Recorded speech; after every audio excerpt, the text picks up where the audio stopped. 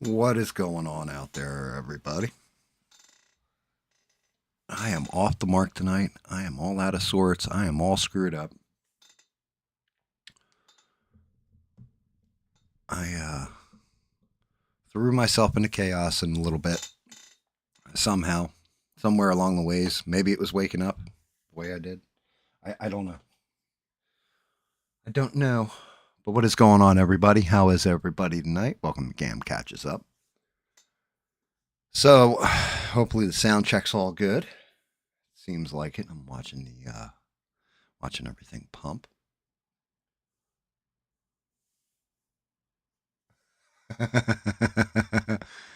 What's up, Stranded? Good to see you. Thank you for that. It's awesome. Sound is checked. Good. We are going to go into some clips, but all audio only. I don't need to show. Well, in a way, I kind of want to show facial expressions on the one clip, but I think I'll skip it. All kinds of different fights have erupted, and like they're fucking hysterical. So yeah, I'll definitely be doing some searching tonight. We're going to be starting Hobgoblin. I'll show you guys because I haven't edited and cut together the video yet for the base. I actually painted the base. I did a shut up and paint recording and accidentally. So the way I was doing it, I decided I was like, all right, you know what? I'm going to do it this way. I started to paint last Sunday. I painted the base. As I did it, I cut the video into different hour segments so I can go and edit them a lot easier. And on the last segment, the one where I was going to do the reveal and okay, this is what it looks like, guys, and blah, blah, blah, blah, blah, I accidentally hit start streaming instead of start recording. So instead of making a video file, I ended up doing a stream. So if you guys, like that's the end of the shut up and paint thing that I was going to do. Can't stay long. That's okay. I appreciate you coming at all. You're awesome. But yeah, so let's take a look at Thanos. Let's look at our finished product for Thanos, and I actually got the white paper because we will be doing airbrushing tonight and everything else as I start Hobgoblin. I'll show you guys the references I'm going to use for Hobgoblin, which are actually old school Amazing Spider-Man comics.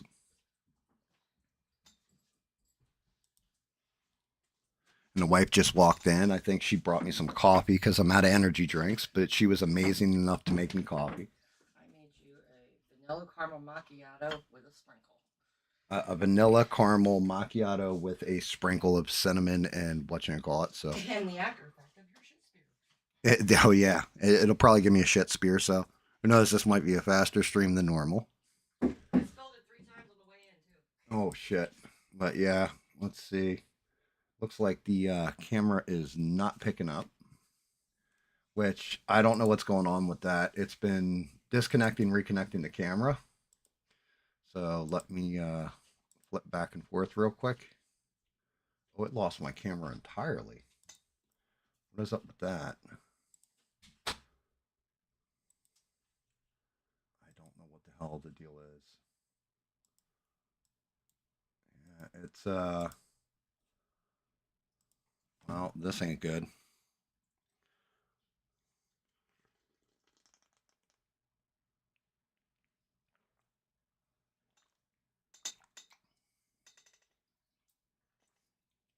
Yeah, she's amazing to me. She takes care of me.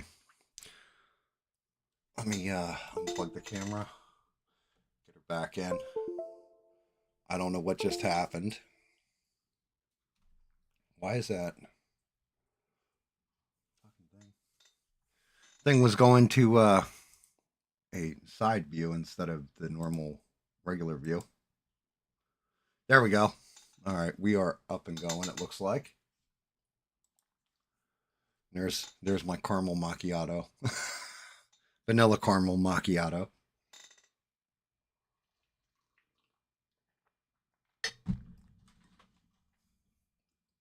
Yeah, I actually had to unplug the camera, replug it in to get it to go. So let me get this out of here. Should be able to pull almost almost all focused right onto Thanos from this angle. Matter of fact, now I gotta adjust camera more. Let's bring her in. Right about So the paint job on Thanos, Infinity Gauntlet. I'm digging the way the face and the layering came out. Definitely severe, serious. The sword. But the big thing that I went and painted was this. So here's our base for him. Got Iron Man's helmet. I was digging the fact that I actually did get a glow of blue out of the eyes. The shield looks tough, in my opinion. Just completely beat up, devastated. If we look at it from the top, you can see how it shines. Metallic on the back. You got the rivets and the leather strapping. Everything else. So the base, I think, actually did come out good. It took a while to paint. Most difficult parts were getting in here on the shield, especially this little blue piece in the corner of the star was a pain in the ass. But what's up, Ian? How are you, brother? The framing's better, thank you, Stranded. Yeah. So I think that actually came together not bad at all. Thanos himself, like I said, the layering, the texturing, shadowing, everything else. And I think he's actually coming through the purple he's supposed to be instead of that blue hue that he was picking up. But that's because I pulled down the back green screen. And I think from the reflection of light, it was mixing green in with the purple, and that was pulling a blue. So you can actually see him now full on in his glory. As I get it in close. Every smidge, every detail in that face, including the eyes. The eyes, when looked at a certain angle, the lips.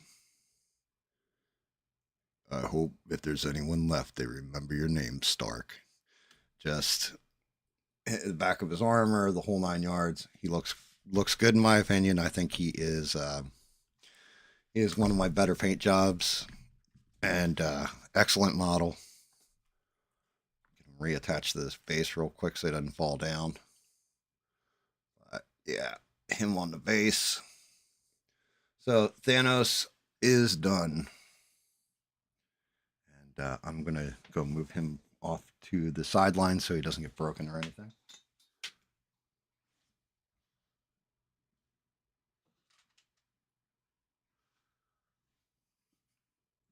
I do think I nailed that paint job, though.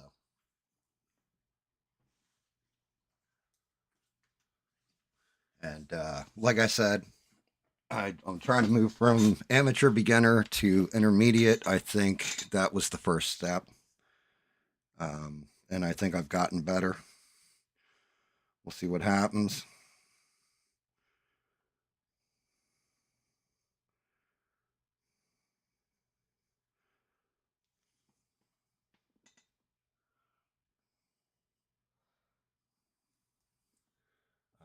As a matter of fact,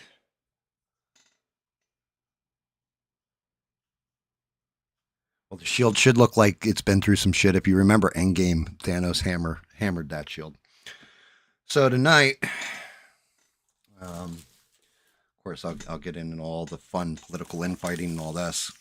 But here you go. Here's my old issues, and this is the guy we're going to do tonight. We're going to start working on Hobgoblin. This is from issue 267, February of, let's take a look. Oh my God. That sucks. I tore one of the tapes that was holding the bag closed. I bought this off the newsstand when I was a very young man, and they actually had newsstands. Let's see if I can get in close. Yeah. February 1985 is when this is from. You got plenty of scenes of Hobby in here. Hobgoblin. So we'll be working on him tonight. And of course, this was also when they were first playing around with Venom. Like, you know, the suit becoming Venom or what have you. It's right before McFarlane started drawing for Spidey. Got some great scenes in this comic. I mean, look, scary giant alien eye creature, evade your command. 7 foot tall, only $2.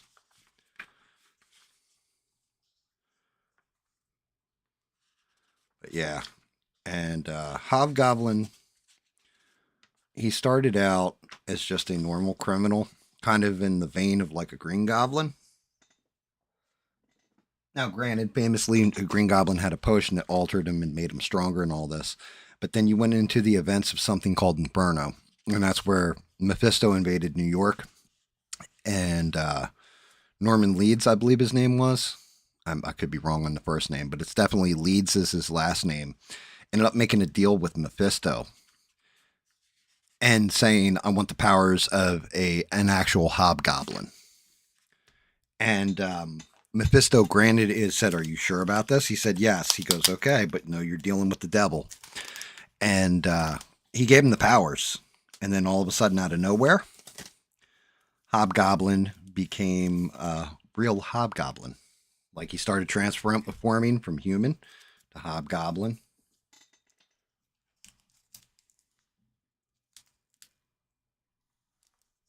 A Krampus. I did Krampus last Christmas. As a matter of fact, my wife's got it in her room of requirement, amongst her other like cryptids, creepypastas, mythological creatures.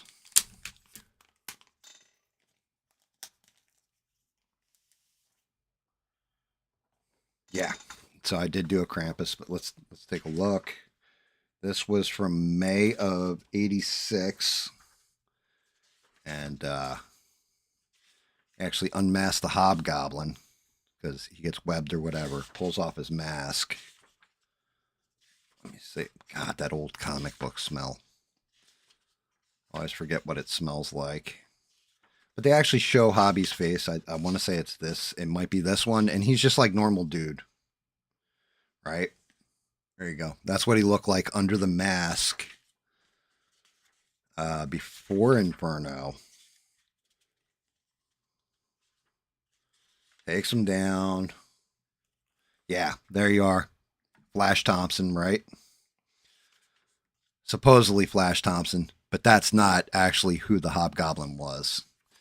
That's your actual Hobgoblin right here. This dude.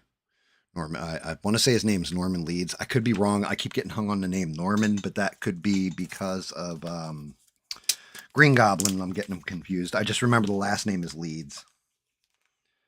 But yeah, he framed Flash Thompson basically. What's up, Rebel? It's great to see you. Thank you, everybody, for coming in, watching, smashing the like, all that kind of stuff. I'll get into all the fucking different infighting in a little bit, Rebel, because I'm sure you'll have stuff to add. I will be playing the full Tim cast. Tim Pool lost his shit on his show, and I mean lost his shit. He called Candace Owens a name that I refuse to call a woman. Just because to me, it's like the worst thing you can call a woman. And he went ham.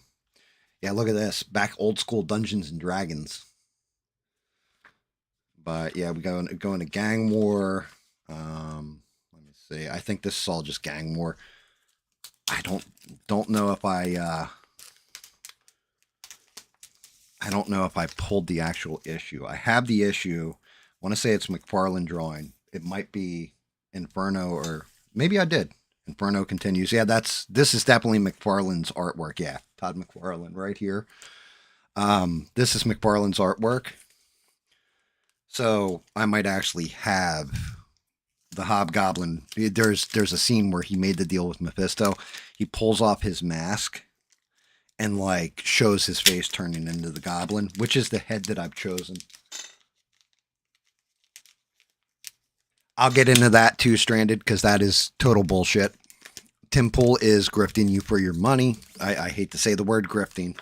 Laser tag. um, Tim Pool's grifting you for money. He did this. He does this almost every year. He comes out with a "I'm quitting" stream. As a matter of fact, anybody that knows who D-Day Cobra is, all right, doesn't look like Hobby. Yeah, there you go. There's the actual Hobgoblin getting nailed out. But anybody who has watched Tim Pool for a while, and D-Day Cobra, right, who is Jeremy from Geeks and Gamers, actually, that's why he calls it Cobra Cast, is because he was making fun of Tim Pool for coming out and saying he was quitting and then cutting the stream because somebody started to say something controversial on the stream and taking it to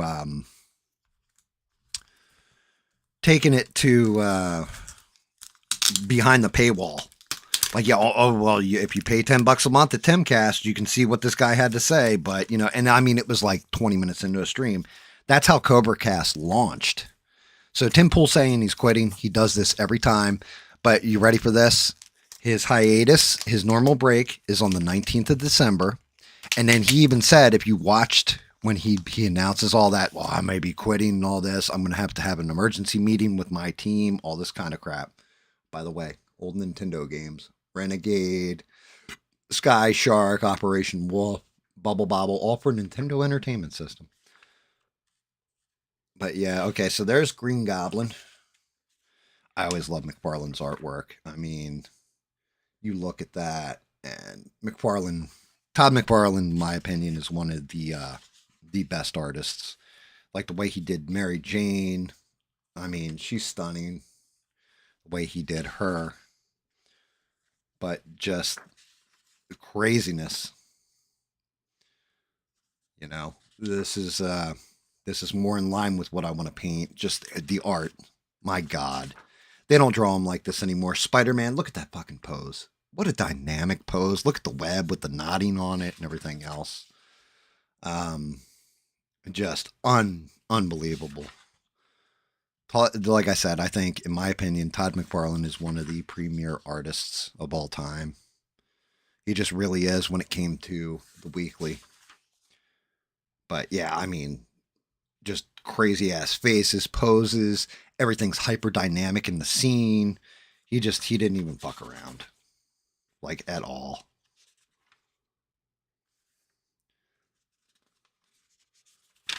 Let me see what the last panel is. Yeah, the next one was Dr. Connors, the lizard coming about. But all right, so these are my references.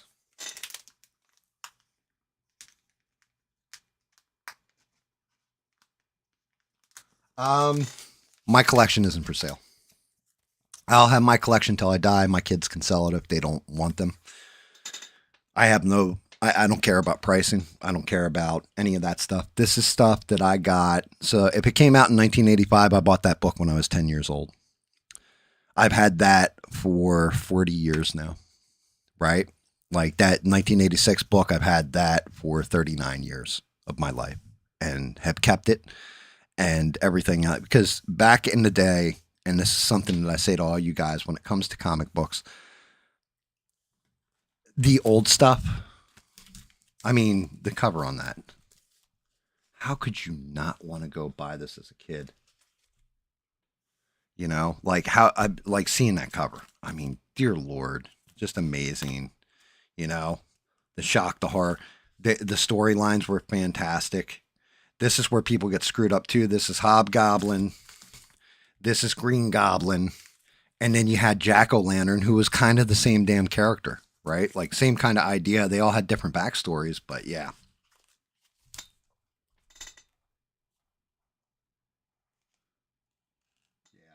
Yeah. But all right. So Perry, I think, shout out to Perry, by the way. Awesome to see you again, Perry. Wish I still had all mine. Yeah, I know how that goes, Ian. That's just it. There was a point in time where I almost sold my entire collection for $200, and I didn't. I have a Fantastic Four. I think I showed everybody before my oldest books, like Fantastic Four 26, 27, and 28, I want to say. And they're from like the 1960s. Um,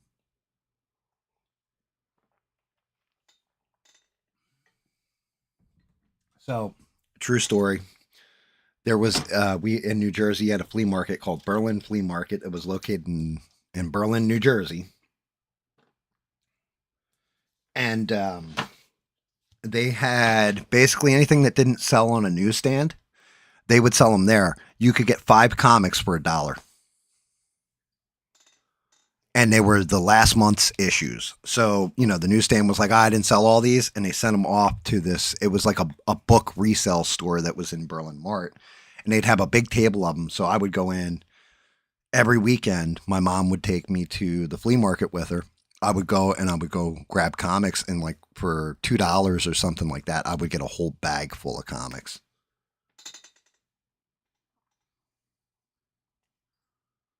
But, all right. Let's break out this model. And let's talk some fun as shit political fighting, including Tim Pool supposedly quitting, his response to Candace Owens, Erica Kirk now coming out with Candace Owens, and how Candace Owens is now completely, she went from the realm of just asking questions to a complete fraud, like a complete liar. Like her lying is now, instead of just, oh, well, allegedly, possibly all this, to being basically a direct liar in her own words. We'll get into Milo versus Benny Johnson, which is hysterical.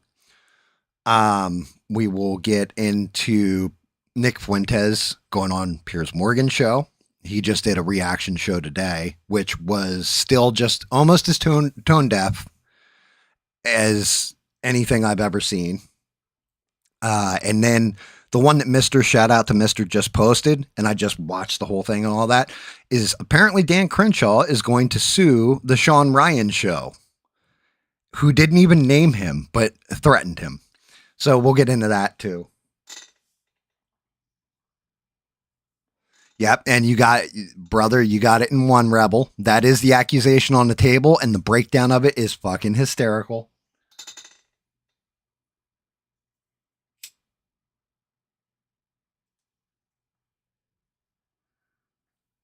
Tim Pool, and Tim Pool isn't gay, but he definitely, I got to defend him in part, and I got to break his balls in part. It's the same thing with all these people. Like, I got to defend them and break their balls. So let's start laying out and seeing what I've got to paint with Mr. Hobby here. We got a leg. Here's our base. I'm actually going to start with the base and really airbrush the hell out of it. Especially since I have stuff like this. This is one of the glider wings. This fits onto the base, which means I'm going to need smooth transitioning up into this is all cloud smoke in the base. Eventually, I'm going to have to seal this little line.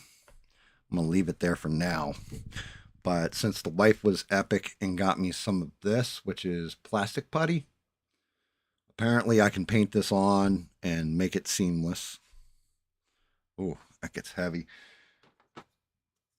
Let's see. Here's the other glider piece. Feels like this thing's top heavy and falling over, but so we got our glider. Let's just build them real quick and see how. Here's our glider. So that's where his feetsies go. Let's see. There's his dingus and his bungus. Pumpkin bomb.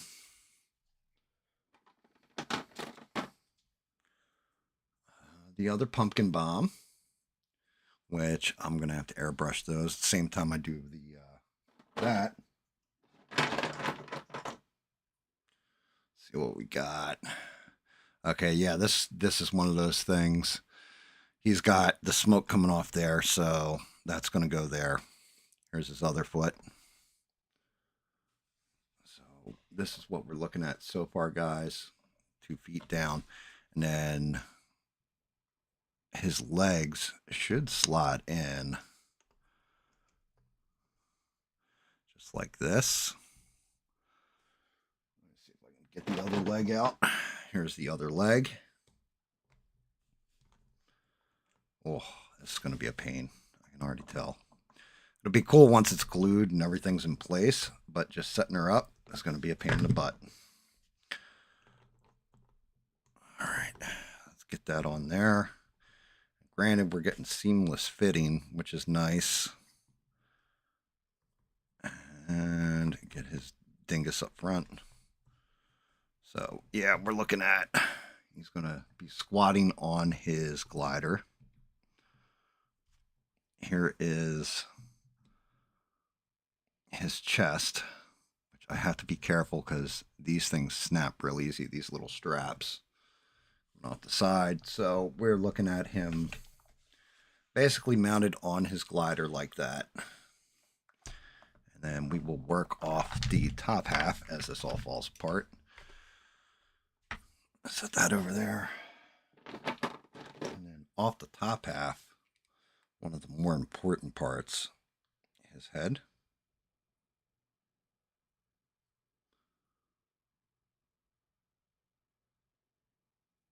The hat coming back. My only problem with the face on him, it looks a lot more like Green Goblin than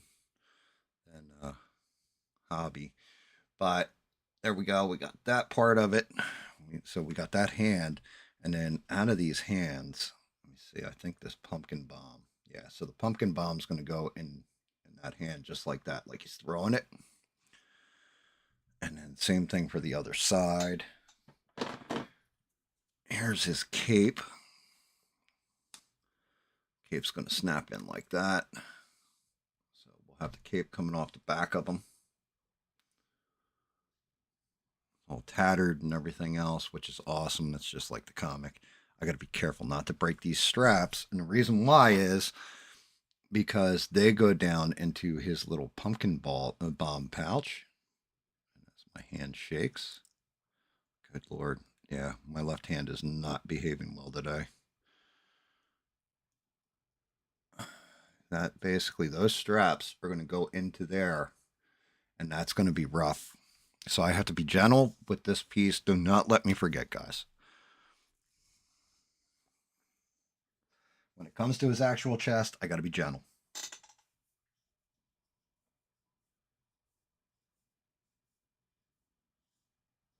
Jason Momoa's Lobo is who he should have always been. That is perfect casting, in my opinion. I'm 1,000%, 1,000% with that. Like, he is the perfect Lobo. He even has the attitude for it. He's got the swagger and the look. I think he will be the perfect Lobo.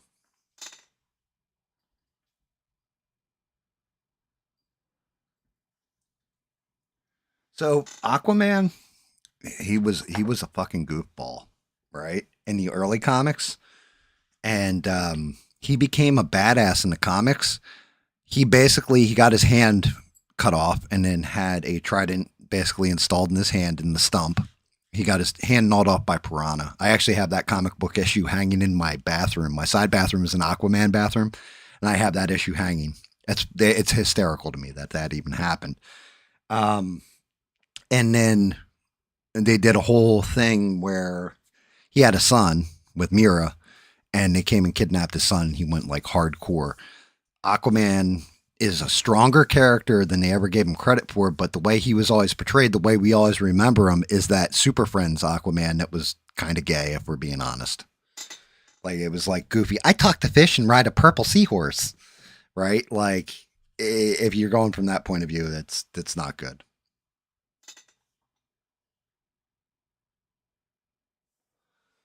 But all right, let's I got the airbrush all set up so we can start getting into the whites and the grays of this smoke. Like I said, I'm going to start with the base, start with all the cloud stuff first, and work from there. But let's start first with Condace Owens and Tim Pool.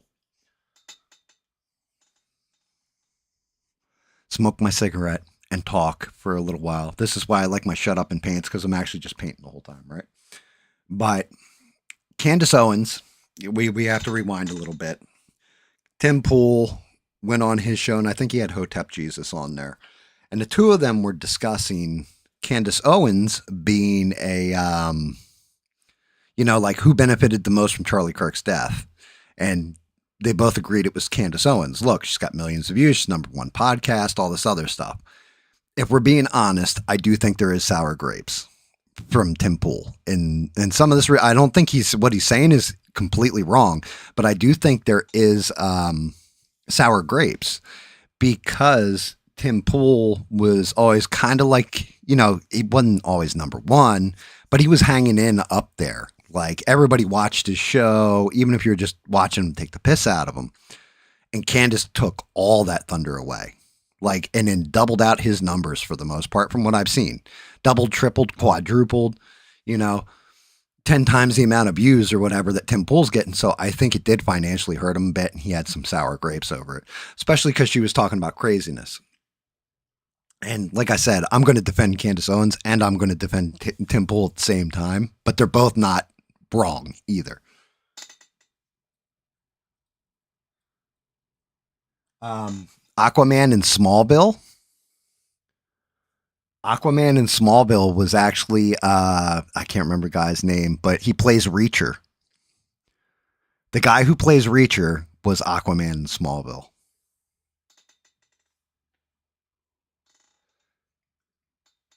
So basically, Tim and Hotep Jesus say this. Well, Candace turns around and it says something back to Tim, and it becomes a whole fight on the internets. Fast forward a little bit. Now, remember, this is where I'm going to piss on Candace Owens a little bit. Candace Owens said that, oh, well, we're I have to go into basically like quote unquote hiding. I have to protect my family, protect myself because the French Macrons have put a hit on me and all this. And I texted out to the intelligence agencies. Everybody remembers this, right? This is Thanksgiving week. And it was like, oh, wow, what a miracle. Thanksgiving week, you're going off the internet. Well, big shock there because numbers drop. Anybody who streams any of this stuff, we all know no news really happens. So the main podcasters, all this stuff their numbers are going to drop. Well, she didn't go into hiding. No. What she did was during that week, and this is how afraid for her life she was, she went to Tucker Carlson's Christmas party, and there's photos of her there. And she also apparently went to Dollywood with her family. And for those that don't know, Dollywood is basically like Disneyland, but Dolly Parton's version of it that's in her home state. So she went out into public settings and enjoyed life and everything else while telling all her viewers and fans and all that, I'm so scared for my life because the Macrons are trying to assassinate me. Anybody who's afraid of assassination, you're kind of locked in the house on lockdown with your windows boarded up and shit. And like, you really believe somebody's trying to kill you. And then of course that next Monday, she comes back out and just puts out more bullshit, right? So Tim Pool kept attacking her on Twitter. She's going back and forth tit for tat. Well, then Tim Pool, somebody showed up on his property and shot at his house. Now, before you guys get into it and get ahead of the story, the big part of it was that some dude posted a video of him calling the police station in whatever county and saying, was there a report of shots fired, blah, blah, blah, blah. And the cops are like, no, that didn't happen. Phil Labonte, who is, I believe, the lead singer for All That Remains, went on Twitter and was like, bro, you put in the wrong county, or you called the wrong county. That's not the county that is handling the investigation. And as far as I know, that's where that died on the vine. Is Tim Pool lying about his property getting shot at? I honestly, supposedly, if you go watch the Chicken City stream, which I've never even seen, and all this, you can hear the gunshots. Luke Rakowski, who I actually do trust Luke Rakowski. I may not trust Tim Pool. I think he's a grifter, but I do trust Luke Rakowski. And he said, no, the shit happened. It's real and all that. And Luke Rakowski isn't one to just mine for clicks. Like he kind of is. He'll do it, but he'll tell you he's mining for clicks when he is with a clickbait headline or whatever on his videos.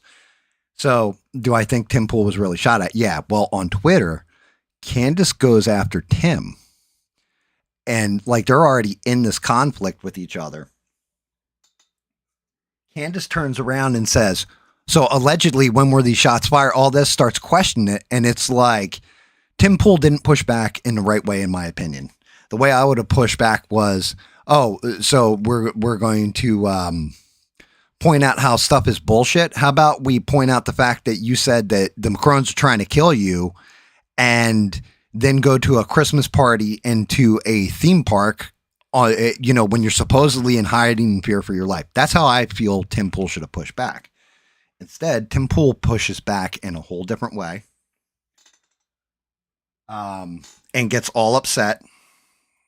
And like he had a guttural, visceral reaction. And I couldn't believe this because anybody that's seen, I've definitely seen scenes from, because I've never been a member of his. I'll not give $10 membership to a grifter so I can see them say naughty words on the internet. He was midstream and he goes off. Now let me see. I'm gonna go in and make sure this shit is captured because the what he says was just unreal. Like what he calls Condace, I am going to warn everybody right now. The language, everything else used was just, oh my God. Like, I mean, oh my God. Like, what the hell? Let me search it up real quick. Just make sure I'm getting the right videos because I thought I had it.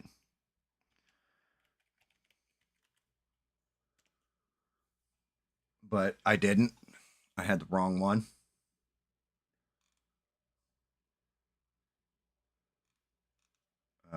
Do, do, do, do, do.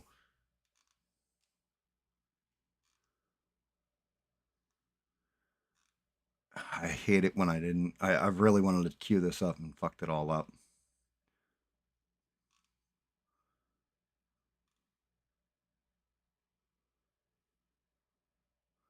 Let me see. This was December 8th. Come on. I might actually have to go to Timcast. I'm going to go to actual Timcast and find it because I had it on Twitter and I don't know what happened to it. And Tim Pool, if you want to give me a strike, you can go to hell because I am not sub to you. You're an asshat as far as I'm concerned. But yeah, war. Here it is. This protein powder changed how my skin looked. Let me mute that so we're not getting the ads through. But I actually was watching it. I got to put on my earphones. That's probably the most prestigious city.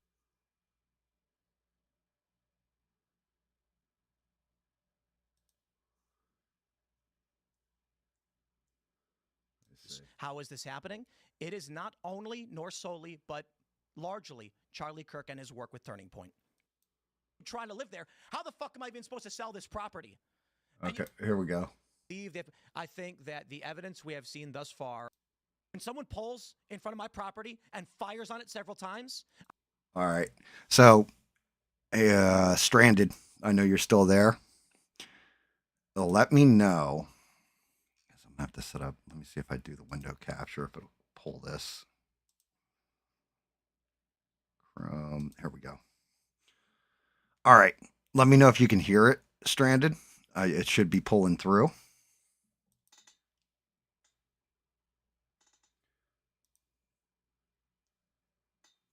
What's up, Eugene?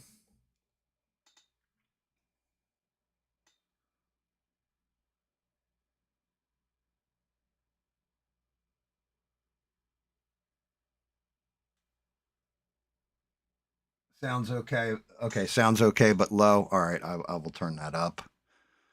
I'm just trying to get her queued up. see. You said sound low, but I don't want the fucking microphone. Let me see. Desktop audio is all the way up. All right, here we go. Let me see. Volume's all the way up. I'm sitting here looking at these vile pieces of shit and thinking to myself, for what purpose will I stick my neck out if this is what happens after Charlie Kirk is killed?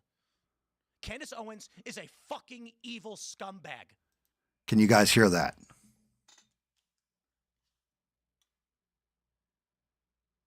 Is the sound low? Does it need to go up?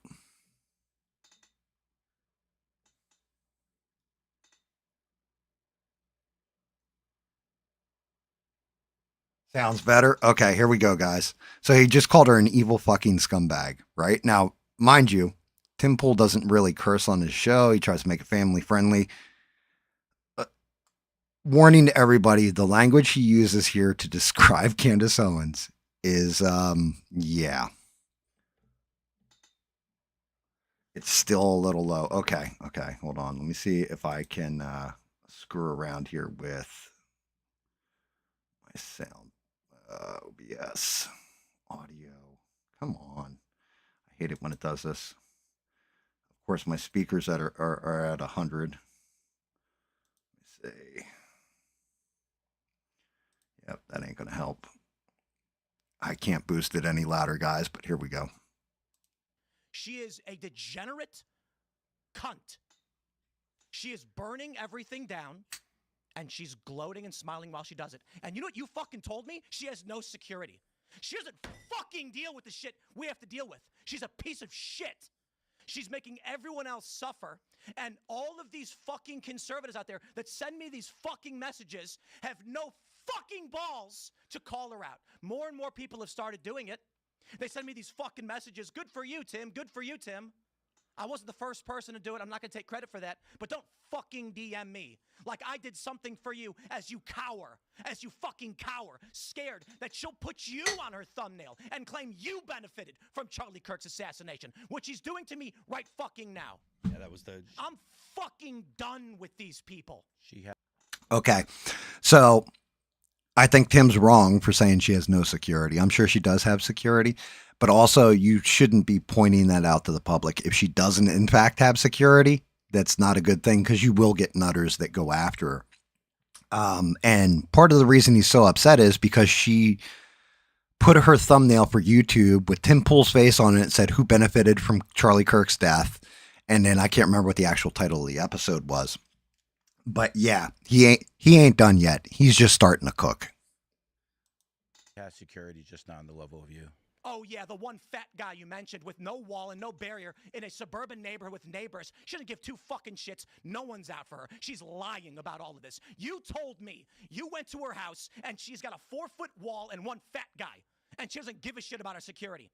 Meanwhile, I get bullets fired at my fucking property, and I have to go live in the middle of nowhere. And I got fucking strangers coming up to my house in Maryland, breaking in. I got people showing up and beating up the residents who try to live there. How the fuck am I even supposed to sell this property? And you know, it's all lies, it's all hypocrisy, and it is for the purpose of making money. And she does not live the way other people live. And she claims she liked Charlie, she loved Charlie, and she is burning everything down that he built because she is evil. She is evil. And I'll say it again, this conservative movement is fractured, it's fried, whatever it is. Okay? Republicans are on track to lose the midterms. They were actually trending in the other direction until Charlie Kirk was murdered. Yeah. Okay. Here's one of my problems with Tim Pool's argument. He said in a previous episode that when Republicans lose the midterms, it's because of Candace Owens and the whole Charlie Kirk thing. He's completely fucking wrong. Candace Owens is fringe and nutty and all this other shit. The reason the Republicans are set to lose the midterms is because Trump isn't delivering on everything he promised in a timely manner. The Epstein files weren't released. He bombed Iran. No new wars. Went and bombed Iran. Is hitting boats in Venezuela. Young people that voted for him, his polling numbers, he was plus 10 with them. He is now like, I think, negative 50. Like, I mean, it's a huge switch from the beginning of the year. Young people are pissed because they wanted him to concentrate on the economy in America first. And he went the other way. So I don't think it's fair to blame that shit on Candace Owens. She's just being a whack job and doing her conspiracy theory shit, right? Like And Tim this Cook. is the point, isn't it? The most effective political assassination in history, and thanks to the likes of the vile cunt Candace Owens, she has turned Turning Point into the perpetrators of the crime that was against them. I don't get paid by any of these people. I'm not on good terms necessarily with Turning Point USA. They didn't invite me to their stupid event. I don't want to go. I don't want to go. They invited me back after I started criticizing Candace. I'm not going to your event. I'm over all of this shit. The last thing that I need to deal with is a bunch of cowards in conservative media refusing to stand up to her. Megyn Kelly, come on. I appreciate the kind words, but come on. Such fucking pathetic bullshit. You know, and I get people saying, Tim, you know, thank you so much for talking about it. I don't care. I'm not doing a favor for anybody. I'm not doing this to benefit anybody. Nobody's paying me. There's no fucking Russia. There's no fucking Israel. There's just me sticking my neck out and then risking dying for what? A bunch of cowards that don't want to stand up to protect themselves? People like fucking Candace Owens? I couldn't believe that she put you. Okay. So does anybody believe? Well, no, I do believe that somebody might take a shot at Tim Pool and try and kill him. Stuff like this. Famously, I think it was either a year or maybe 2 years ago, somebody broke into his house, like 3 guys broke into his house, and there was a bullet fired into his wall. Now, a lot of people misconstrued the shit at the time, and I've seen it come up again, where they talk about like, well, didn't somebody just take a shot at Tim Pool last year or 2 years ago or whatever? No, his security fired shots at the people that had broken his house. That's where the bullet in the wall came from. It wasn't they broke in his house with guns trying to kill him. His security tried to kill the intruders and missed their shots, apparently. It is what it is, but there is a big difference between somebody breaking into his house trying to kill him and his security guards chasing 3 motherfuckers out of his property. But let's get into what Phil Labonte's got to say here. You in the thumbnail What a fucking cunt. of her piece today. I'm done. The idea that she'd I'm imply fucking done. that you had some benefit or that you benefit somehow, like it. She benefited. I think she's a Fed, and I think she killed Charlie. No one benefited more than her. And now she is, when you look at what's stopping us from winning in 2026 right now, what the biggest threat and the biggest fear we have is, it is the disarray on the right. It is the fracturing of the coalition of all the different voices that came together and stopped the neoliberal bullshit liberal economic order machine that was coming out and telling everybody to chop their dicks off and that you had to get fucking injected or get locked in your house. And here we have a coalition resisting and rejecting that. Charlie Kirk dies, and he's not perfect. He loved Israel. Some people don't like that, but he certainly did organize a movement that brought people together, that helped get Trump elected, helped Republicans win, and resisted what the Democratic Party had been doing and these psychopath institutions. Okay. He said a lot there. But if we're really breaking it down and we're being honest, this is why I used to watch Tim Pool. Because Tim Pool kind of talked like this without the swearing. And this is when I liked Tim Pool. This is the kind of fire that he had before he started the whole grift of, $10 memberships, all this kind of crap. He's not wrong. He's not wrong on all of this, really. Like, I don't think Candace Owens killed Charlie Kirk, that kind of thing. Did she benefit the most? She obviously is the one benefiting. She's the one still talking about it and launching loony conspiracy theories. She's gone beyond the point of just asking questions. Like, just asking questions, that's fine. I'm good with that. But when you take it to a point where you're kind of you're making a conspiracy cult mind, you might as well be QAnon at that point. And Stranded asked, how would somebody get close with all that security? Tim Pool doesn't just have one property. It's not like, oh, I own a house and my security protects my house, right? He's got, I think it's like 5 or 6 different properties. He has a whole bunch of properties, which is why he said at the one part, he's like, the house in Maryland, they broke in, beat up the residents, because he has property that he's renting. Like anybody who has, when like me, I'm middle class, right? Or you're poor, which I've been most of my life till I made it to middle class. You own one property. When you have $4 million a month coming into you, you're no longer middle class. You're no longer poor. You're no longer, in that realm. So what you need to do is diversify your portfolio, which means that you invest in land, you invest in stocks, you invest in Bitcoin, you invest your money.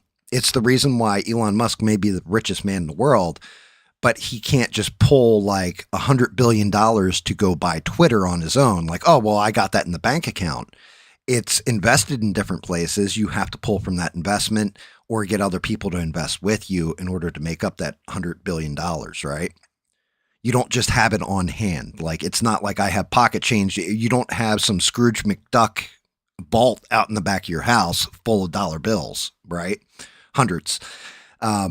It's invested in different stuff. So Tim Pool has invested in a lot of different property. And that's, you can't secure everything. I'm sorry. You just can't, especially if you're renting like a house or whatever. The people that live in that house live in that house. But if you get doxxed and somebody shows up at your house, because it's registered in your name, you're renting it, then they think you're there. People are friggin', well, anybody that shows up at somebody's house like that deserves, in my opinion, to get shot. Flat out. You deserve to get what's coming to you for breaking in and violating somebody's interior space. Mister's got the number one dime. He's the luckiest man in the world. Want to go back to COVID? Does everybody remember what that was like? When you were locked in your home, you had to wear 2 masks, and you couldn't go anywhere unless they stuck you in the arm. And the only resistance we had was these feckless loser Republicans who've got nothing done over the past year. And now Charlie Kirk was murdered. And we say, holy crap, what do we do? How do we keep things together? And Candace, with a smile on her face, and Ian Carroll and all the rest of them say, Turning Point did it to themselves. They destroyed themselves. Pull your donations because they work for Israel. Even Nick Fuentes calling it out, saying this is psychotic. So when we lose in the midterms and the Democrats bring back their panels and their subpoenas and they start arresting people like they had already done in the past 4 years, and then we get whatever the equivalent of lockdowns is going to be, and you get President Gavin Newsom, you can mark it all back to this moment when you had evil stand, scream, and cowards refuse to do anything. With all due respect, always every single president loses in midterms. And guess what? Every single one. The prediction markets showed that it was near 50-50. All right. Yeah. And he's going to go off about midterms and all this other stuff. But let's fast forward to now. Candace reacted to this. She laughed. She only played part of what Tim said on her show and made fun of him, all this other stuff. If we're being actual real deal, this is where I'm saying Candace Owens is now gone full liar grifter with this. When she started everything, if you guys remember, and we can probably go back to that stream, if that stream still exists, she said the only 2 people in this world that can tell me to stop what I'm doing, and I will stop immediately, asking questions, investigating the whole 9 yards, are her husband. I don't even know what the dude's first name. His last name's Farmer. And Charlie Kirk's widow, Erica Kirk. Today, Erica Kirk, well, actually yesterday, Erica Kirk went on Fox and Friends, or I don't know, something with Fox News, because it was Harris Faulkner talking to her. And she said, how do you feel about the people with the conspiracy theories and, making hundreds of thousands of dollars per view, all this kind of stuff, like people doing the conspiracy theory thing. And she addressed it. She never named Candace Owens directly. She didn't say anything directly to Candace Owens, but it was 1,000% about Candace Owens. Like, you knew she was talking. She goes, when people are Erica Kirk's response was basically, when you have people that are making hundreds of thousands of dollars an episode talking about my husband's death and benefiting from it and everything else, that needs to, that's disgusting to me and everything else. I just leave me and my family alone, that kind of thing. Okay, that was kind of an indirect message, in my opinion. Candace still covered it because it made money for But now this is where it gets ugly. Is Erica Kirk did a sit down with Barry Weiss of, I think it's CBS News now. And I'm not a big Barry Weiss fan, like at all. But Barry Weiss specifically said, Candace Owens, she specifically said, podcasting, making money and all this, what would you say to her? And Erica Kirk said, stop. Stop it now. Stop. And just kind of eviscerated Candace Owens. Candace Owens then did a show today and responded to this. And Candace Owens' response was, not only is she not going to stop, but basically now she's doubling down. She is one step away from saying that Erica Kirk was involved in Charlie Kirk's death. Just telling you guys that from my point of view, my opinion, I think that's where this goes. And I've said this from the beginning. Eventually it's going to come down to Candace saying that Erica Kirk was involved in some way, shape, or form. I still believe that is where Candace Owens is leading to. And it's, let me see if I can actually find, I will look for it because I want you guys to hear Erica Kirk telling Candace, like, you know, what she actually had to say on the matter and telling her to stop. Because here's the thing. Candace Owens should have stopped at that moment. She should have said, look, Erica's asked me to stop. This is what she should have said on her show today. I said in the beginning of all this, if Erica Kirk asked me to stop, I would stop. And, you know, I love the views. I love all the attention. I'm going to stop because Erica Kirk asked me to.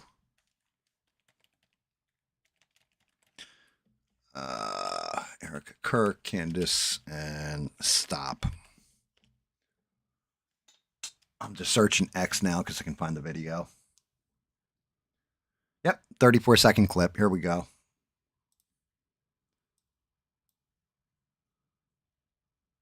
Make sure that's... The podcaster Candace Owens, okay? At one time, a friend of Charlie's. At one time, an employee of Turning Point. She has been one of the main peddlers of these conspiracies, and she is making a huge amount of money on it. She is building her business off of these lies. What do you want to say to her and the other people that are putting these lies out into the world right now? Stop. That's it. That's all I have to say. Stop. So there we go. That's Erica Kirk.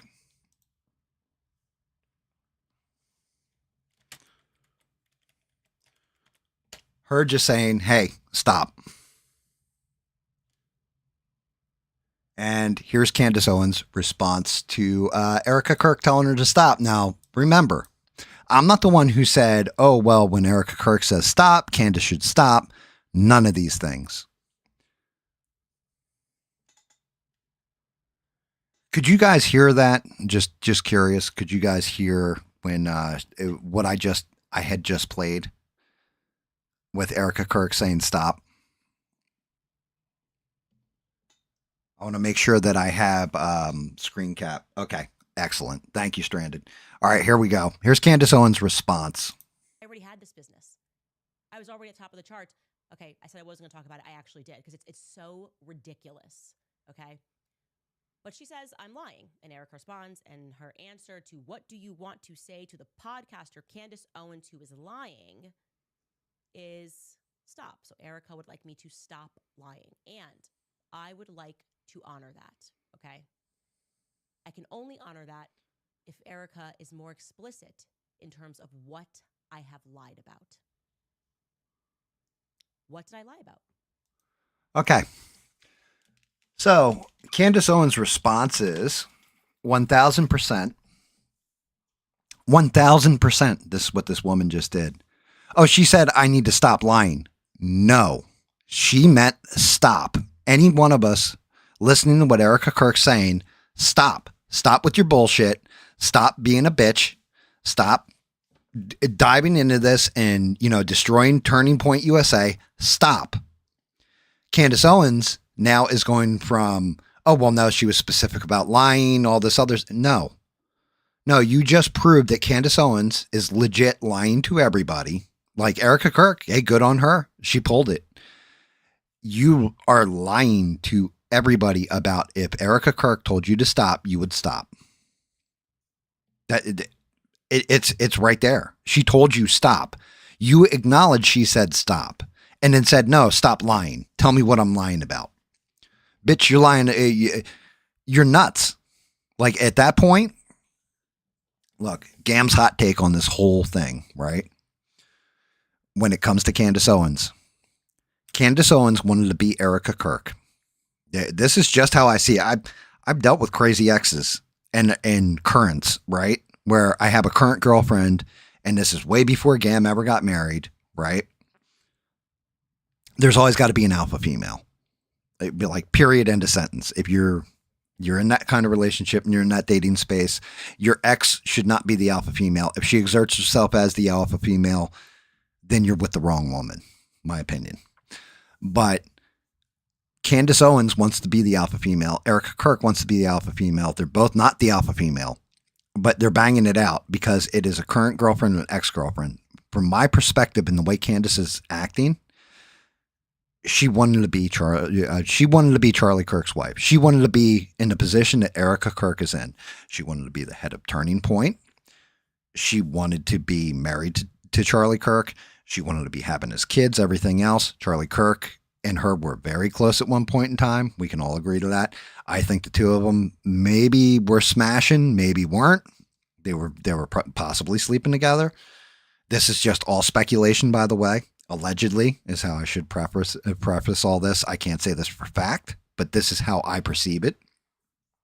I think that Charlie Kirk met Erica Kirk, was like, yep, that's who I want to be with. Condace Owens still had a thing for Charlie Kirk. She was upset about it, but she loved him and she wanted to support him because that's what a friend does, right? Oh, well, we're friends. And if it was only friends, then that's where you would sit as far as a female is concerned. I think then when Charlie died and everything else, Condace Owens half expected to be named the president of Turning Point USA. Like, I can carry his flame in fighting for the same stuff that Charlie wanted, everything else. And then Erica Kirk was named. So now she's taken something else from Condace Owens. So Condace Owens is just like, I'm going to burn all that shit down. And I'm going to do it with a smile on my face. And I'm going to try and be as nice as possible to this woman, because that's how you kill somebody, is with kindness. You come at them with vitriol and venom. Everybody looks at you like you're the villain. If you kill them with kindness, what? I'm not doing anything, man. I'm the friendly guy here. Look, I've been nice to them. I've never said Erica had anything to do with it. I always said she was a great person. However, everybody that's handpicked by Charlie Kirk and works in this institution is a piece of shit. And here's why. You burn it down with kindness. And I think that's what Condace Owens kind of did to Erica Kirk.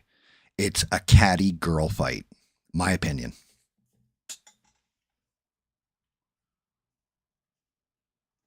What's up, Bubba? Do you guys agree with my take on this? Am I nuts? Make sure you guys are smashing the like button. You can also toss a coin to The Witcher if you like. Oh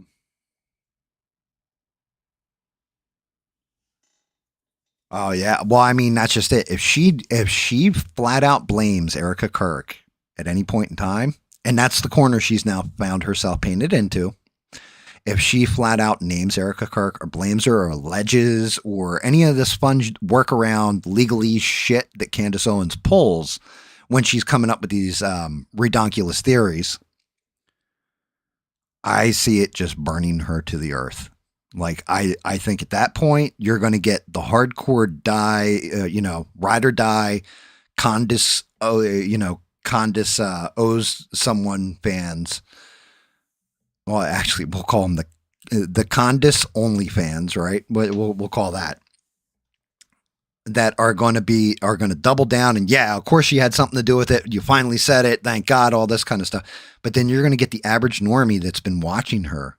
That's going to be like, yeah, that's completely fucked up. Like, you've gone too far with this. I think that'll wake some people up. If I'm being honest, I think the hardcores are going to hardcore down regardless of what's said. I think flat out that the average person that's been watching Condace Owens, like, oh shit, she's presenting all these arguments and stuff, they're going to flip. Just my opinion on it.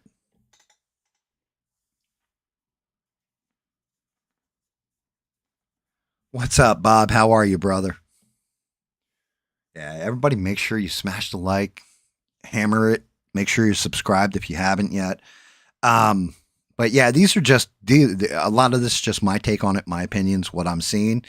Do you guys agree? Do you disagree? Do you think I'm like, Cam, you're off? No, I don't think so. Or are you guys seeing what I'm seeing? I'm just curious.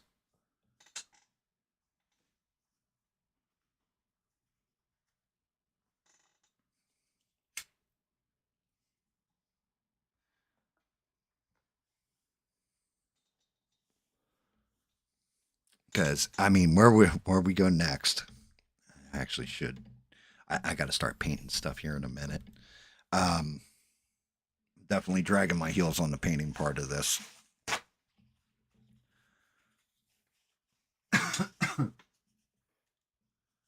You're way flipping off. You're not even, it's not even funny, bruv.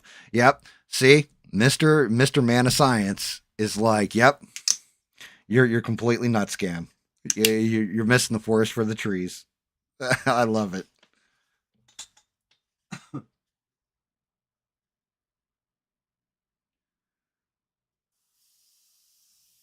So yeah, I mean, this is just what I'm seeing and my take on it. But I've tried to warn everybody. I see the con for what it is. I see the grift for what it is.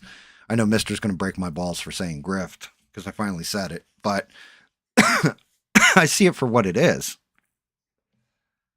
and it's not good.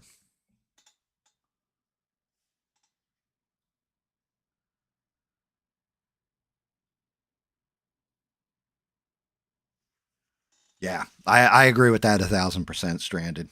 Because I mean, logically in my mind, Candace Owens is who should have taken over Turning Point as the president of the company. Believe it or not, I think she is clever. I think she's smart.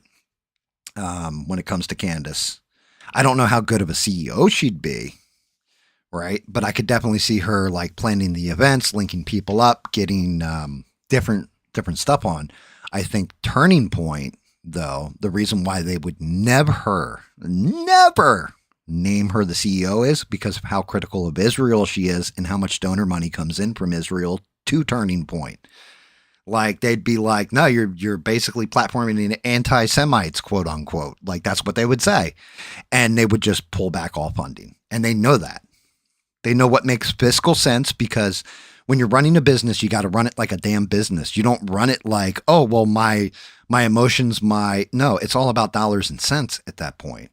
So the people that financially have the grasp realize, man, we're going to be hurting. Like Charlie Kirk even said, they're pulling back their money because I had Tucker Carlson on. Looking at it, I can understand Turning Point side of it. I understand why Candace has her point of view too.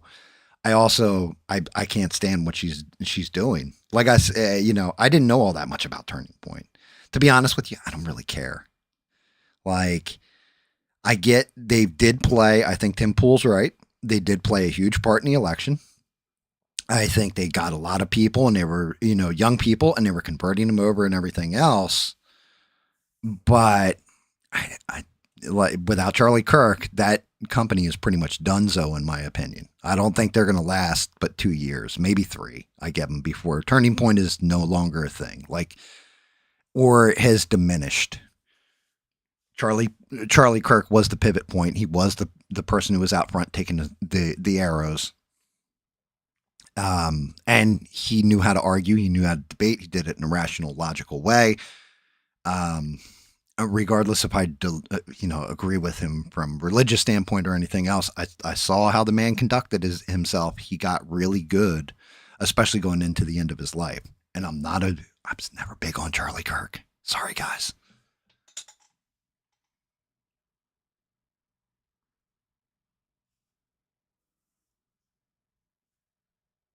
I agree with you too, Rebel. I think there's a lot of things with Charlie Kirk's assassination that need to be questioned, that are, man, I scrutinize the hell out of a 30-06 being used and not blowing out the back of them.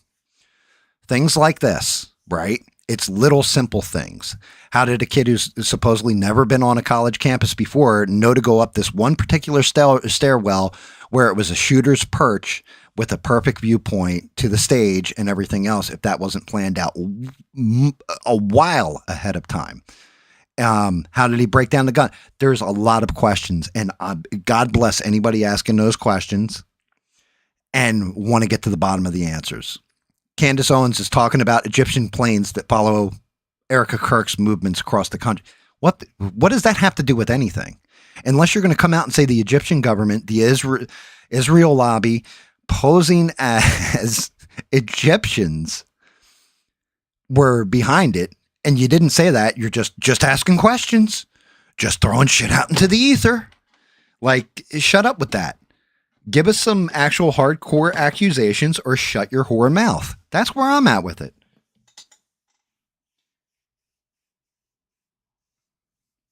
I agree, Ian. I think Tim Pool losing viewership,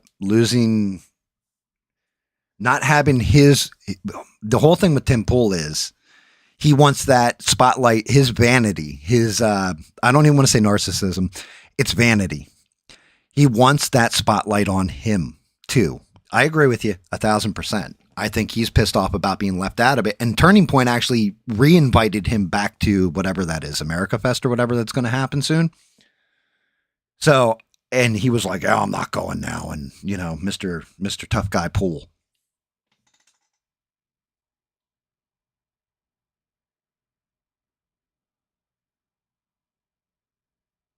Yeah, Ian, you're right. I question the ballistics, and I'm going to question the ballistics on it.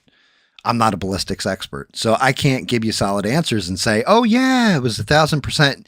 Who knows? A bullet might have hit it. Like, according to when I watched Sean Ryan's show, and he had on Charlie's head of security, he said in the hospital there was an autopsy done. There were some interesting facts that guy threw out there.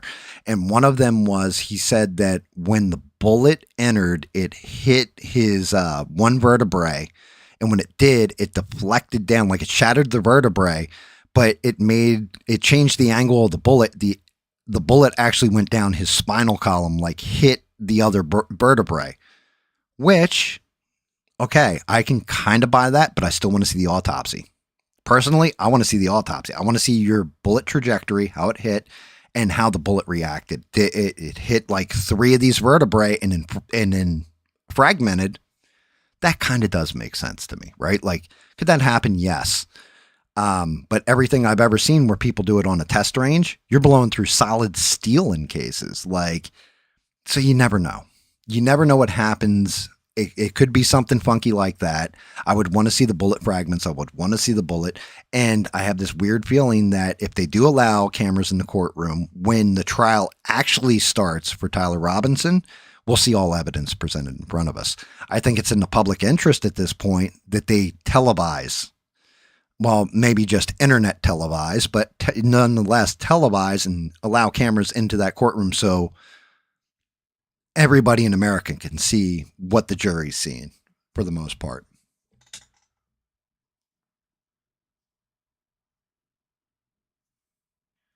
I agree with that too about Tim Pool having a bigger audience if he didn't lie about stuff like, the cuck Jack Murphy or I still don't even know who Elijah Blue is, but I know there's a whole big thing about that, and it was a grift. Like, I somewhat know who she is, but don't really know who she is. Like, I've never dived into that deep enough. I just remember it was something with Shane Cashman. Like, my memory's foggy on it at best.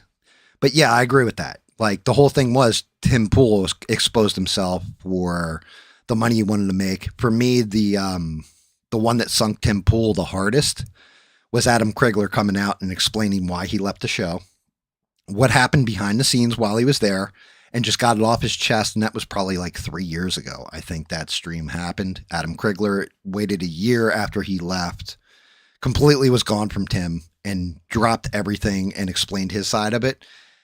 And not like, oh, I'm taking his word over his, but Adam Krigler's view, in my opinion, was genuine. Just saying. That was just my opinion on it.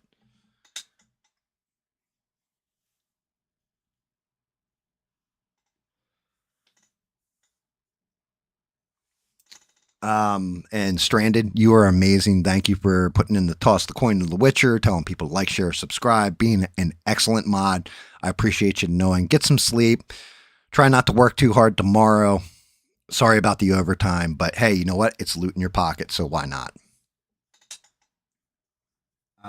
And then Bob saying today they said it would be televised. That's all. I mean, it needs to be. It's in public interest at this point. Now, for jury selection and everything else, I can understand the gag order.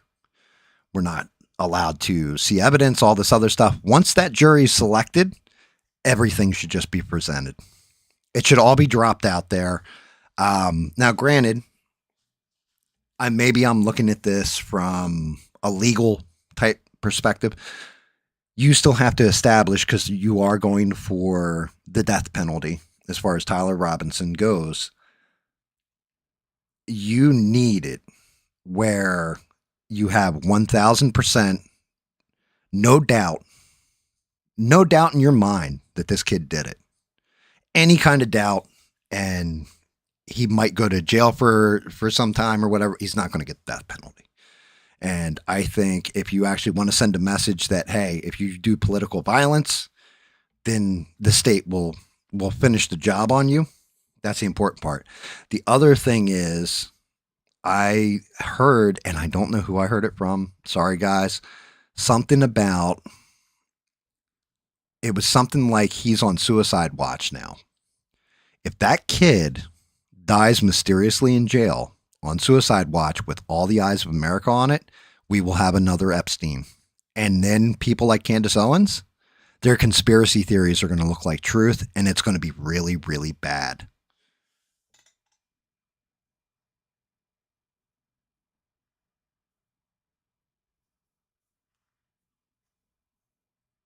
Yeah, I agree with that. If we can see why, with the Johnny Depp trial and Amber Heard making a grumpy, as Johnny Depp so put it, and they were like, how do you know it was human fecal matter? It wasn't one of the dogs. And he's like, they're teacup Yorkies. They weigh maybe 4 pounds apiece. Like, then, yeah. And you're right, Bob. It'll be watched like the OJ trial. So that pretty much brings us up to date on everything that's happened with Candace Owens, Tim Pool.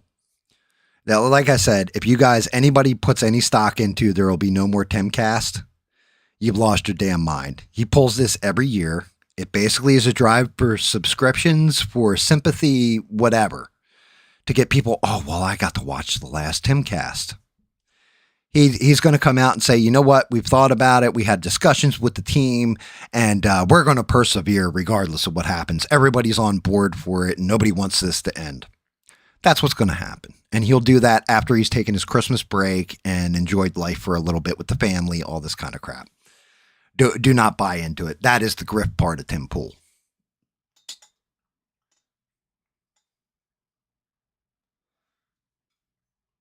What's up, Rogue Life?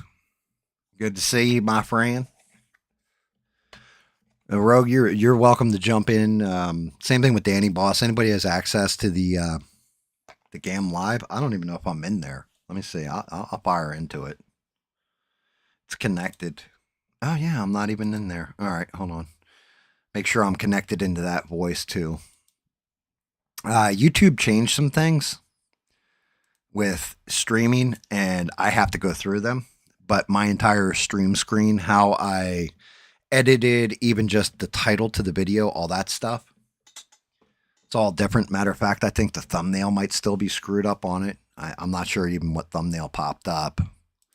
I should go in there. Let me. Wow, I can't even edit the what you call it now? Wow. That's really, really bad. I'm not gonna lie. I can't even go in and change the picture. Like I normally go in there and change the picture. I can't even edit the picture right now during the stream. Like they changed the entire layout for how this stream works. Let me get back into our chat live. Yep, that's exactly right, Bob. His last show of the year will be the 19th, and he said that might be, this is going to be the last Timcast, or maybe the last Timcast. I don't know. We got to meet with everybody. It's bullshit. He's doing that like cliffhanger, like, oh, the season finale was this. So this way you tune into the start of the next season. It's pretty much what Tim Pool's doing. He makes way too much money. Don't let him bullshit you. They may even pull this, right? And this would not shock me if they pull this one, because I just thought about it. We will know right away how hard the grift is if all of a sudden all those live streams get moved behind the Timcast paywall. Well, if you want to see the live streams, you got to pay $10 a month, because then it will cut YouTube damn near out of everything. All the money will flow directly into his pocket, so he's not slicing out to YouTube. He has had these years to build the infrastructure on his own site. So, like how he does the aftercast, instead the entire Timcast goes on there. Don't be shocked if that happens. That's when you know that the grift is hard.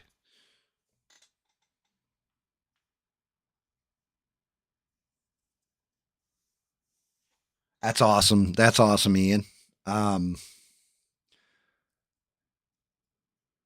Yeah, the jumping the shark episode with Fonzie, correct? Yeah, that's an old Happy Days reference for anybody who doesn't know.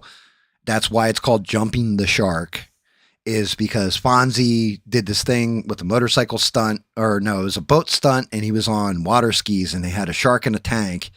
And as he's going off, he starts to falter as he's going up the ramp. Like, does he have enough speed to clear the shark tank? And just as he's going off the ramp, the episode cuts and it's like, to be continued.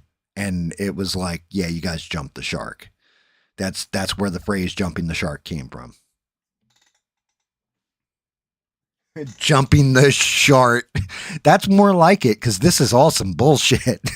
That's true, mister. Good call. Good play on words, my friend. So, two other fights. I got them listed out. And granted, we'll get to the Sean Ryan and, oh God, what's his name? Dan Crenshaw thing that Mr. pointed out on Discord. Shout out to you, Mr., for that one. That was awesome. You put it up. I watched it, and we'll get into that, because I guess it's actually technically 3 fights now, not 2. But yeah, so the second fight is on Timcast. You had Milo Yiannopoulos on. And I'm sure somebody's clipped it. I'm going to find it, because I don't want to misconstrue what Milo alleged about one Benny Johnson, but it is fucking hysterical. Like, it had me in tears. Let me see. Milo Timcast. I'm just searching this on X, guys. Milo Timcast and Benny Johnson. Let's see if it pulls up so I can find the exact clip. I'm sure somebody's clipped it. I've learned it. It looks like it's a 1:10 clip. I don't know if this is the right one. One of the most distinctive things about the right wing in this country is its homosexual overtones. Benny Johnson posts pictures of his children every 2 days. It's weird. And everybody knows what went on with Benny Johnson in those lobbies and in those hotel rooms at SAS. Everybody knows. I don't. No. I don't know what you're talking about. Men.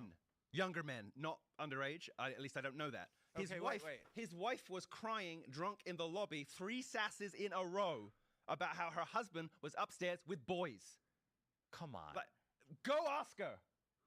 Come on. Go ask her. Come on, Milo. Go ask her. Milo, aren't you ever scared of getting sued? You say some crazy. I'm sitting here like I am humbled by the lore and your ability. The audacity, to just I mean, there's no teapots in this room right now to express how I feel. George, I have said these things about people for 20 years and never once in my career been sued. I've issued 3 corrections in my entire journalistic career because I get my facts right, and people know that they do not want to go through discovery. Actually, I want to say this. I've never been sued for anything I've ever said about anyone. The one thing I need to say this. I need to say this. Because I'm right. The most terrifying thing about Milo. One of the most. So, Milo just outed Benny Johnson as being gay. Now, if I'm being honest, Benny Johnson does strike me as the kind of guy that does like to get bun punched, I guess is the best way we'll put it. Like, Benny Johnson, there's something about him that I was even talking to Smurf and Perry, shout out to both of them last night about this. And I was like, yeah, with Benny Johnson, there's something that there's nothing wrong if he is actually, on the down low and doing these kind of things. But yeah, there's something about him. I think everybody in here who's a guy, you're either metrosexual, bisexual, or homosexual, right?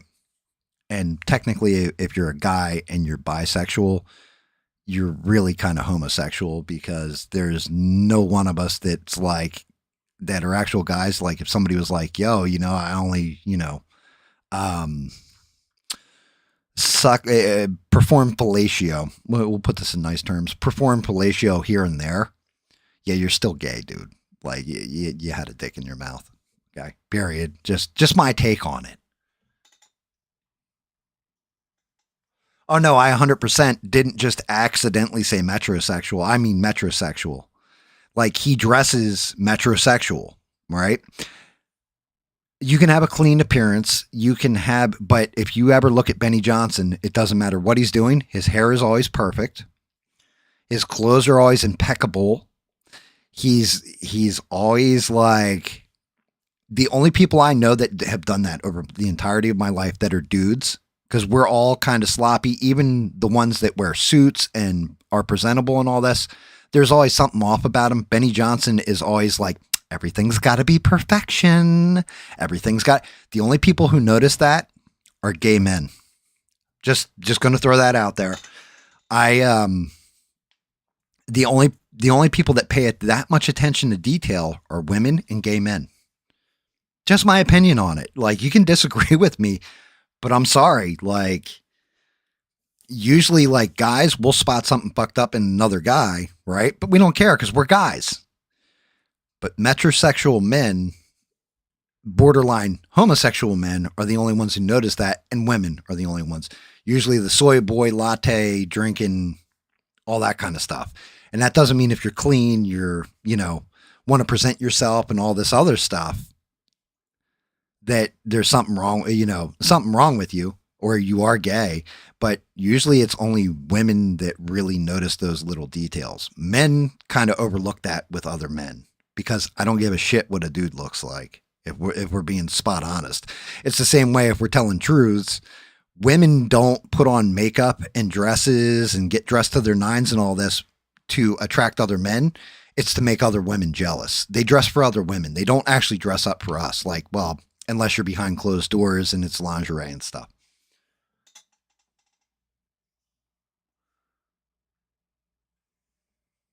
And there you go, Rebel, right? He said they were bi swingers. Well, here's the thing. No defamation lawsuit against, I think the wife came out and chewed out Milo. Like, Benny's wife came out and said a bunch of stuff. And I think Milo's response was pretty much, go ahead and sue me then. Sue me for defamation. We'll find it all out in discovery. And I think that's where that shit dropped. What do you guys think? Do you guys think that Benny Johnson's on the down low, testing out his rectal fortitude, we'll call it, with other dudes in a hotel room while his wife drunkenly cries? Because I 1,000% can see it. Like, I can see that being true and factual. I could be wrong, but I'm just saying from my perspective, would not shock me.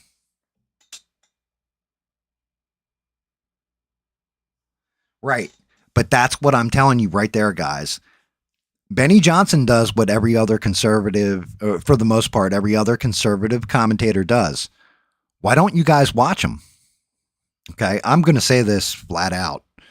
The people that watch me are mainly dudes that we're just being dudes, right? Like, when I'm gaming, it's me and Smurf gaming. We talk like dudes. When I'm sitting here giving my commentary. I'm giving it from a male perspective. I like to think, not a gay bone in my body. It's all right if you're gay. It's 2025. It's not 1960s, right? Whatever. I don't care. But what I care about is when you're presenting yourself one way and then bullshitting everybody. That bothers me, right? Just own it. If that's the case, like he is on the down low or he is he can just come out and say, and I'll be fine with it. Me and my wife, what we do in the privacy of our own bedroom with consenting adults is what it is. Jim Cornette famously is he's a cuck too, if we're being honest. Jim Cornette, when it was brought to light that his wife was sleeping with other guys and Jim Cornette was upset about this and all this. And if you guys don't know who Jim Cornette is, you can Google him. He is opposite on the political spectrum from everybody in here, I guarantee you. But he said, look, we're consenting adults. What we do in the privacy of our own bedroom is what we do. I can accept that. You owned it, dude. I don't give a shit, right? Like, I don't care. I don't care if you're gay or not.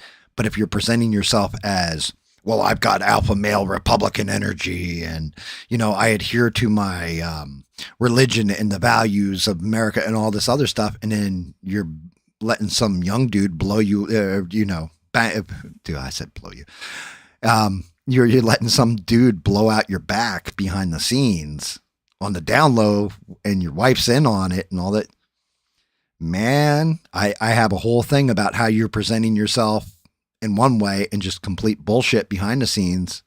Come out and say it. It's the same. I've said the same thing about Lindsey Graham. Lindsey Graham is clearly either, allegedly gay or something. Like there's something not right about that dude.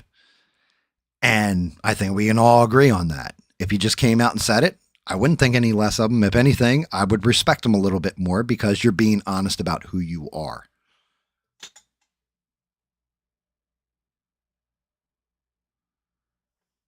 And there you go. That's just it, Bob. I agree with you. But we had one buddy. He lived in what was known as the dog pound. It was 5 guys in a 2-bedroom apartment, right?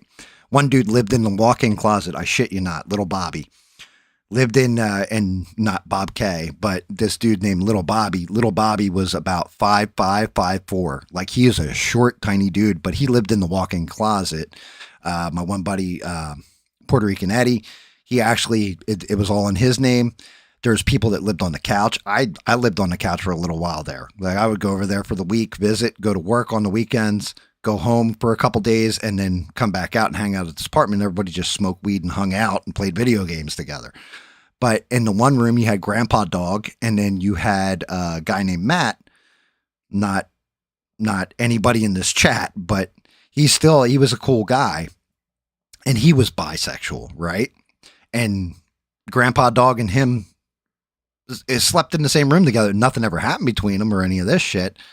But we used to call Matt the fancy lad because he's fancy, right? Like we tease him and stuff, but he was cool with it. He was like, yeah, I know you guys are my friends and we're brother, like I don't want to bang any one of you guys. Like I'll pick up some other dude, but you guys are all straight.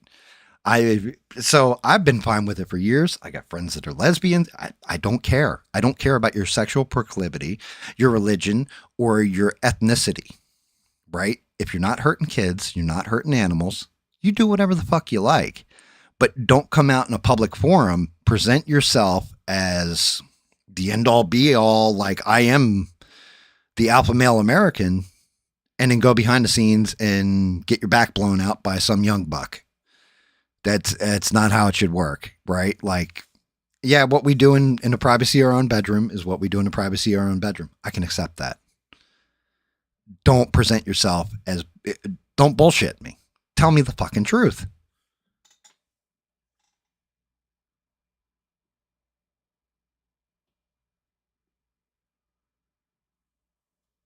Are you serious, Rebel? Is that real?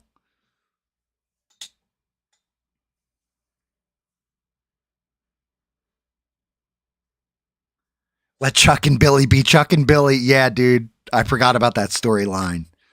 What wasn't his name Rico, their manager or whatever? They did a whole WWE storyline, guys, for what Mister's referring to, where they portrayed Billy Gunn and I can't remember what was Chuck's actual full name, but as a gay tag team, like they would do gay kind of things, resembling things in the ring. And then they were going to do this whole thing where they got married. And Eric Bischoff, if I remember correctly, was the person that was supposed to marry them.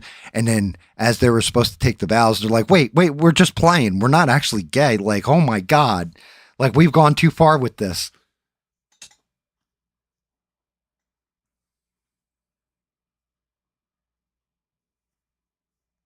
Yeah. Oh, I agree, Bob.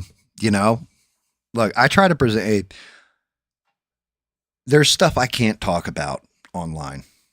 And it's not because of me, it's because of other people, right? Like there's some people that have said, hey, don't put my business out like that. I'm 1,000% respectful of that. I'm not going to throw their business out there. But as far as I go, most of the stuff that directly affects my life, I throw out there for you guys. Good, ugly, you know, telling you guys how I'm a fuck up and everything else. Be creative. I spent a good chunk of my life destroying things or being a party animal or chasing tail or all this kind of stuff. This is where I fucked up. I want it to be a learning lesson for certain people and just being honest about myself and letting you guys, you know, if you guys judge for yourself, am I telling you the truth? Am I full of shit? Am I making it up? You know, I always bring my receipts. Always bring my receipts. But that's just it. If you've got, that was the unraveling of famously Jack Murphy. He wrote an article finding sexual excitement in a very unusual place. And it was a whole article about him being a cuck. And that opened the rabbit hole where it was like just a minor thing, but he freaked out so hard over it that then everybody went and found him doing things to himself and all kinds of nasty stuff on the internet for money. So it could be the same thing with Benny Johnson. This could be, I'm not going to say it's going to unravel him, but I am just going to say he definitely presents to me like he definitely, I can see him getting his back blown out by a young buck. Like I could believe that if you told me that. And Milo dropping that on Tim Pool's show was definitely like, oh shit.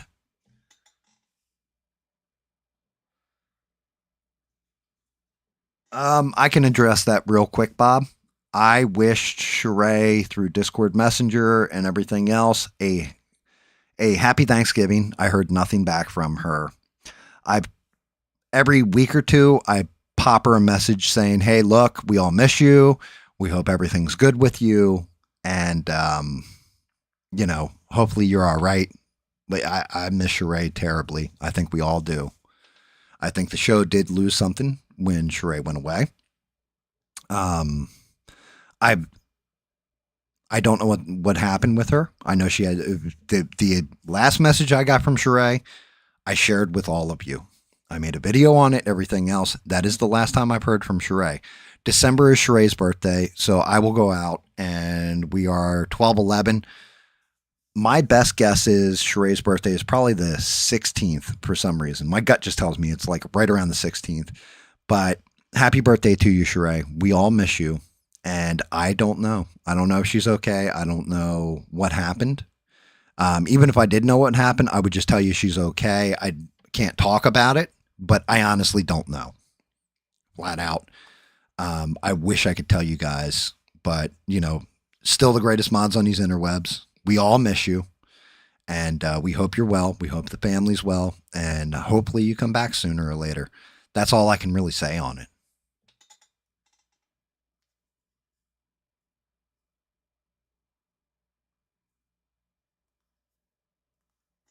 And yeah, unfortunately, I don't know.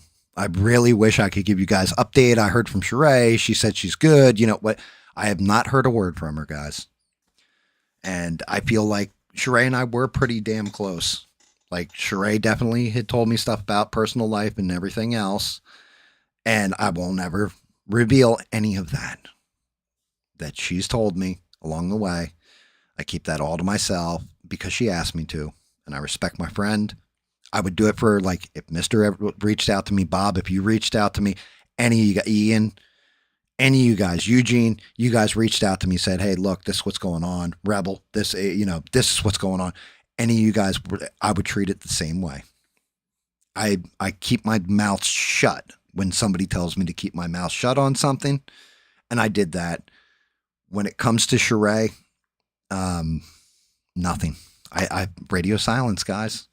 I'm sorry. I wish I could give you a different answer, but it's been radio silence. Like, I've heard absolutely zero.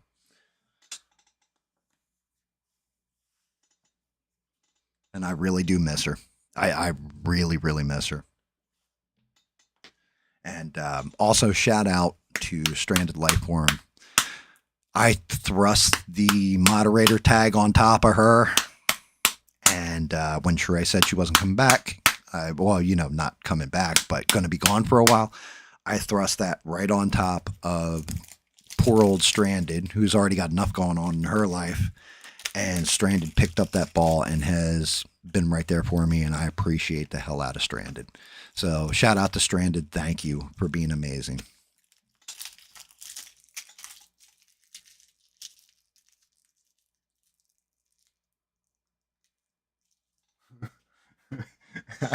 Bob's like, wait, you need money or I need money? I mean, there is actually a link now because I got pestered about it, Bob, where you can toss coins to this Witcher. Like, I'll put it towards painting projects or paying for models or whatever.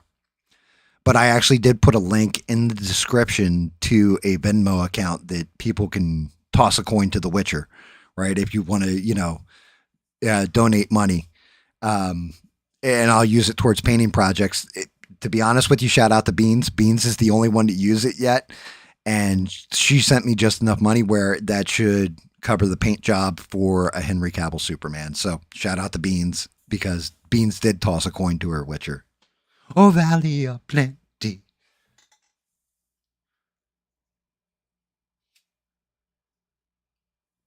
Let me look in Discord. I haven't even painted anything yet, guys. I'm still running my gums. We're almost like 2 hours in. This is a link.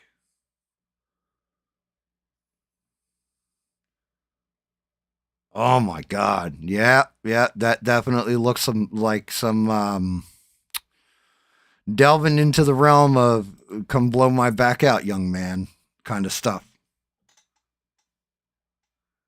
The link is actually like, Bob, if you click on more,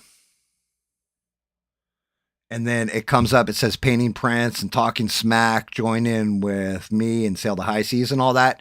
You'll see something that says toss a coin to your Witcher. And that's the actual link.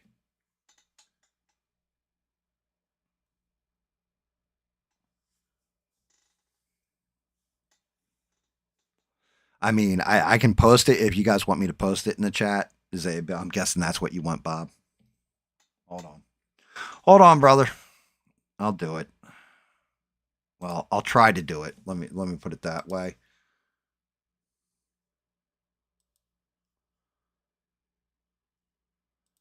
I don't know if this is going to let me actually go into my account or into my thing. YouTube. Let me see if I can go right to my channel, my actual feed, and I can copy paste this real quick.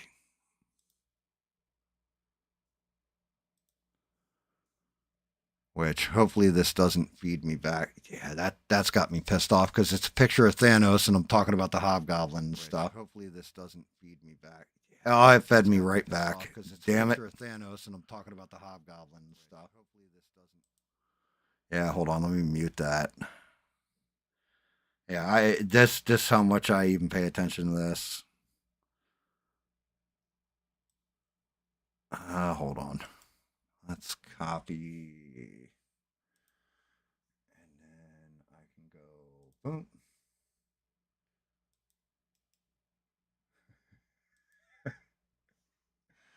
Did you just call it the Knob Goblin? That's epic, mister. There you go. There's the toss a coin to your Witcher link.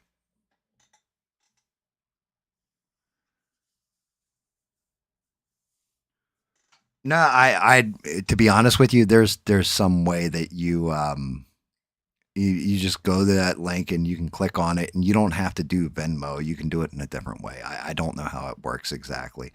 I didn't even want to put that link in there. Like, I got pestered to put the link in. Like, Sheree had been saying it forever before. It's the same way there's hashtags now in my description, guys. Because Stranded, listen, you want to blame people? You blame Stranded, Lifeform, you blame Beans, and you blame Sheree. All three of them pestered me. All three of them, my mods, all three of them said, look, start doing this.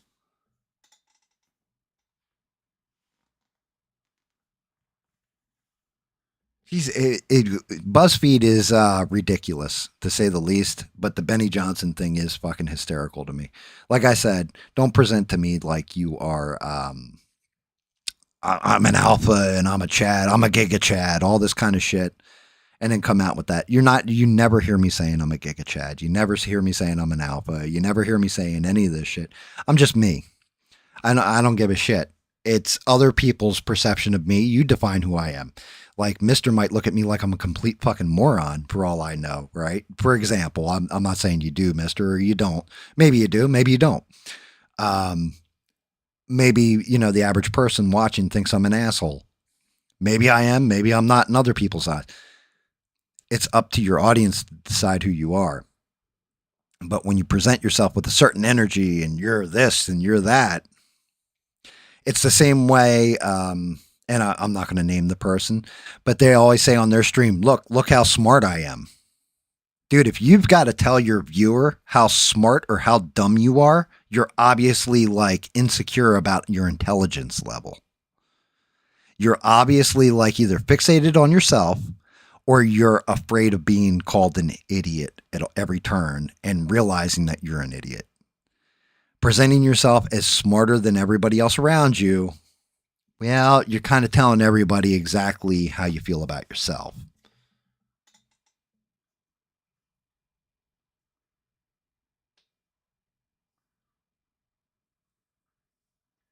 You are presenting who you are. Like, I can throw who I am out in public. I let you guys decide. Is GAM like real deal? Is he an asshole? Is he just, average dude? That kind of thing. And it's fine, however you feel. That's how you feel. That's how you feel. I can just present who I am and then let you guys make it like a decision. Anybody who's watched me for enough time, you guys know this, how I operate.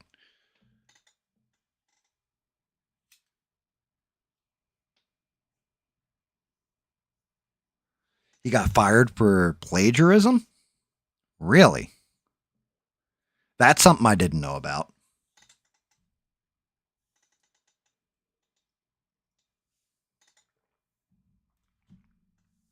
I mean, that seems to happen a lot when it comes to news people and everything else. I think they all get a single talking point and then spin it in their own way. Every now and again, I think really you have to go to the independent journalist to get a actual take on how somebody feels. Like, I think when it's corporate media or, a site like BuzzFeed where they put out those fucking articles so they get money off of their clicks, there's something there where somebody with enough money can buy in because, again, it's business. At that point, I get it. Everything's a business.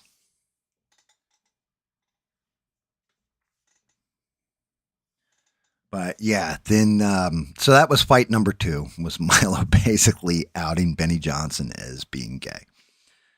And fight number 3. Fight night number 3. Piers Morgan versus Nick Fuentes. Piers Morgan did the one thing. He lost. Like, flat out my opinion, if you watched the entire thing, Nick Fuentes killed him. And the reason I feel this way is because Piers was hung up on how virtuous he is and how disgusting and vile Nick Fuentes is, instead of getting to actually how Nick Fuentes thinks, feels, and is as a person. He was so busy calling him an anti-Semite, racist, and everything else. Nick Fuentes has been debanked, deplatformed, and pushed to a far corner of the internet. I think he's racist. I think he's anti-Semitic, all this other stuff. If I were ever to sit down with Nick Fuentes, I would ask him about views on different things. I wouldn't play a bunch of his old clips. You said this, and look how disgusting and vile this is, and everything else. It doesn't play anymore. People have been being called racist, homophobic, sexist, anti-Semitic, all this for years now. These words have lost their meaning. They have. They've completely lost the meaning they once held, where it was abhorrent. Somebody coming out and like Nick Fuentes goes, yeah, I'm racist. Okay, now what? Well, that just killed what Piers Morgan was just setting out to prove him to be a racist. He kills it in 5 seconds. Okay, now what, Piers? Now what he got after that? And what he had after that was nothing, just more clips and calling him racist and anti-Semite and everything else. And Piers Morgan thinks this is good journalism. I'm calling somebody out. Nope. All you did was solidify his base behind him even harder. You done fucked up, sir. That was the wrong way of going about this. Not just my opinion, pretty much like the internet's opinion was Piers Morgan really dropped the ball on this. Tucker Carlson didn't give that pushback. Everybody gave Tucker Carlson shit. Well, we got to see what it's like if you do everything that everybody wanted Tucker Carlson to do. It blew back right in Piers Morgan's face to a point where Piers Morgan did a panel today with Andrew Wilson. Who's that one kid who's always trying to solicit minors in his DMs? That's paid by the Democrats. I can't remember his fucking name. Harry Sisson, I think his name is. And then it's a guy's name, Mark Davis. I don't know. It's one dude who's like apparently some kind of journalist. And then I can't remember the other dude's name. He's a real stoic dude, skinny guy. But and Glenn Greenwald. And shout out to Glenn Greenwald. Glenn Greenwald had the best take on everything. Because Glenn Greenwald has done that interview with Nick Fuentes. And did actually, if you watch that interview, it's a much better interview. You actually get a better sense of who Nick Fuentes is as a person from that interview than you get from Piers Morgan. Piers Morgan just tried to mud stomp him, and that shit blew back right in Piers Morgan's face from what I saw.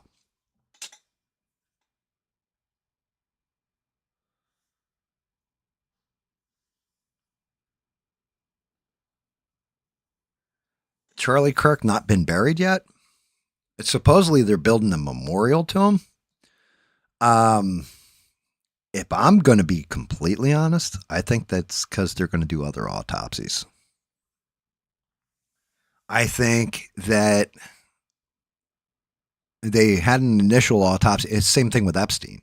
Why wasn't Epstein's body cremated, burned, and all that? It's one of those reasons why the Thomas Crooks thing was so like, well, okay, this is beyond weird. Every piece of silverware in Thomas Crook's house was wiped clean of fingerprints, and his body was cremated like a day or two later. Like, well, wait a minute. You can't get chemical compounds out of his body.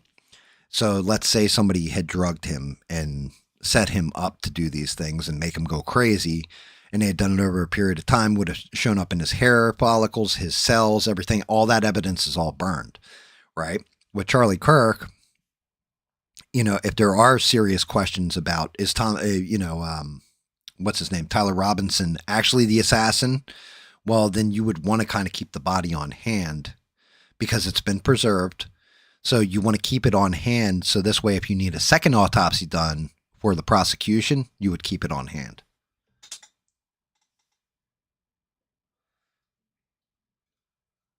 Not buried yet from what Milo says, but Erica Kirk on that, Candace Owens, what's the chick's name?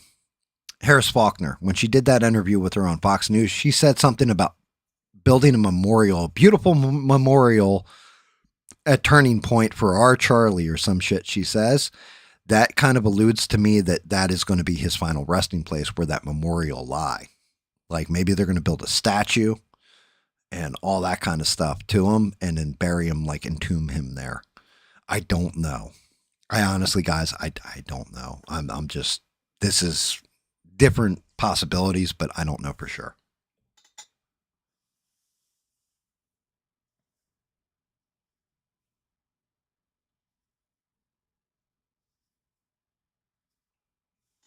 You know, but there's a lot of factors like that.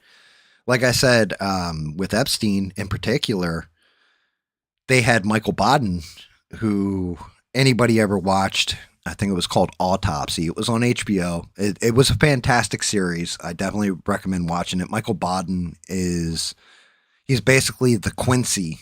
If anybody's old enough to remember the old show Quincy with Jack Klugman, he's basically like Quincy. Like, he went in when people had ruled something a suicide and gone in and redone the autopsy on the body and been like, I found this though, the pooling of blood at the back of the body, it was clearly cyanide, and it turned out it was a murder, and it was this person. Like, Michael Baden has unraveled those cases, and he said specifically with Epstein, because Epstein's brother paid him to come in and do the autopsy, that the way the larynx, I want to say, was broken in Epstein's neck, that out of every suicide case he's ever seen of hanging, that he's never seen this kind of damage broken. It looks more like strangulation.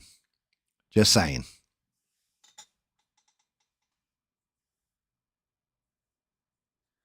Yeah, Ian, I mean, I'm the same way. You know, I'm burying me I've told my wife I don't want like a big fancy casket, and I don't want a big fancy funeral when I pass. I want to be buried on my land with basically, like, in certain gear that I've owned, certain trinkets that I have. I want them buried with me, and I want my sword put in the ground. And this way I can watch over my family and my family home if something tragically were to happen to me. I'm the same kind of way, but then again, I'm not a public figure. I'm not super important. Charlie Kirk was super important. He, a lot of people, the one thing that I think I've seen every conservative commentator agree on is he's a good chunk of the reason why the young people were motivated to vote for Trump in the last election. So when you have some kind of prominence and a place in society that's super important like that, well, you are that public figure. It's got to be out front and proud. Like, you definitely want some kind of monument to them as far as people go. But me, I want a quiet grave. That's what I want. And Bob, you can ask any question you like, sir. You don't offend me.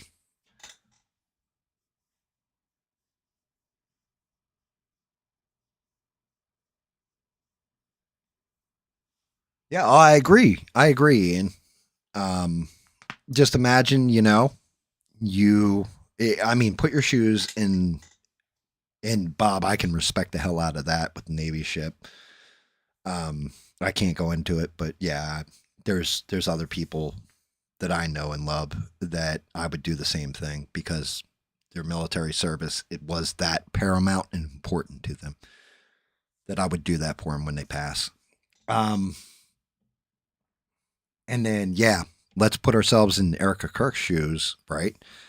Everybody knows she really had, it's pretty much proven beyond a doubt, she had nothing to do with Charlie's death. Your husband gets assassinated in front of everybody. The video of him getting assassinated goes live. She's sitting there with her small children and has to explain to them, all the time, this is why everybody's talking about your daddy. This is what everything is with daddy. All this kind of stuff. That trauma, she can't get over the trauma. That trauma's got to be stuck on her 24/7. She handles it well. But at the same point in time, I know for a fact, if that were me and my wife, or, stuff like that, and I was in that position, that was my wife, I would want people to make sure they got the right guy. And I would want people to leave my fucking family alone. That's where I'm at with it. I would be okay with the, hey, look, your husband meant a lot to me, all that kind of thank you, all that kind of shit. But I would want them to leave my family alone. I wouldn't want people like, oh, well, the Egyptian planes and the Israeli government partnered with the Trump administration and the, the Macrons, and I wouldn't want all that shit. Like that's too much. That's too extra. Like that in my face all the time, and then motivating people when you got millions of people watching you and you can motivate them in one way or another through your speech, saying to them, well, we need to just be asking questions and all this kind of shit, but your real intention behind it is obvious and darker than that. I'd be pissed. I would, if I were Charlie Kirk in my grave, I'd be rolling the fuck over.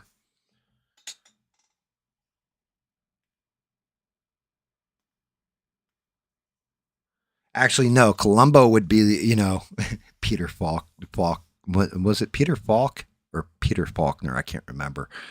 No, Columbo would be like, okay, this all makes sense. This all makes sense.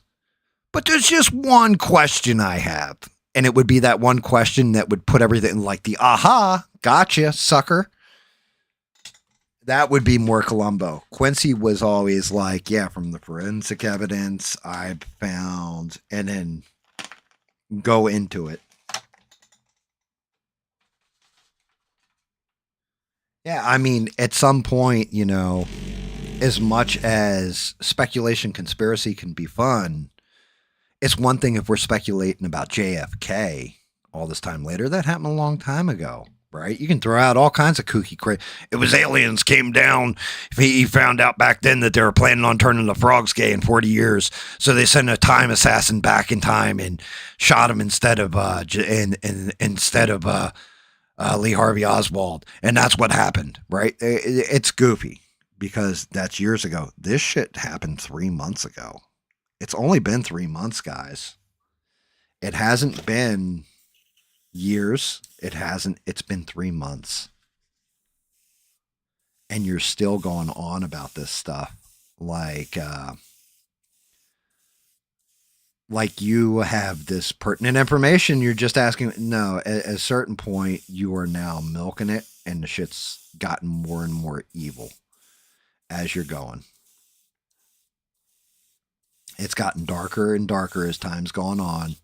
And it's clear what you want. It's clear what you're doing. Well, to me, it's clear what you're doing.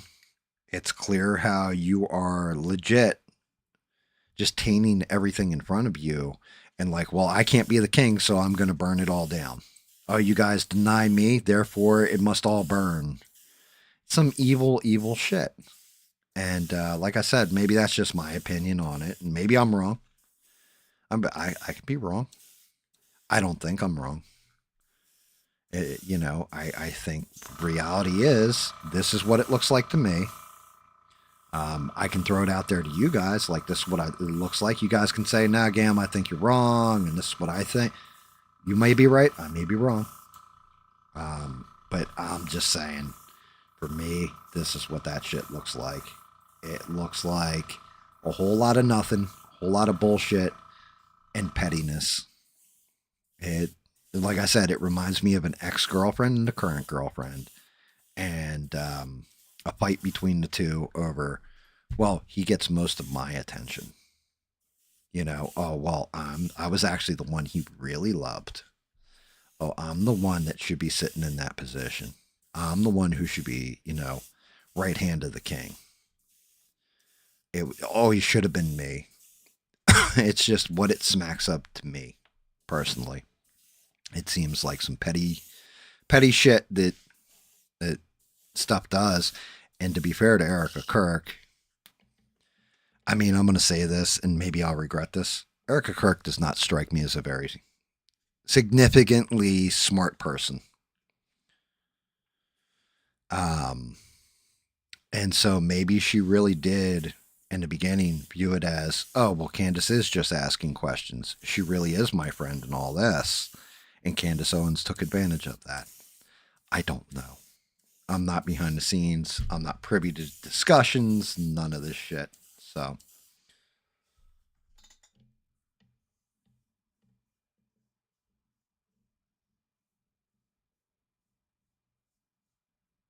I agree with you. There's something about Erica Kirk I do feel is disingenuous. Um, to an extent. I don't think she was in on any kind of conspiracy or anything else. Maybe she was a trophy wife. You ever think of that?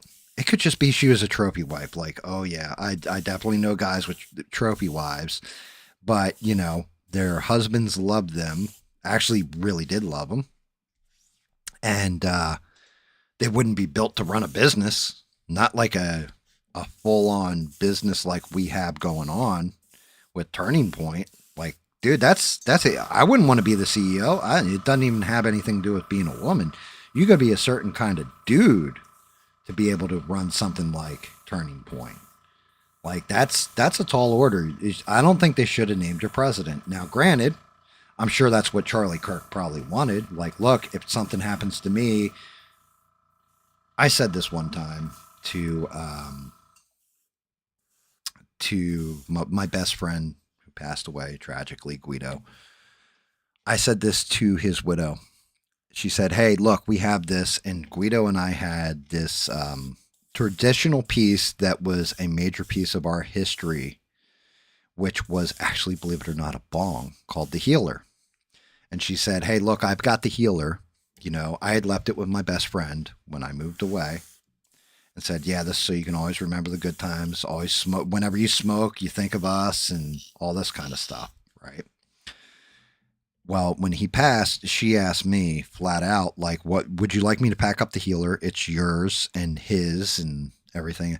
I said, "No, no, no, no.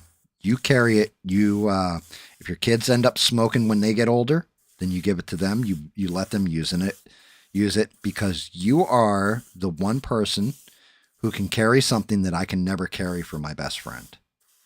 And that is, you had his children. You carry his actual legacy. The person that, like, you're the mother of his children. He was prouder of his family than anything else. He loved that woman harder than anybody on this planet. And he loved those kids even more than her. So at that point, it's like, no, that is something that is legacy that you can because she smokes or whatever. I'm like, use it. And every time you use it, just think of him, explain it to when your kids get older. If they smoke, like, this was your father's and it had a very pertinent meaning and this was everything to do with it. And she was like, wow, I wasn't expecting that, that response. And I'm like, yeah, that's it. It's the truth. I wish I didn't have to say that. I wish I had my friend, but if we're being honest, like, the wife is the one who carries your legacy, especially if she's had your fucking kids.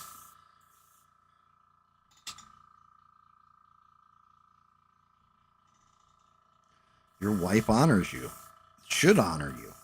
You should honor your wife. Your wife passes away, and shout out to those who have had a spouse pass away. And you were married and you loved each other through life, then you carry their legacy. So to me, even I'm not married to Erica Kirk. We don't know what happened behind the scenes with them, everything else, but we do know up until the day he died, Charlie Kirk wasn't like he was like, "Oh yeah, I have marriage problems and I'm moving on," and all this kind of. There was none of that. They loved each other. So why would you take that away? Even if she was his trophy wife. Like I said, I think Candace Owens wanted to be that wife. I think she wanted to be in that position. I think she wanted to be the one that bore his children and carried his legacy. That's just my opinion on it. That's how I'm seeing it. Because she is acting like somebody who is pretty damn jilted.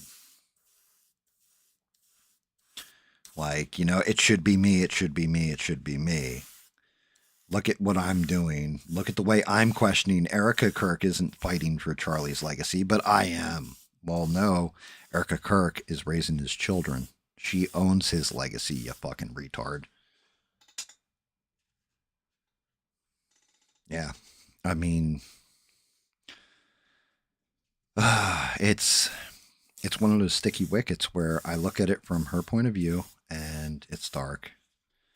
One thing I don't think I've breached all this with you guys, but I keep seeing it, and I've seen it in other communities. How do people feel about Marjorie Taylor Greene now? Does everybody feel that she is a traitor? Do you guys feel that she's actually the villain as far as everything that happened with Trump? I don't. Like, me personally, you guys can disagree. I think a lot of what Trump did when it came to her was kind of fucked up, if I'm being real honest. Because she was actually loyal to him. She always, no matter what good or bad, she was always behind him. And when she finally started disagreeing with him on certain things, that's when he kind of out, like, oh, she's Marjorie Trader Brown and all that. I don't think Marjorie Taylor Greene did anything wrong to deserve that.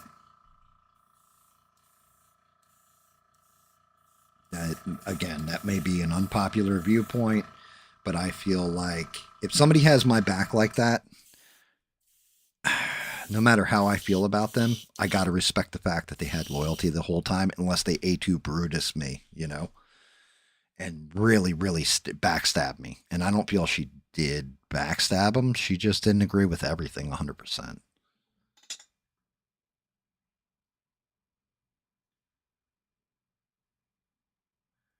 So yeah, and Bob's saying, so yeah, that's where you're at with it, Bob, is you feel that she is looking out for her business. I think that's part of it. I think part of it's her looking out for her business, and then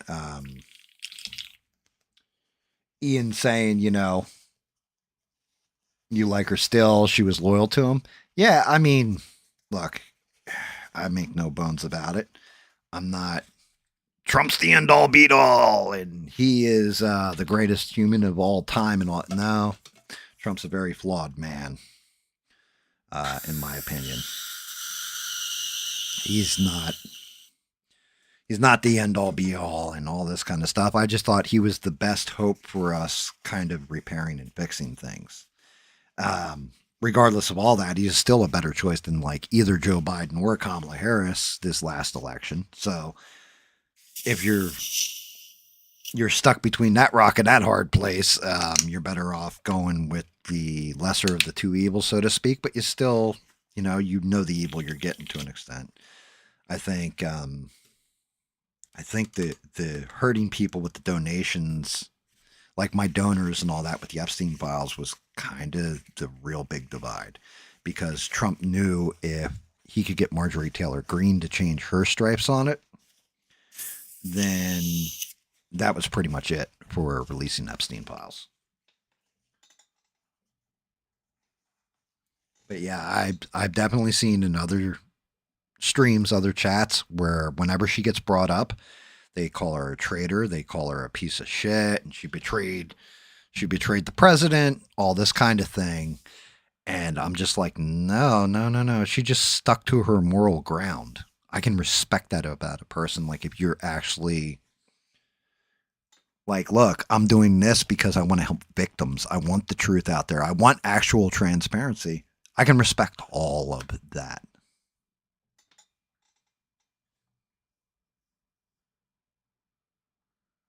Yeah. And that's just it. You know, maybe it's because I foster an environment or create an environment where if you guys want to push back on me, disagree with me, tell me where I'm wrong, and I'll examine it, and I have an open mind to it that I can be wrong.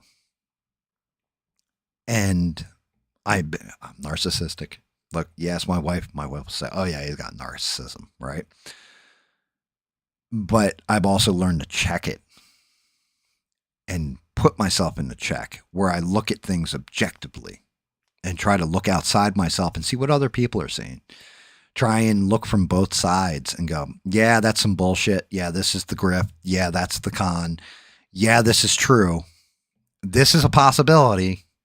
Stuff like that, that I'm not admitting that I am flawed as a human. And I can be wrong. And I think that's actually seeking the truth. I think just accepting everything as one side or the other tells you, that's just cultish or partisan, and you can't do that.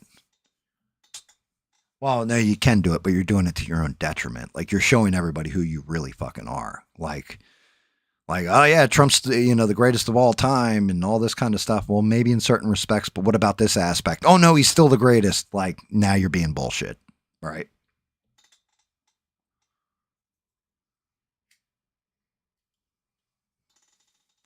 Yeah, Matt Gaetz. I like Matt Gaetz, but man, he was a fucked up individual too. Because the whole allegations about young girls, all this stuff. Okay, maybe he didn't honestly know they were younger girls. But at the same fucking time, man, like,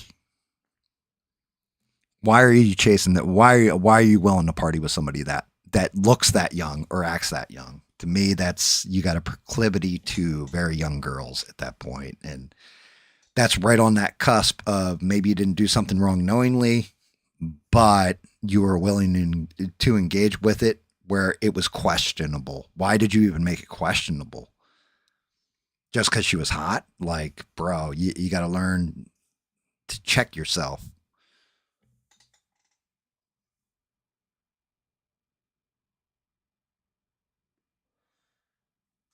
Well, that's just it. All the sexual stuff and everything else was really brought to light to get him out of office. Once he was removed from office, it kind of went away. It's the same thing with the 34 felonies on Trump, right? You took one felony and broke it into 34 instances and then charged Trump with it. Why? So you could say that he's a 34-time felon, right? Convicted felon, proven. And you still got people running with that narrative. And you're like, okay, what was the actual crime? A bookkeeping error? A misdemeanor?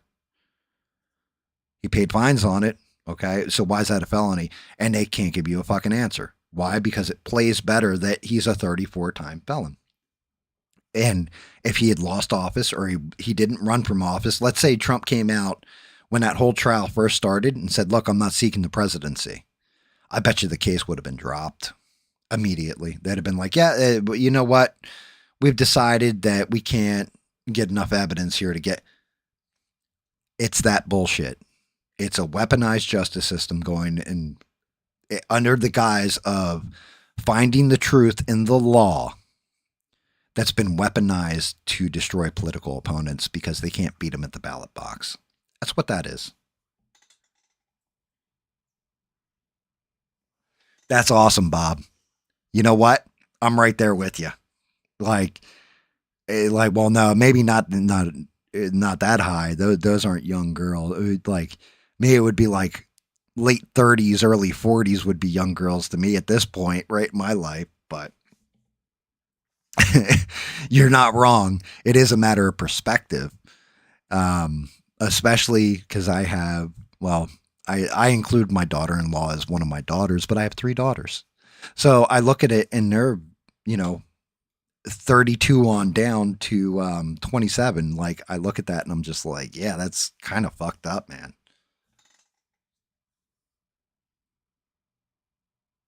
And I you know what, Ian? Maybe he knew, maybe he didn't. I'm not Matt Gaetz, so I can't tell you for a fact what he did or didn't know. But yeah, he definitely was like, oh, she's 18. Well, that's fucking bad enough, dude, when you're like in your 30s, right? I think he's in his 30s.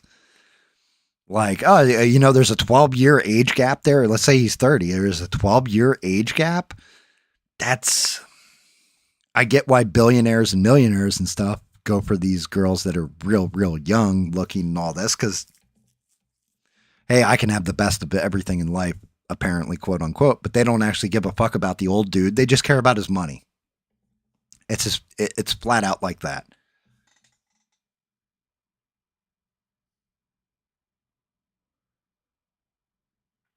I don't know, Ian, if it was true, and you said he was in the last Pentagon meeting, right? Just remember, you're talking about somebody that Epstein was convicted pedophile. And not just one case, a whole bunch of cases in Florida. Convicted.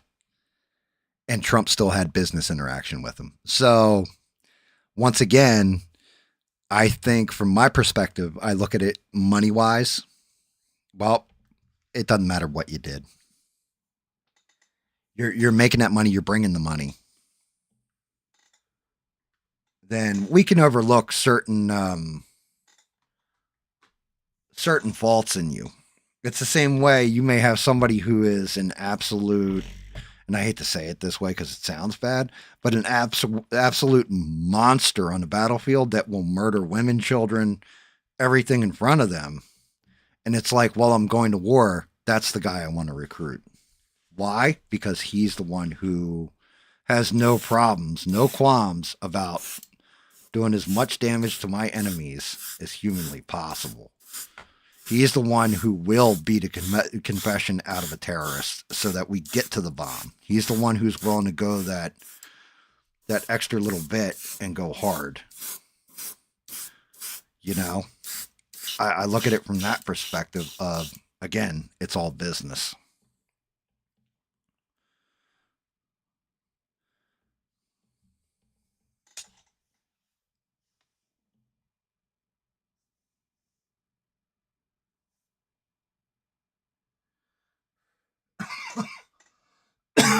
Bob, you're 1,000% right, my friend.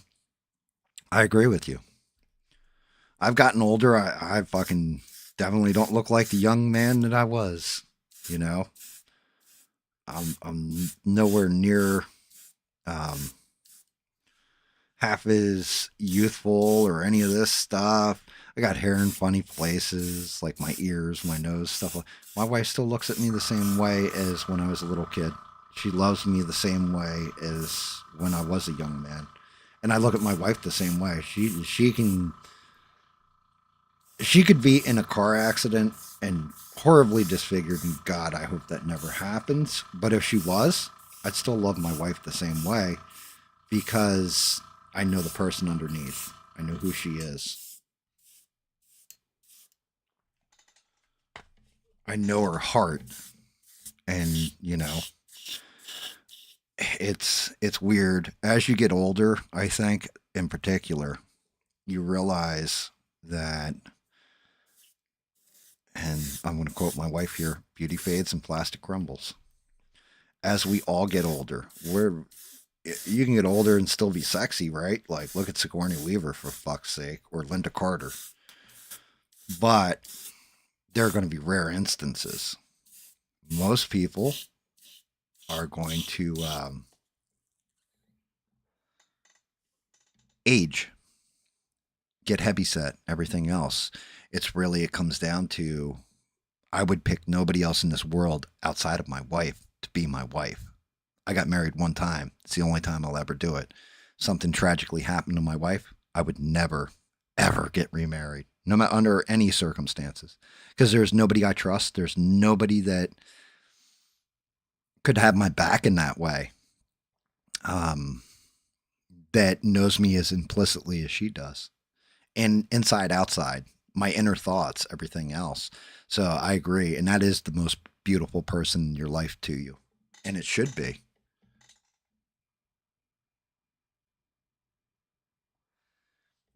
Yeah, don't forget your back either, Ian. Yeah, you're not wrong. I understand.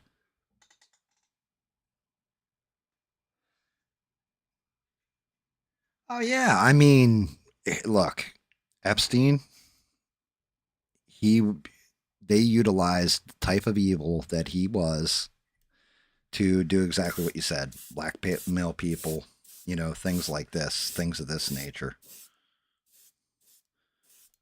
Use it to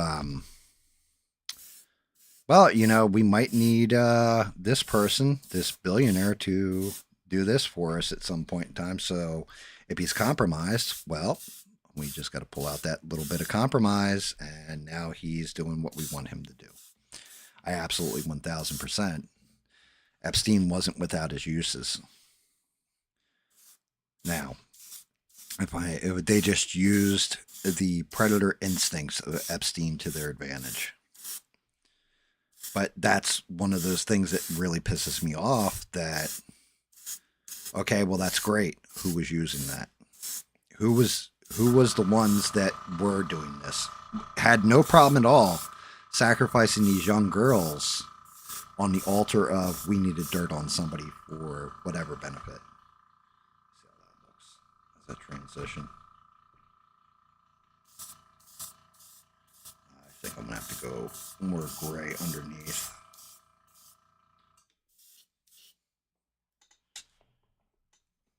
Yeah, that kind of works. Kinda, sorta. Okay, right there needs to get blown in more. But yeah, so I get it. I get what they used them for, but they sacrificed these. They sacrificed young ladies' innocence that were compromisable. It's the best way I can put it. They were young, dumb, needed the money, whatever, like all those jokes. But honestly, they compromised them that way on purpose. Like they knew they could get them to do whatever. Oh, your mom's sick? Well, would you like to make enough money to keep your mother alive? Like that's some evil shit. You're playing to their weak points.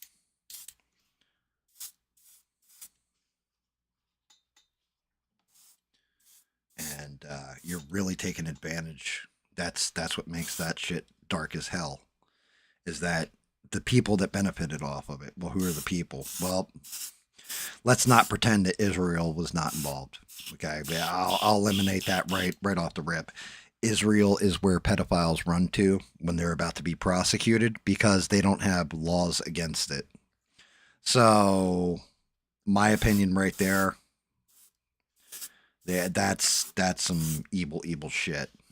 And, with America, I'm kind of the same way that I think if you diddle children, especially more than one, because you have now created a broken person, one that may pick up a gun, go do go execute a bunch of people going to a grade school, for example, which happens. I think you should be put to death in a public square, but that's just my opinion on it. I'm not saying like I want violence for anybody. I'm just saying if I were in charge, yeah, that shit would be punishable by public execution, not, oh, well, we're going to do this for just family and friends and family of the victims. No, your shit would be out front, put out there like, yeah, you're done. And you would have to prove not only beyond a reasonable doubt, but have like absolute proof. Not, oh, well, I was falsely accused. There can be none of that. It has to be, it's black or white. Either you did it or you didn't do it. And you can say, well, there's people that do get rehabilitated and all this. Yeah, fuck that. Can you give that kid back its innocence? No? Well, you got to go. Sorry, sir. Sorry, sir. You should have thought of that beforehand. And I think if we looked at it reality-wise, beforehand, people, it might make the next guy who's like, yo, I have this urge to do this, rethink his position on things.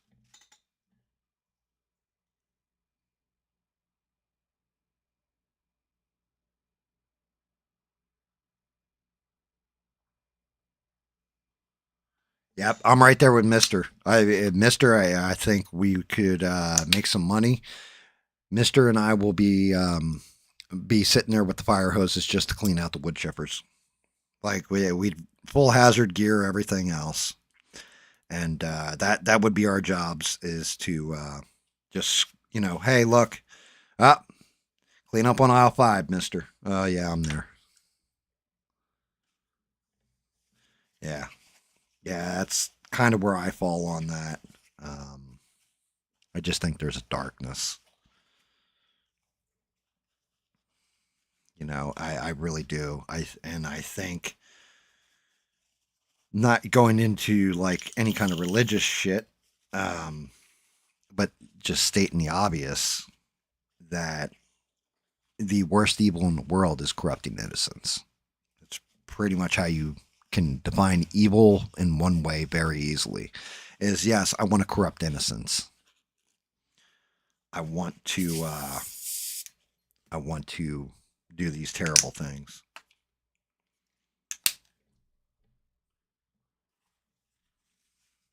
with Chipper Jones.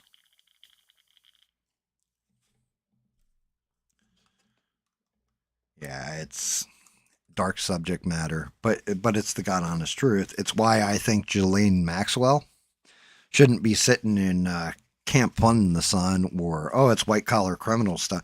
I think she should be locked in a fucking hole and only allowed to see the sunlight for like 30 minutes a day, right?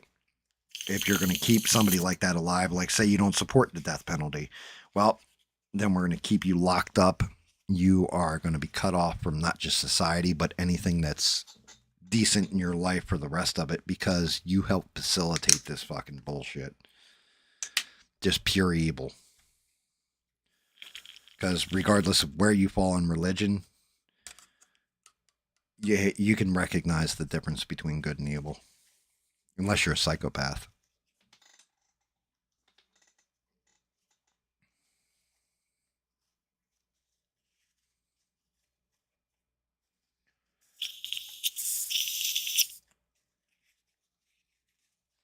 You know, unless you're a psychopath, a liar, or a retard, pretty much. Then you can't recognize the difference in moralities.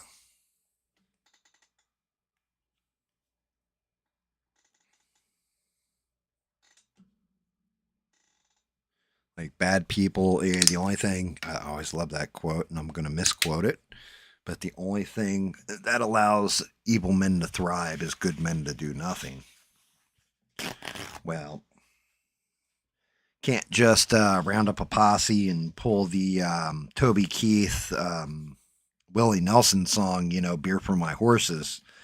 But you can enact laws and everything else that changes that, where our government goes and does it, or our law enforcement goes and does it. Because there are men of weak character. I can't hurt somebody like that. That would be terrible and tragic. Like, shut your fucking, you're a bitch, sir. Flat out, you, sir, are a bitch. All right, let's see. I definitely want to get more gray on this.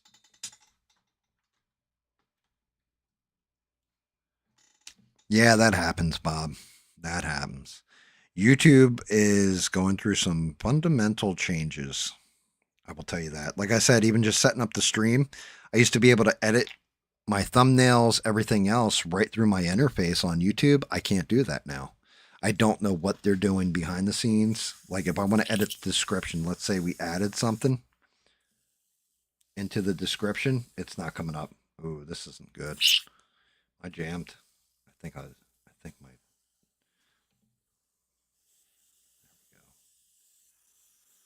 bit more steam on it. I don't know what's going on with that. Airbrush was like fire and jam for some reason.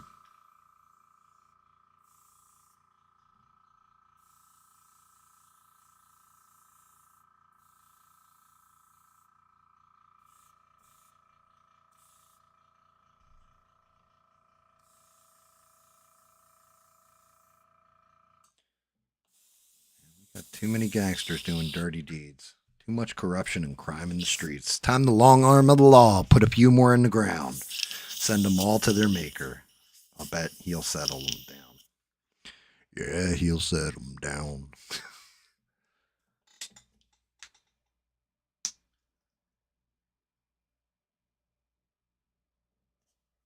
So with Ilhan Omar, so it does, okay. The Ilhan Omar, her mistake, in my opinion, is this. And it's not even just an opinion. I think this is pretty much fact and law. If she did, in fact, marry her brother and commit fraud, I can't say 100% because I haven't seen all evidence to or against. It's looking like she did commit immigration fraud to get her brother into the country by pretending they were married. At that point, because she is not a natural citizen of America, if you are not a natural, or you are not a, American-born person, and you commit immigration fraud, you, by law, default your naturalized citizenship because you try to subvert our laws for immigration. Right there on its face tells me all I really need to know about her being able to lose her citizenship. If you're following the actual law, they can get her out of the country. She can be removed. It's not like debatable or any of this kind of stuff. It's what our law says. So we'll see what happens with that. Maybe she will, maybe she won't, but it depends really on, and I hate to say this one, what our Justice Department does, because at this point, our Justice Department has done, my opinion, jack and shit when it comes to damn near everything, including right down to fucking up the entire Comey case. Completely fucked it up. Presented wrong, like, just, it's a failing. And this is what I'm saying, you know, Tim Pool is wrong when he says, oh, well, Candace Owens is going to cost everybody the midterms. No. We're watching shit that should be slam dunk with either ineffectual people fucking things up and not delivering for the American people, i.e. Kash Patel, Dan Bongino with the whole Epstein thing.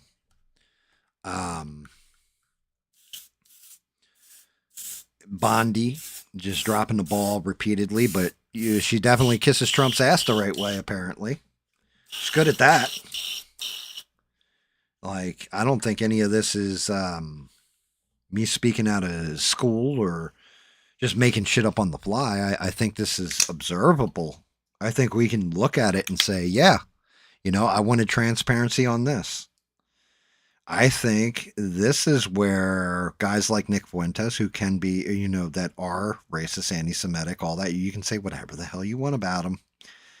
But he's also not wrong in a lot of these respects of this is what we wanted, this is what we're getting, and this is why we're not going to vote for you. Again, in the midterms, this is why you're going to get hammered out in the midterms. I don't think he's wrong. And I honestly think observably, if we look at like the youth and we look at it from their perspective, not as old guys who have lived this whole time, we have to look at it through, if I look at it through the lens when I was 20 years old, you know, when I was 18 years old, this kind of shit.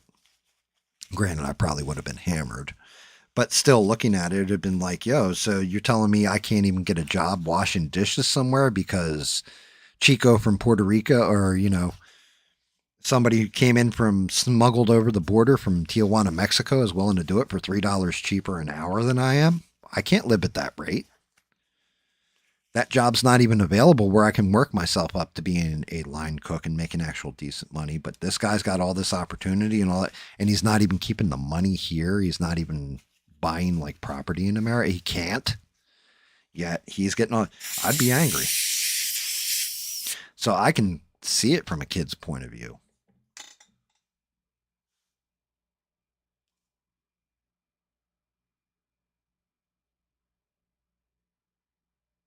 Yeah, she can be denaturalized. That's correct. And also we allow this in our Congress. Yeah, that's the other part. The other dark part of this is the whole gerrymandering or, you know, creating voting blocks. Minnesota, it's mini Somalia in the one part, the one section where Ilhan Omar got elected. Right? Technically, if we're being intellectually honest about things, she does represent her demographic. That is, she actually is a representative of her people. Which is why I think Trump is like, yeah, we're going to start smacking down on, you know, all this shit in Minnesota, because he realizes if I can remove that voter block that votes her in, and she is representative of the people, then yeah, we can we can change this where maybe we have a shot in Minnesota. I'm not saying that's a good thing. I'm just saying it is what it is. Let me see something. Where the hell is this other? Where's that other glider wing? Just need to look at this. It's such a detailed model with so much shit that's going to be hidden once it's there. I think I need to go to a slight brown undercoat.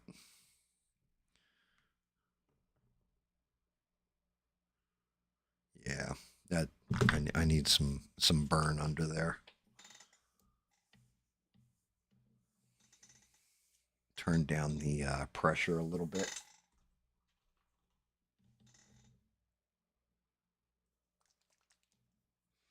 Just need to look. I need to put a drop on the paper, see how it looks. Lighter than that.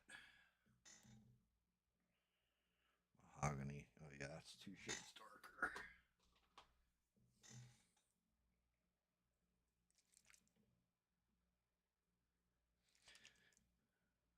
All right. Yeah, I think I'm gonna do mild layering here. Even though I'm kind of painting backwards now, though I'm looking at shit, right?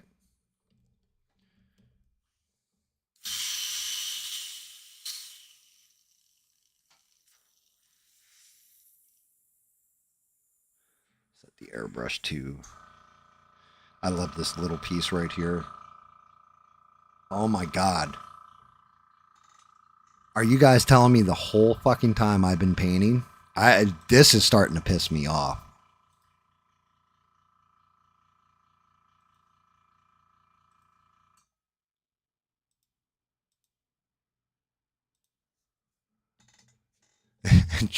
This whole time I'm sitting here fucking around and like painting and everything else and airbrushing, and it's not even showing what I've painted so far. That's unreal. Unreal. I just look over at the screen. I'm like, oh, that's frozen. But like I was saying, right here, I have a MAC valve, so I can adjust how much the airflow is, how strong or what have you. And I'm cutting it down. Damn it.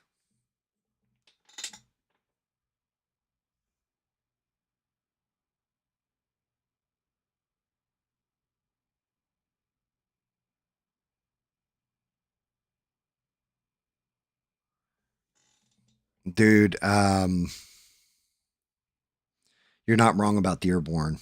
And yeah, if Danny is in the chat, this is why Danny will always have a voice, because they try to take that away from him over in the UK. And I'm not good with that. I think Danny should be able to, as a young man, a young person, well, not super young, he's young enough that he should be able to voice his displeasure at what's going on.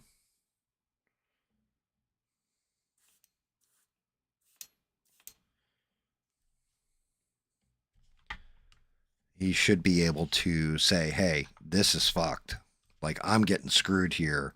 My people are getting screwed here. My religion's getting screwed here. And be able to voice that opinion. And they keep taking that away from him.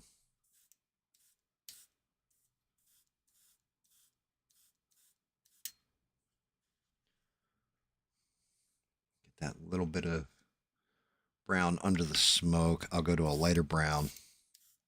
And then stack it a little bit.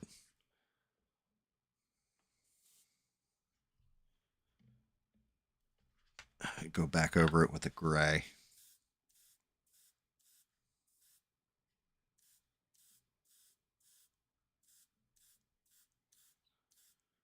We want to, I'm like feathering it on there so that we have that kind of burn coming off the smoke.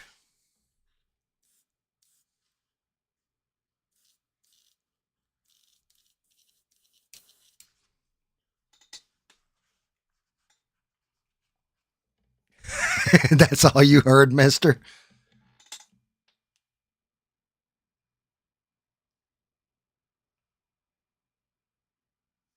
Yeah, oh, I agree. I agree. I feel fortunate that, like I said, I would have zero clue if I didn't know David Mon. If I hadn't met David Mon when he was a young buck, I would have no idea about any of this shit. David's been telling me every step of the way for years. This is what's happening, dude. This is what's happening to my culture. Be careful in your culture. So then when shit started happening with the border, I 1000%, I was like, oh yeah, this is exactly what David's saying is happening over there. And yeah, definitely bad. And then them silencing everybody. Because, I mean, look, Danny Boss used to call in all the time on that other podcast slash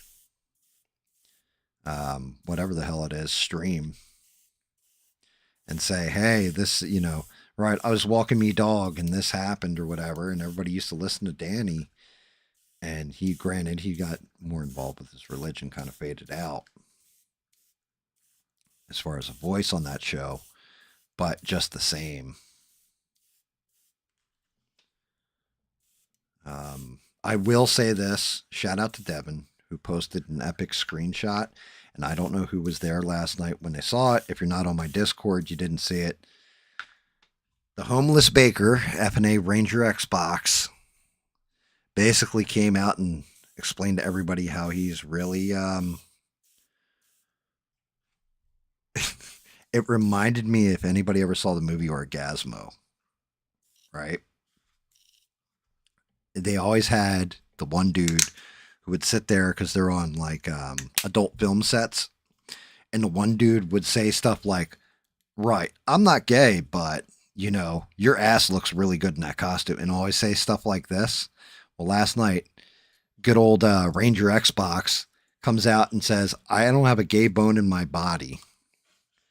But what is it about every time Stephen Miller gives a speech, I would want to have his babies. I'm like, oh, bro. You have exposed yourself for exactly who you are. Like, it was probably one of the gayest statements I've ever heard.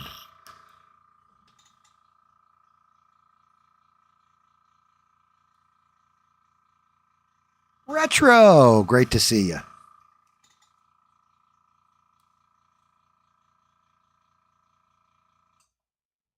I don't want to sound queer or nothing. Yeah, exactly. Make sure you guys smash the like button. Also,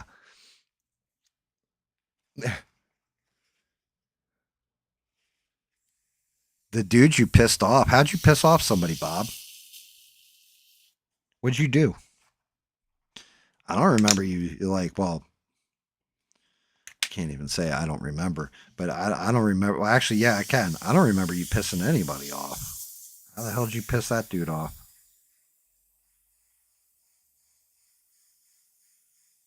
You just blast him?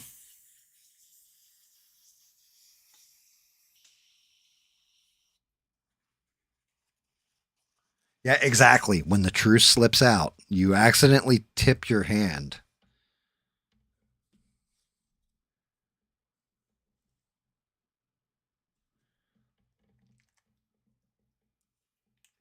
You accidentally admit that, you know, look, I'm not saying I'm gay or anything. I might hold a hard one in my mouth till it went soft, right? Like, ooh, yeah, bro, bad choice of words. How's everything going up in that place that doesn't exist called Canada, Retro? Everything going good? That's got to get turned down quite a bit. Notch you up a little. Yeah, right about there.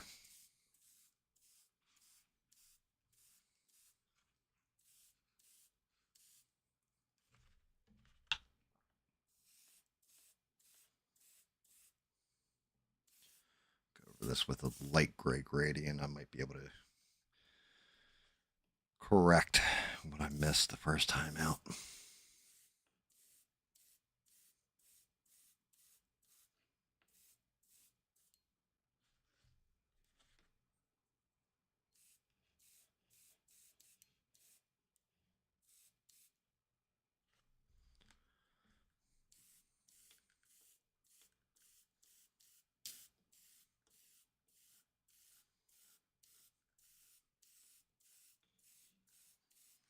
Down in that damn undershadowing, pain in the ass. Glad I started with the base.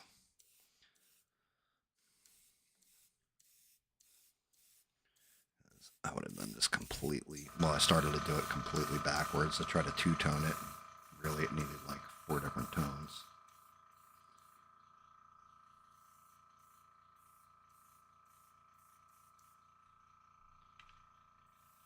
Once I get the light gray back on there, it should fix itself.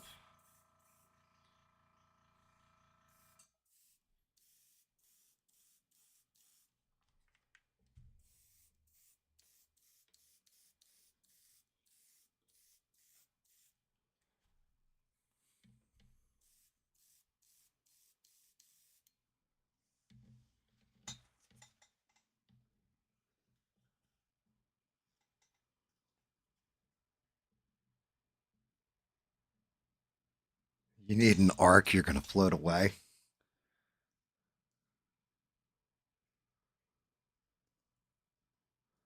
Condace Owens? What about her? We went through the whole diatribe on like how she like I've been down the road a ton, retro, about how she's pretty much grifting, and then she just went over the top today because Erica Kirk finally came out and told her to stop. And instead of stopping, she said, stop lying. Well, I'm not lying about anything, so there's nothing I have to stop. And it's like, bitch, you know what you're doing. Like, woman, you know what you're doing here. Like, just stop. Stop with all the bullshit. Erica Kirk is like telling you to stop finally. You said that 2 people could stop you. That would be your husband and Erica Kirk. Erica Kirk just told you to stop, and yet you're still going.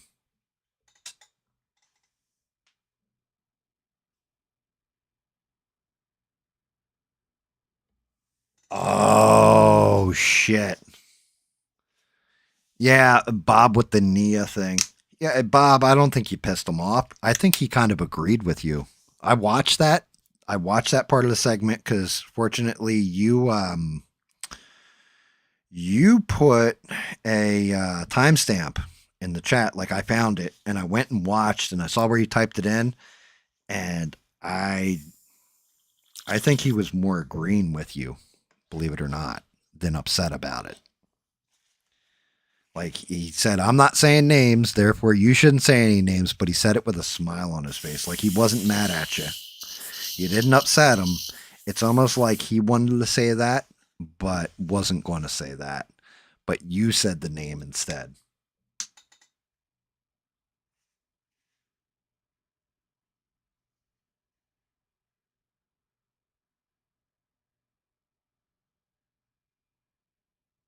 Wait a minute, hold on. Grief Rift is horrible. Who said the N-word? Oh, you're talking about her name. Yeah, that's Bob's deal. Bob calling people out. I had to ask who the hell that was or what that name was. I didn't even know. Yeah, well, it did. It struck me. You were also like, sorry about that one. But it was, to me, it was comical, if I'm being honest.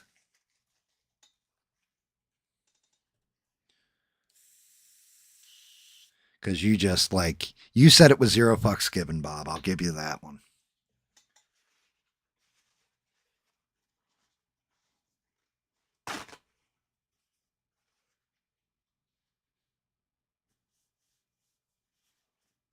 Well, I mean, I don't know. Naming off one of my exes would probably make me a little uncomfortable too. Because the whole thing I've noticed is this. Well, and I can't even say in recent time. I haven't watched in a long time. For a minute there, I was dialing in for calls, stuff like this.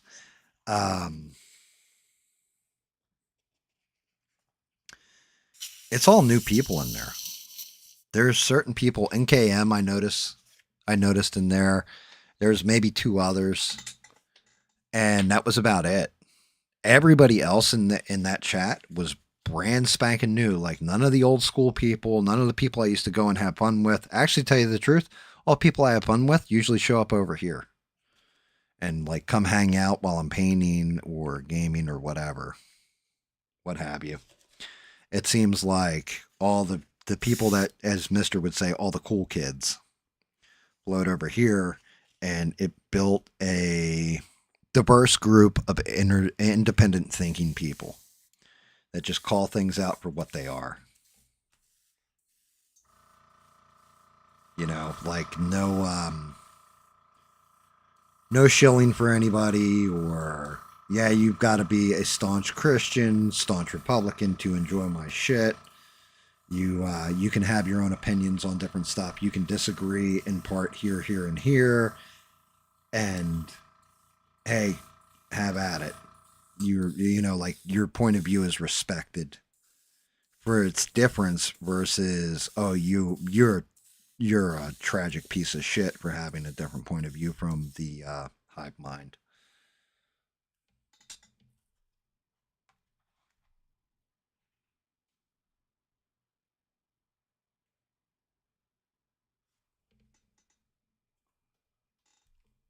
Yeah, is this where we're all hanging out now?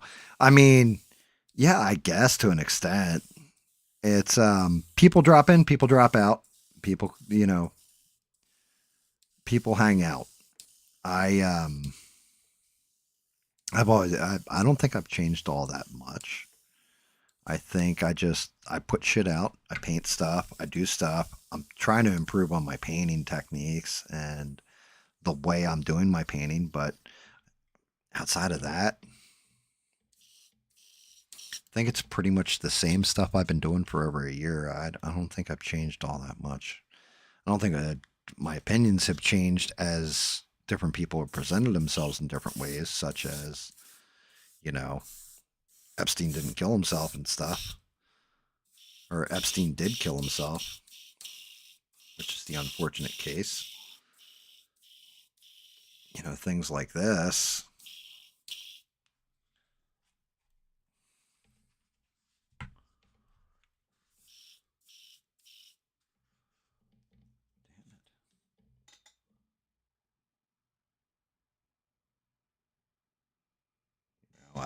I mean, I appreciate that, Retro. I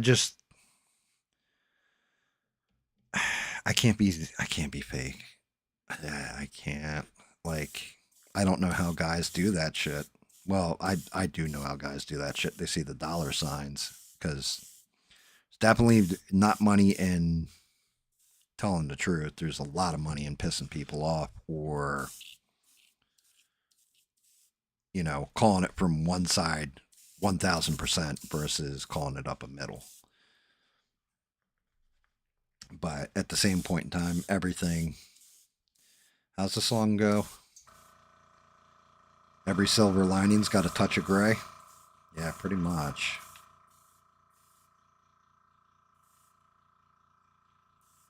There's got to be a touch of gray.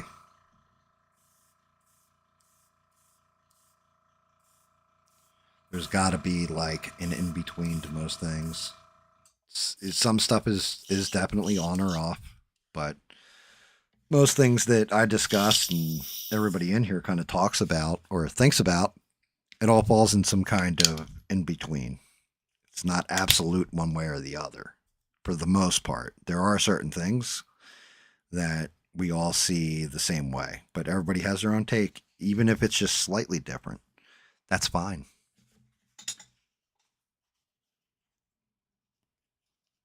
Every silver lining has a touch of gray. Well, wouldn't that be the, you know, a rainbow coalition then, Mister? Is that what you're saying to me?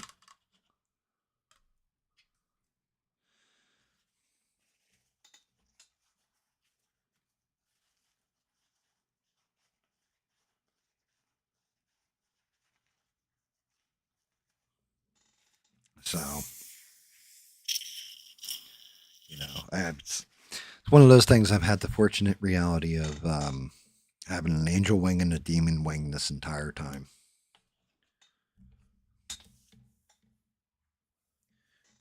Trying to be balanced, and also, you know, for people out there that think they're nuts or being gaslit, sometimes you are.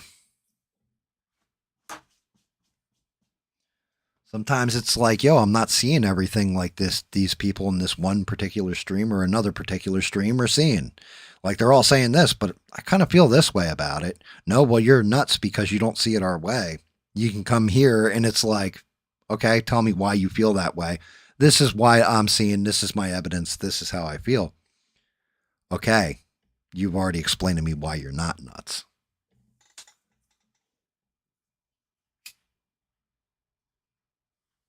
Oh yeah. Well, that's just it. Retro. I say that about my demon wing. I'm actually blessed that I wasn't a good guy my entire life and all this.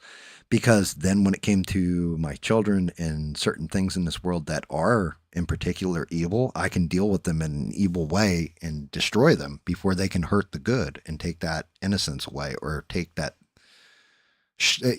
block that light out. I can be the one that walks on the, you know, in the dark, so to speak, to take out the dark and still have the light to do it. If you do stuff that falls in there in that gray zone for the good reason, or the right reasons. The right reasons are never the easy thing to do.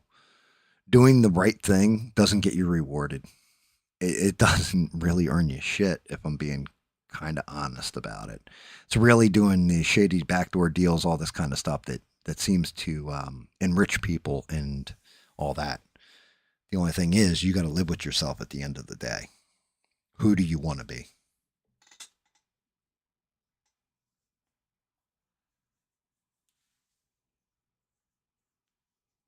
Oh, shit. Congratulations, mister.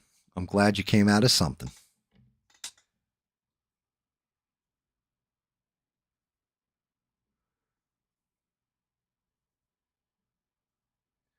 Yeah, I mean, if you ever cross real evil, that's one of those things that I'll never understand is, well, you did all this evil stuff and I forgive you. Motherfucker. Erica Kirk coming out and saying like, oh, well, you killed my husband, but I forgive you. Like, no.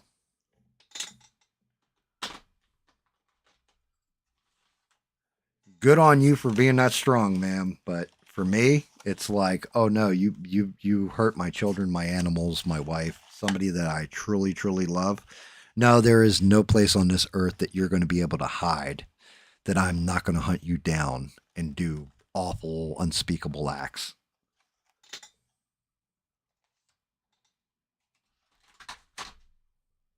You don't get to just walk away, sir. You have won the pony, as they like to say.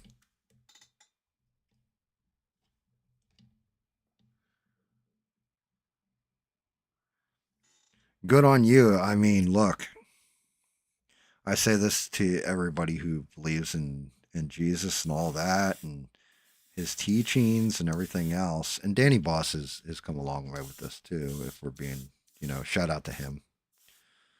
But yeah, for me, no. I can't. I can't just, I forgive you for destroying something that I loved. I couldn't. I could never do that. Doesn't matter how much I believe. Nope. The guilty will be punished. I would become Frank Castle. I would become the Punisher. The guilty will be punished.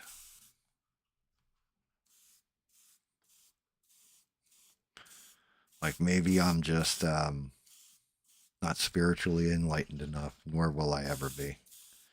And I'm sorry if that offends anybody, but I'm honest.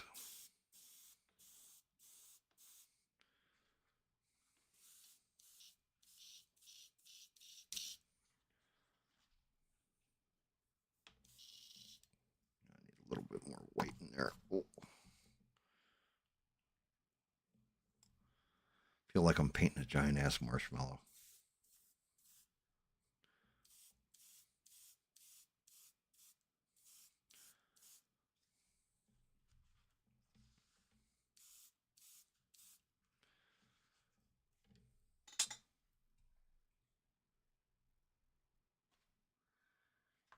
Yeah. Well, I agree with you, Bob. You know, you don't want to see, I don't want to be that person either. Like, that's the whole thing. I don't want to be the bad guy. I don't want to be the guy who has to do that kind of. I want to be the nice guy that sits in a room with his dolls, as Mister says, painting them and creating stuff and living a good, quiet life. That's who I want to be. Sometimes you just leave people in that place, and that's your best bet. You know, like just leave people to being peaceful, enjoying their lives. All that. You don't have to rock the boat, and fuck things up. And yet, some people, for some reason, don't get that memo, or think it's funny to be cruel and destructive. All right, so here's where we're looking at with that smoke. Did I get the undertoning right? Let's see. Yeah, I think I did. I think I've got the undertoning. All right, cool. Bet. All right. Now for the fun, unfun part. Let's take a look at our reference. So, the underpinning on Hobby's costume is blue, metallic blue, really, and orange. So, let's see. We're going to go with the blue first. Orange, nope, you're out. The glider, that can go aside. That's all orange. Pumpkin bombs. Leg, yeah, you're 1000% blue. You, sir, are 1000% blue. A footsie? Nope. You're going to the orange side. The arms. Shit. All right. So I'll be able to get to right about that line, I think, with the airbrush. I don't want to blow into the orange. I will fuck it up. Let's see. His dingus and his bungus, they're both orange. So that can go aside. Chest, no. The hat, no. The cape, no. The head, definitely not. All right, so looking at these. These are our main pieces with some sparkly blue, like when Smurf masturbates in a box of sparkles.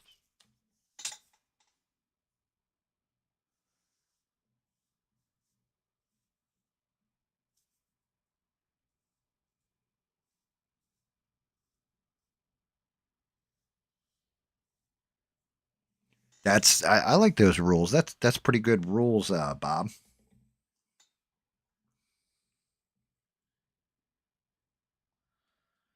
Yeah, you need rule number 4 is don't trust a fart, right? Rule number 4 is always let loose a test fart. Because you trust a fart, and that's the easiest way to shit your pants.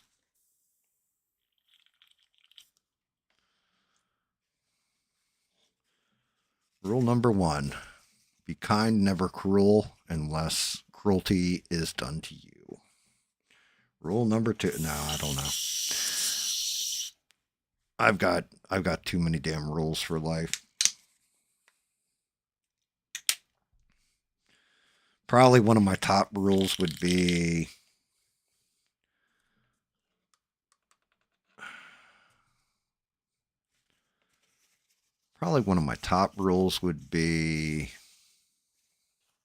it's okay to get fooled once.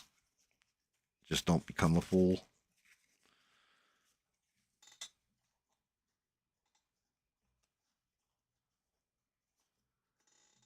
I don't know. I wrote down a bunch of rules at one point in time.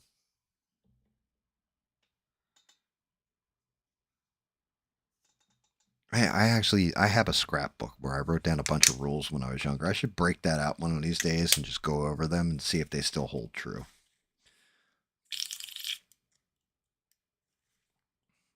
I know one of those rules that I had that was like later on in the set was whenever somebody promises you the world, never believe nothing that they say.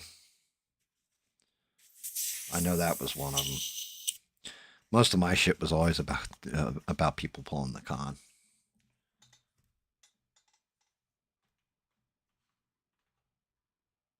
All right, that's gray blue.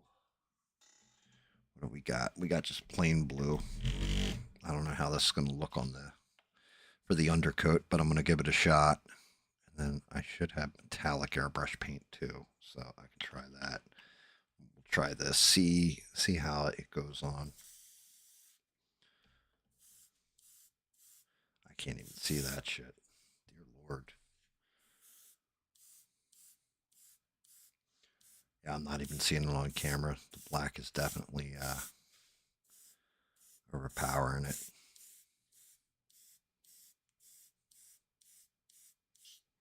I just need to light coat this.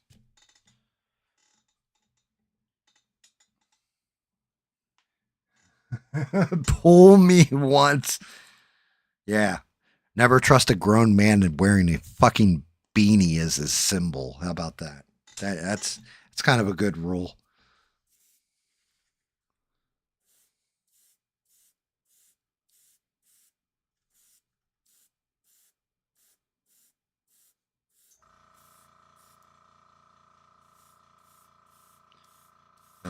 That's a fun one right there, mister. Don't get pulled again.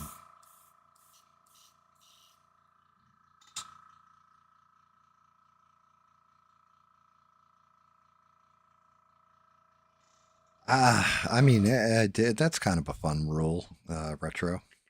Only thing is, there's times where I wake up totally pissed off, and then something throughout the day makes me happy. So I don't know. Unless you're talking about the person sleeping next to you.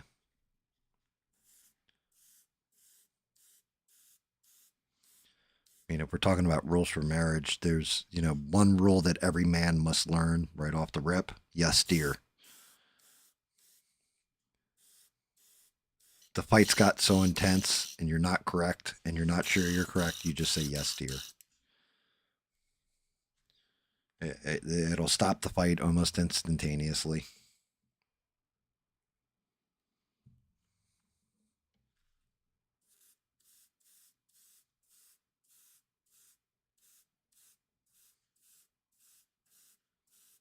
Yeah, you can't even see the fucking blue. It's going to take like 3 or 4 coats to stack this shit out, which is crazy.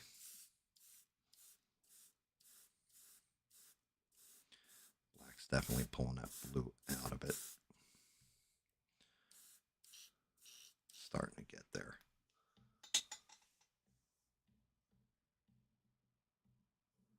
You got to go back and listen to what Tim Pool had to say for himself. What part did you want to know, Retro? I can catch up.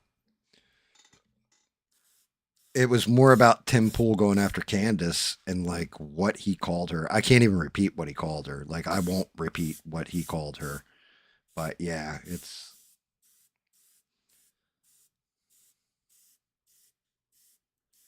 it was words that I would never use on a woman. Pretty much it will get you killed over here by anybody who has ever been married. You call your wife that and she takes it like with a grain of salt, you probably married a weak woman because no self-respecting woman I have ever met, if you called her that and didn't murder you.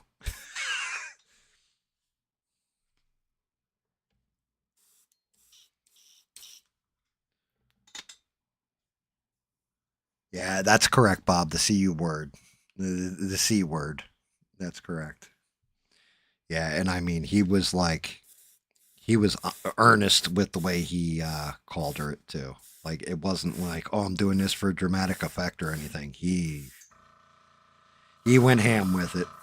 He just, no problems at all. I played the actual clip. The clip's on Twitter. And, you can look it up.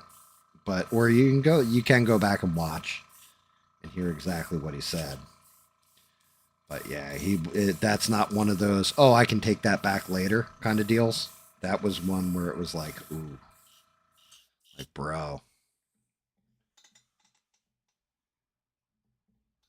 Tell us how you truly feel about this woman.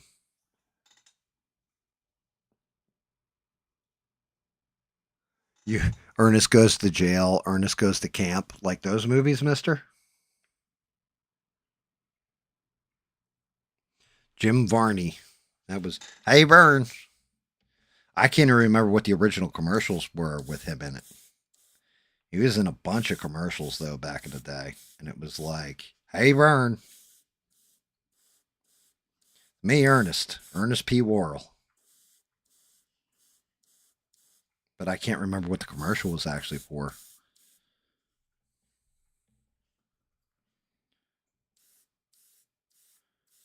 I used to love that shit when I was a kid.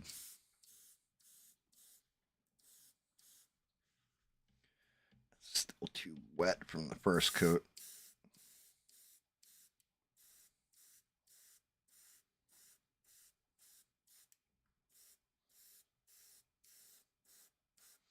Blue actually starting to stack out now. You guys actually, yeah, you're starting to be able to see the blue a bit.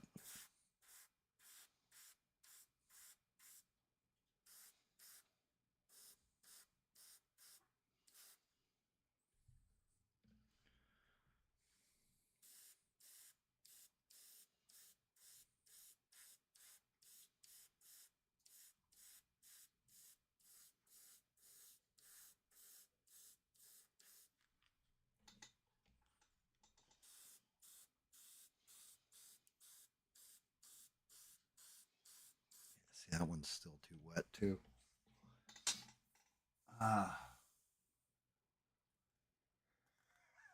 Mr. Dear Lord.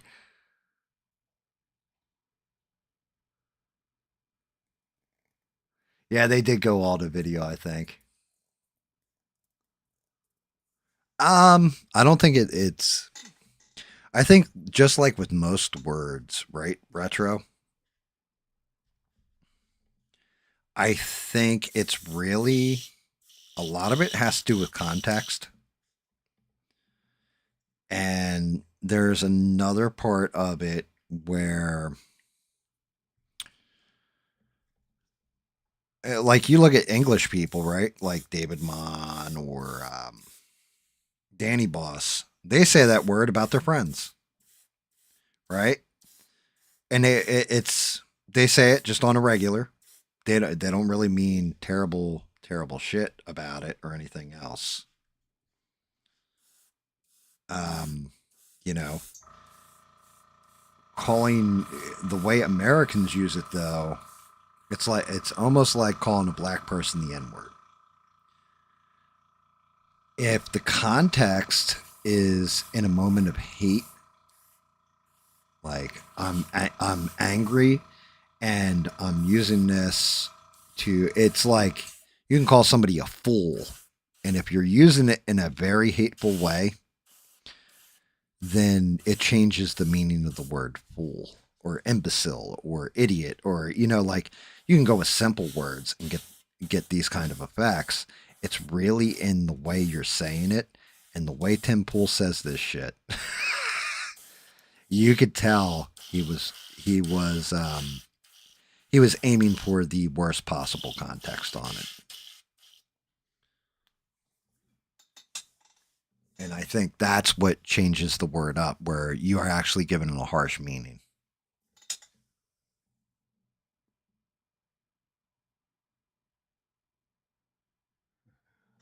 All right, Bob, you have yourself a great one, brother.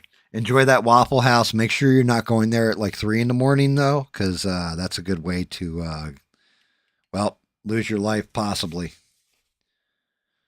You know, that's one of those, be careful at a Waffle House late at night. No good happens ever. And if, you know, you're in Waffle House and you hear somebody yell world star, get to running, Bob. That's my advice to you. Means somebody's about to get jacked up.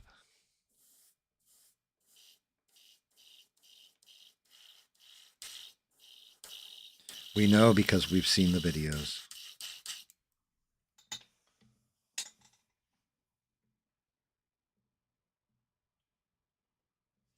Yeah, I've never been to a Waffle House either. Now that you mention that, Mister, it's definitely I've never eaten there. I've eaten at Denny's like way late in the morning, but I've never eaten Waffle House.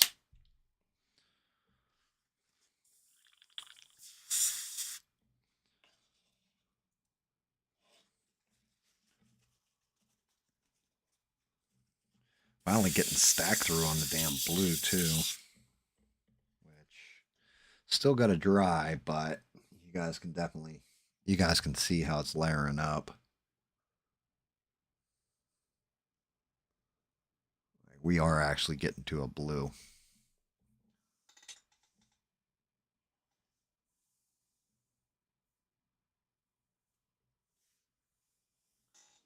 A Waffle House.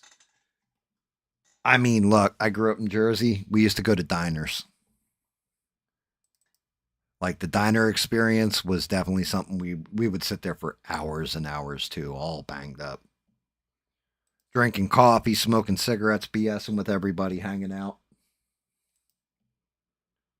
That whole chestnut.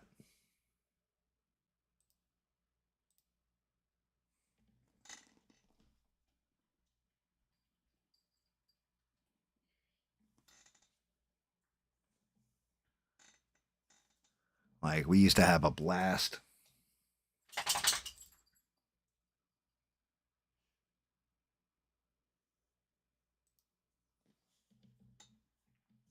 Fun times, good times, guys, good times.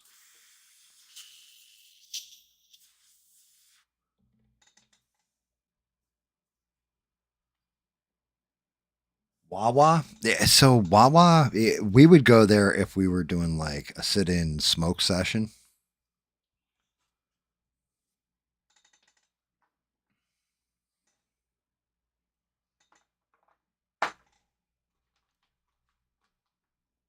If we were doing like, like everybody was going to get blazed for the night, one person would make a Wawa run. But when I was, like definitely, when I was 17 was a very good year. When I was younger like that, we would all go to the diner. We'd have discussions in the diner. Like one of the things I loved and always resonated with me was, and I'm sure you guys have all seen this movie, but Reservoir Dogs, when they're in the diner and they're having the Madonna discussion, we'd have stuff like that. We would discuss, we would have just different conversations like this. Like, we would talk about religion. We would talk about everything in the diner. Everybody just go there and hang out.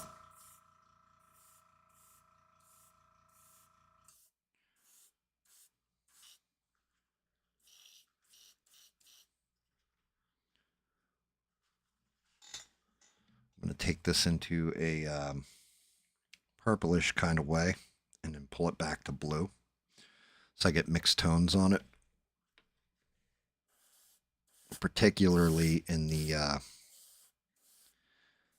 little slice joints here. Like the little muscle architecture. This way I'm getting a better layer of color as I come out of it for shadowing effect.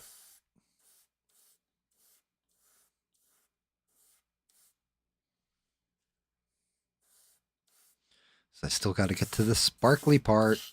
Anywhere where it's dark, though, I'm trying to accentuate it with a little bit of this purple.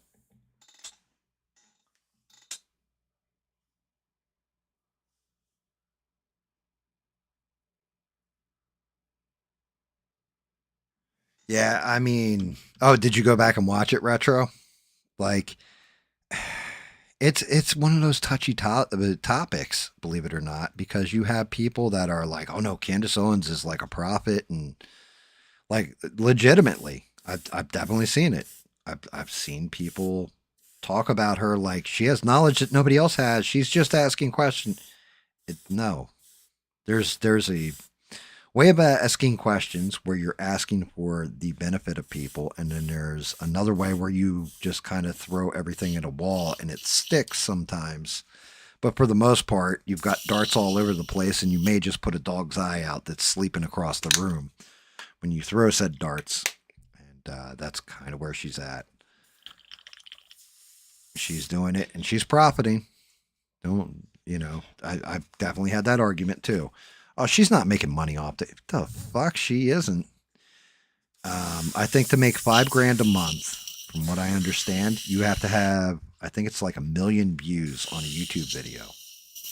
Every video she's been putting out has a couple million views. So figure each one of them is 500, or $5,000 each live stream, and that doesn't include the super chats. That doesn't include the paid sponsorship she runs on the show. That she's making a really good chunk of money.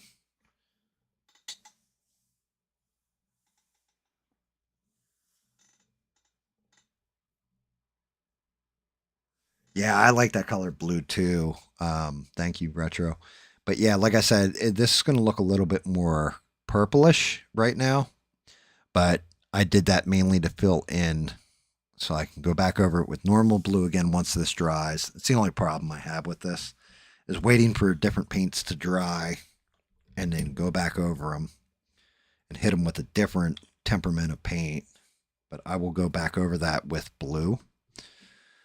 And then, let me see.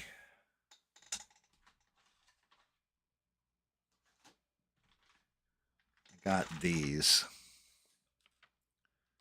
And I should have basically sparkly blue. Like, I think it's called Arctic blue.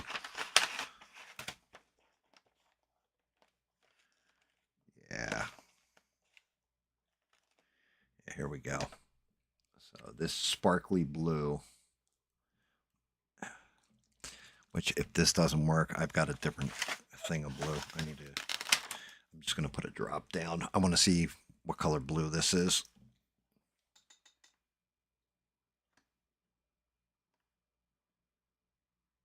Yeah, well, Smurf was on last night, guys. Smurf's at work. I talked to Smurf last night. He was in Discord. We basically were in Discord. Smurf, myself, Perry was there. Perry had dropped in. According to Smurf, he said Devin dropped in too for a little bit and was talking. In the normal voice chat, the general voice chat, anybody can get into. It's the GAM live one that's locked. But yeah, Smurf was in there. We were talking about all kinds of different things. He's been working. They put him on day shift, which is why he would miss the streams or whatever. And then he was hoping there was going to be a stream last night, and I had to tell him like, nah, brother, like, I didn't know what happened to you. Nobody knew what happened to you. But yeah, he was in there all night last night. Like we were on till 5, 6 in the morning Eastern Standard Time. Just having conversations. Smurf and I have always told you that we do the same thing offline when we're not streaming that we do online when we're streaming. Like we sit there, play games, and have conversations with each other. David Mon was in there too. He hung out with us most of the night. Smurf's daughter was in with us too most of the night.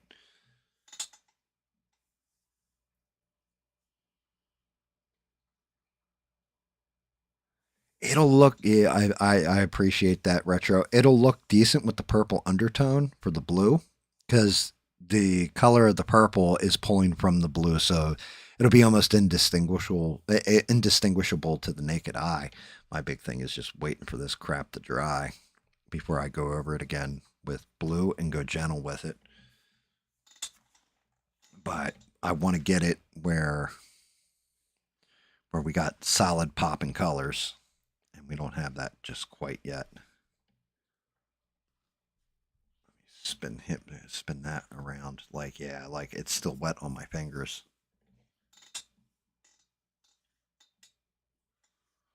Now, Smurfette's his wife. Smurfberry Pie is Smurf's daughter.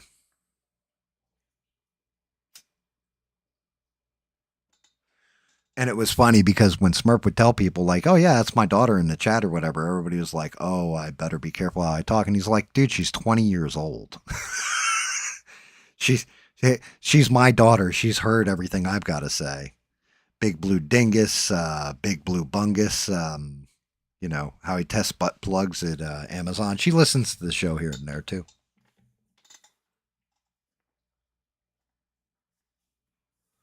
So I do think that is funny.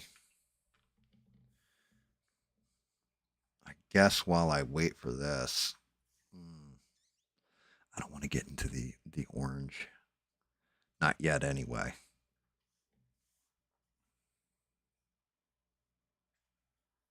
Which the orange is going to be interesting because I'm probably going to have to mix up my old craft paints. Like do a color mix between the two craft paints and get them and thin them down. Because not only do I have different hues of orange, I also need to get in there, like I got to go brown orange. I got to go to more of a yellow orange too.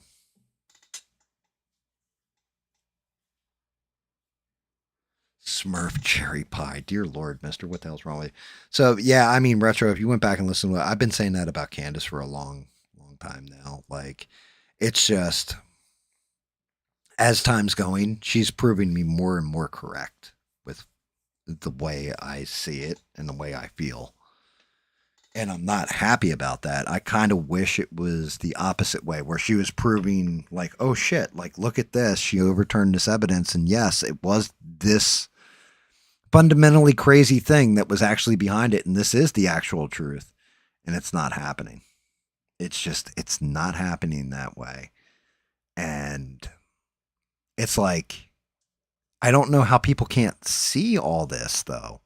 Like, how do people watch it and not go, yo, you said this is bullshit? How are people not calling it out? I know what I can do while this is drying.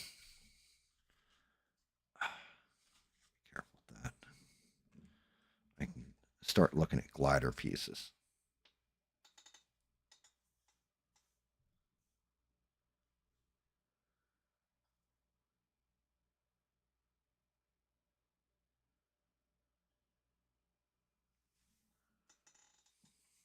Dude, that's funny. Well, one of mine, the one meme that I think is the spot on meme for it is, it's like the little girl and she's like looking all menacing at the camera in the foreground, and in the background there's firefighters putting out a house that's burning down, and somebody labeled it like Charlie Kirk's legacy on the burning house, and then the little girl in the front, it's like Candace Owens.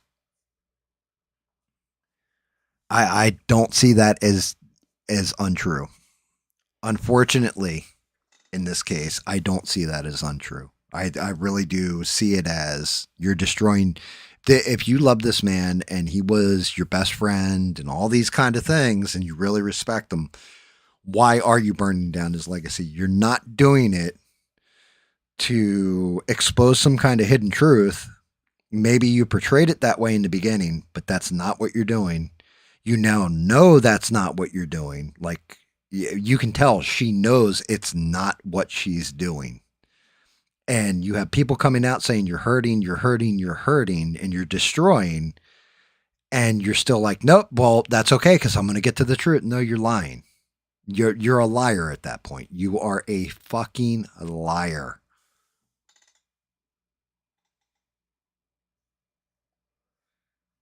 And mister, you have a great night, brother. Always a pleasure, my friend.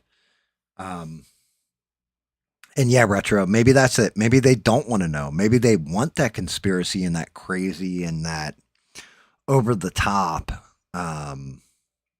framing and going about it that way. You know what I mean? They want that, oh God, it's got to be a huge conspiracy, and are those people the crazy people? Because if so, you just expose like 1 million plus of them, right? I don't know. I want to see what happens with her show. If Erica Kirk stays doing what she's doing right now, going out there and saying stop and all this, and Candace keeps going. I want to see how many people stay on the train. I want to see if those are, what their intentions are. Like, was your intention the whole time to burn down Turning Point in Kirk? Was your intention to actually, like, get to a truth? I want to see a show. If Candace was earnest and honest, I think she would come out and say, okay, I have been a little harsh on this. I have been a little harsh on that. I am just kicking over rocks, trying to figure out everything, but I understand it's hurting people. I'm going to calm down my rhetoric on this. She's not going to do it because then she's going to lose clicks. She's going to do whatever inflames everything more to get more clicks.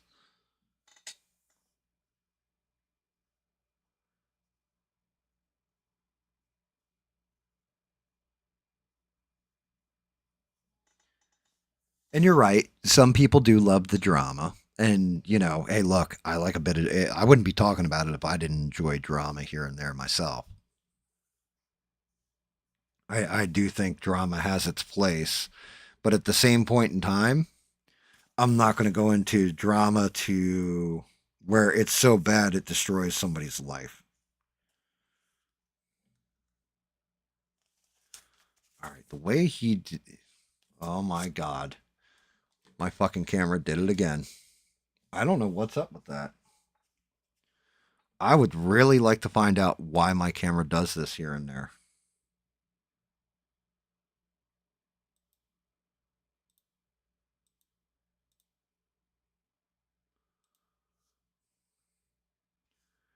There's something with it. I don't know if it's like a bad cable or what.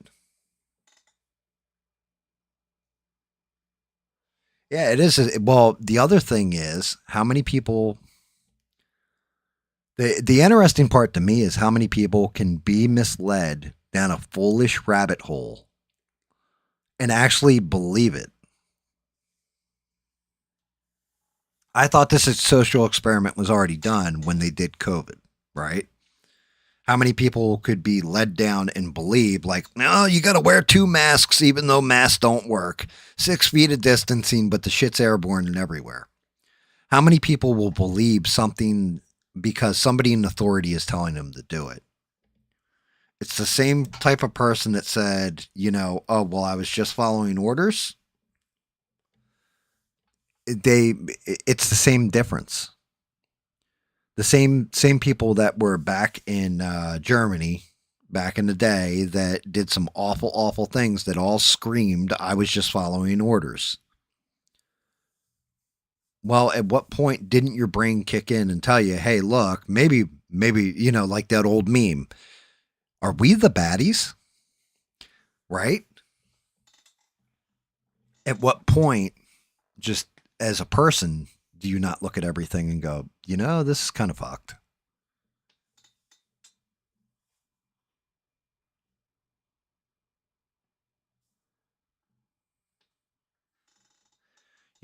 And then at that point, you're invested, right? So instead of reversing course saying, hey, look, yeah, I was a little fucked up here. I made a mistake and let me correct that and everything else, which as far as I know, and maybe Retro can back this up, I believe that's the Christian way of going about things, right?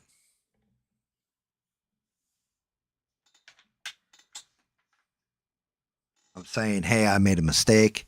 Forgive me for I have done this evil. I think that's more of a Christian ideology.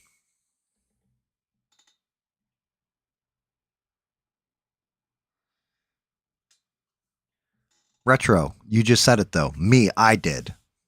Right? I bought into it. I believed it.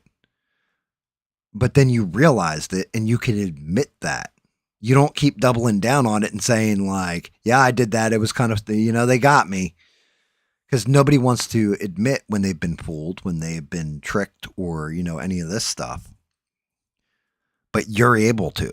Why is that? And why are so many other people not able to? Like, oh, no. The vaccine was exactly what I should have gotten.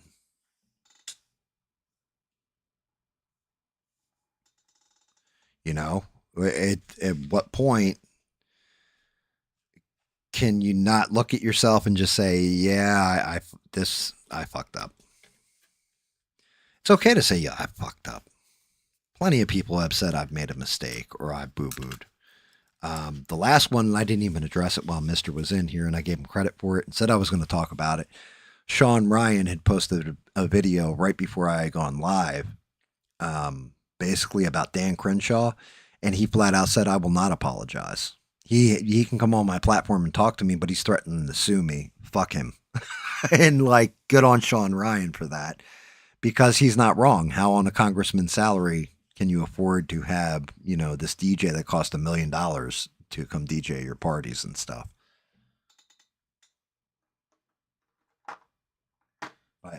I find Sean Ryan to be one of the most credible people in the podcasting space because of that. Same thing with Joe Rogan. Joe Rogan questions everything.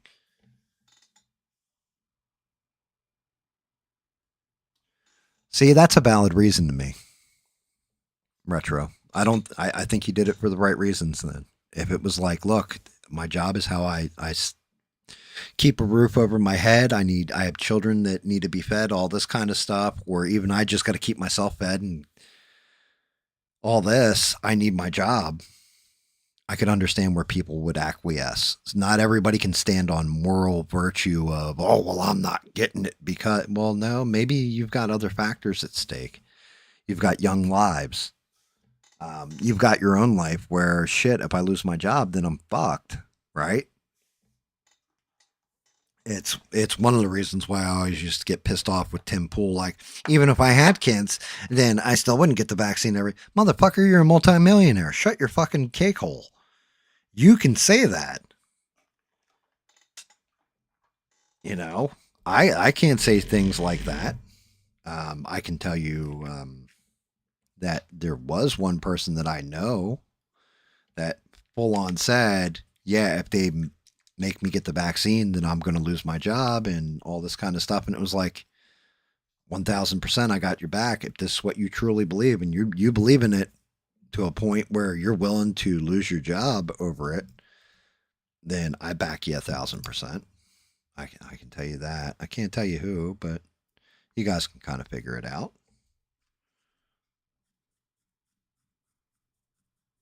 Sparkly.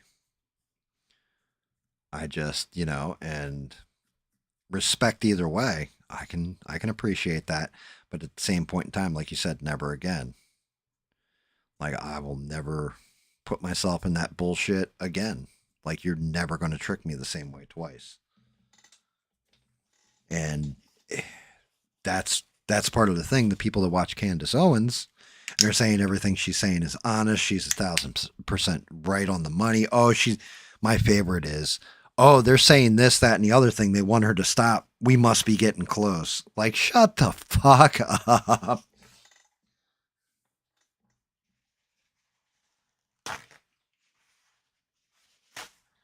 My whole thing is, I don't want her to shut up. I want her to keep going. I want you to just prove how crazy you are, and you're eliminating a lot of people that I would have been like, oh yeah, you know, we should listen to this person. They're 1000% credible. Yeah, let her keep talking. But, you know, also realize that she's not doing it from a place of, oh, I'm trying to enlighten everybody. I'm trying to find a murderer here. It's 1000%. I'm trying to enrich myself, and I don't care whose legacy I destroy. I don't care who I hurt. I'm just going to claim this shit's, you know, pretty much the absolute truth. And I'm just asking questions. No, asking questions are stuff like exactly what Ian posed earlier in the stream, which if you weren't here for it, he posed stuff like, okay, 30-06 bullet. How didn't it blow out the back of him? How, you know, what else did you pose? You posed a bunch of questions, and like Ian was spot on the money. Those are the questions I want answers to. That's the stuff in the investigation that I'm like, yeah, I kind of see this to be bullshit as well. But I'm not talking about Israeli involvement, Egyptian planes, the Trump administration being in on it, or any of this other like, yo, okay, Like you're making it out like this is some great JFK assassination plotted mainly by Israel is my big key takeaways that I've gotten from Candace Owens, right? And I'm just like, okay, if that's the case and you speak out against Israel, all this, how come they haven't shot Nick Fuentes to death? How come they haven't taken Tucker Carlson out? Or any of these other people that have come out and been pretty staunch? Dave Smith. How come they haven't even, like, put a glove on Dave Smith, even though he's exposed to all kinds of shit along the way? Jimmy Dore. How about him? He's done tours and over in other countries. How come you haven't? How come Jimmy Dore's not good? Oh, just Charlie Kirk. I got you. You're telling me the guy who, up until his dying, so this was another one that got exposed recently. Was Ian Carroll saying that Israel did this to Charlie Kirk? However, a couple days before, like the day before Charlie Kirk got assassinated, Ian Carroll puts out a tweet saying he's in the pocket of Israel. Like he's in Israel's pocket. So wait a minute. So you're telling me in one day, everything just flipped around and all of a sudden he was against Israel and hated Israel and everything. This is the premise you're going to run with. But you publicly went and said he's just a shill for Israel a day before in a tweet. Like, shut your fucking whore mouth, sir.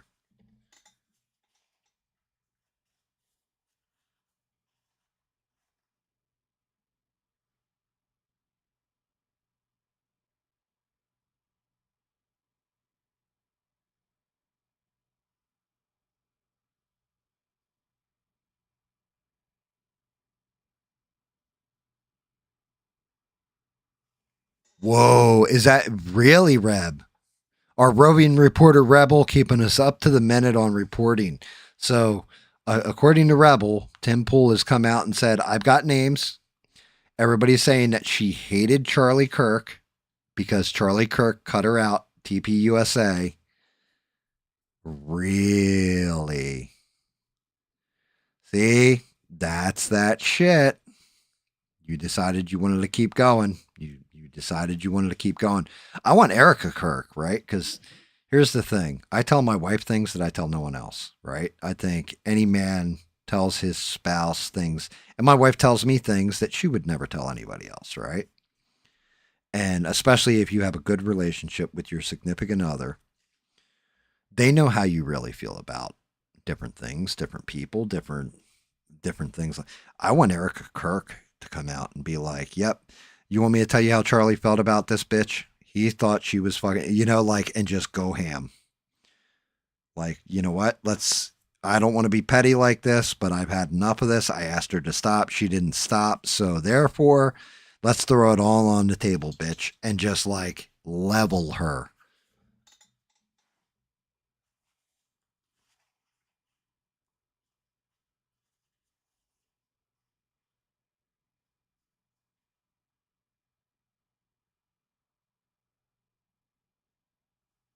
Yeah, this is the stuff.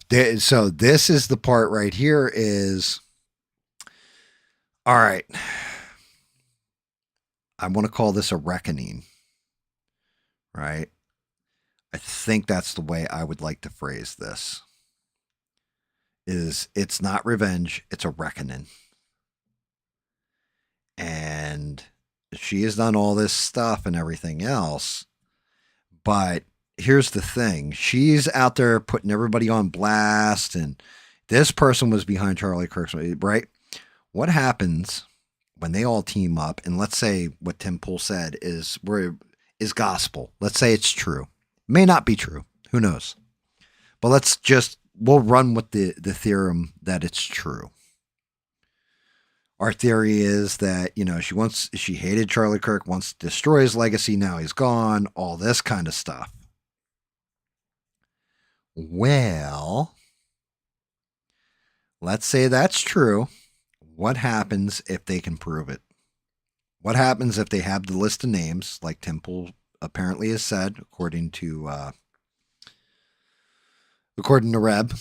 Let's say Tim Pool actually does have the names. He released that list of names. They bring those people in. Those people basically on record, everything else saying, yep, this is what she said. She said it to me here. She said it to me there. She said it behind the scenes, off camera, all that. And now all of a sudden, this entire, I want to call it like a witch hunt, but this whole narrative that Candace Owens has constructed, it all gets turned around on Candace Owens.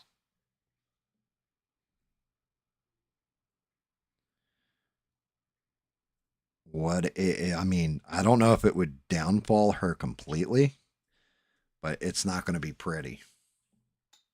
And my God, I am getting pissed off of my camera.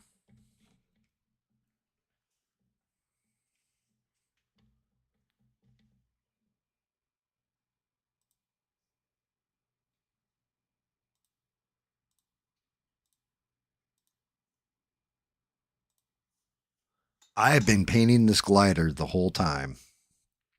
And yeah, not paying attention to the screen, all that stuff. And yeah. As soon as I go to check to see how the wings and all that for the glider are coming out.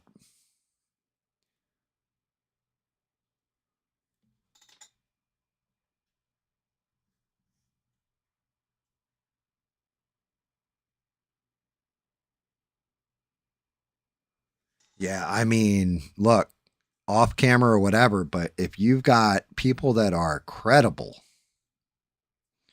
So, I mean, 1000%, like Rebel said, I do know they didn't tell, you know, like, oh, you can't be there anymore, right? Stuff like that, but they definitely weren't inviting her. One of the other things to me that was kind of telling is you had the president of the United States, the vice president, all this for the viewing and everything of Charlie Kirk's body. How come Candace Owens didn't go? She cited security concerns. Oh, I'm afraid somebody will kill me, or, you know, all that. But Trump can go? You don't think Secret Service swept every inch of that place? You don't think that you think Candace Owens, you are more important than your safety is of greater value than the president of the United States, yet he went without fear after being shot in the head, having the VP there too, which, if I'm being earnest, they probably shouldn't have the VP and the president in the same place. That's how you get a bomb planted and the overthrow of our elected leaders, where it would have fallen to Mike Johnson would have become president as Speaker of the House if something tragically were to happen to those two, right? The succession. But at the same point in time, that's how secure that place was, and yet you didn't go. So why didn't you go? I know why I didn't go to my friend's funeral, my best friend's funeral. There was quite a few reasons. Number one, there wasn't even going to be a body or anything. He was already cremated. They harvested organs and he was cremated. So there wasn't even a body to carry to its final place. Me going back to my old surrounding, like I have a whole, going back would have taken focus off of his funeral. And I didn't want focus on, hey, our friend's back. I wanted focus on him, on his funeral. You know what I mean? Like I would have gone back for the first time, I think, in 10 years. Something like this.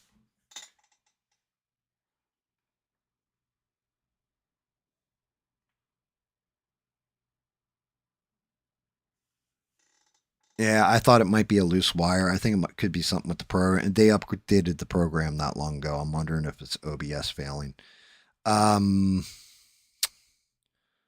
it absolutely could just be a loose wire. I might have to get another USB-C cable.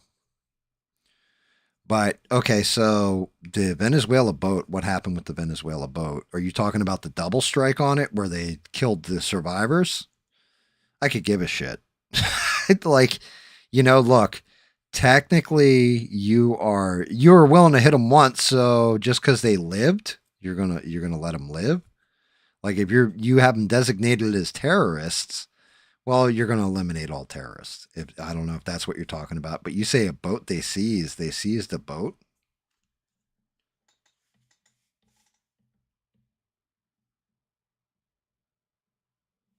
Wait, what? My left hand is my wedding ring. Simple silver ring. I didn't want anything fancy. Actually, to tell you the truth, neither did my wife. We were both broke at the time we got married. And that ring has not left my finger since I put it on and said my vows. And it won't. The only way the ring leaves my finger is somebody cuts my fucking finger off. That thing is on there permanent.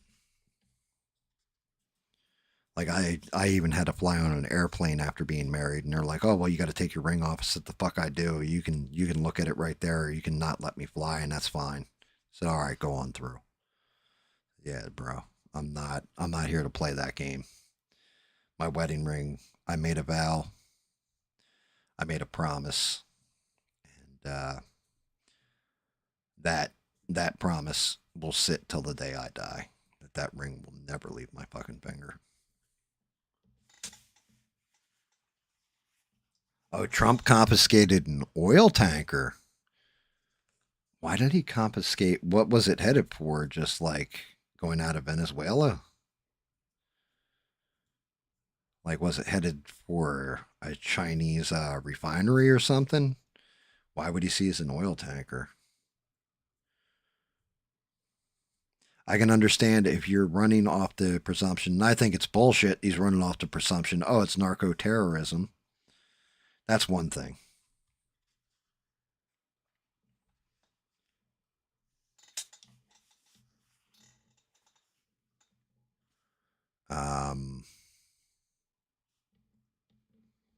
Yeah, that's 1000% one thing. If he's going off, it's narco terrorism, but you can't bankrupt a country. Like that's almost as bad as cutting off the supply lines and letting all the children starve. Like there's just some shit that you shouldn't do. So I don't know why he seized an oil tanker. I mean, what was the presumption on it? Was it under the presumption of narco terrorism? Like, oh well, they're going to use the money that they're getting from this to buy more precursor for drugs or something? I'm not.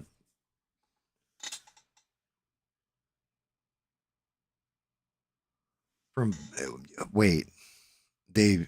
All right, hold on. Let me think about this. So, was it unrefined crude that they were sending to Iran to be refined? Because that doesn't make a lot of sense. Iran's got like that. I mean, all those Saudi, the Arabian countries, that's their big moneymaker is the oil.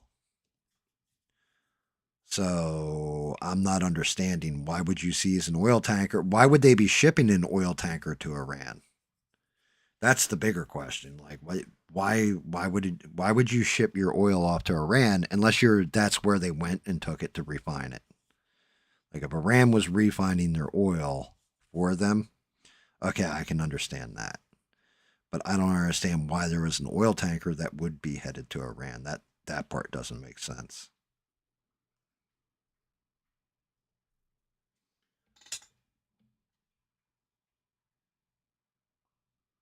Oh, you thought the camera was reversed? No, no, no, no. That's actually my left hand. It's my wedding ring.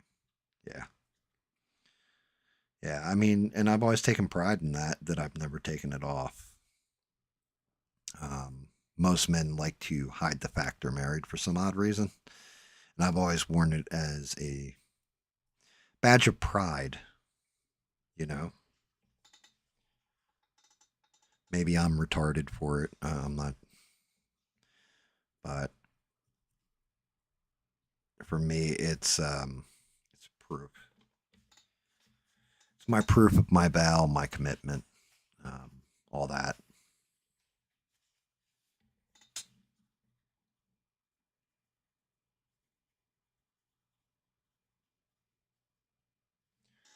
How are they stopping a war though? Because they're actually starting a war. Like this is where I'm confused, Rab. Does that make sense to you? Does that pass a smell test? You know, um, something about it.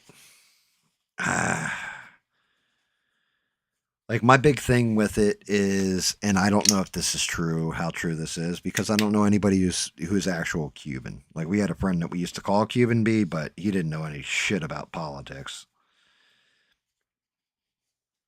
So the whole thing I had heard, the sideways thing I had heard. We got base body painted on this. Let me see. How does that look? Yeah, it looks kind of sexy. I still got to hit all this, but I want to paint this red in. Do a fade out with it.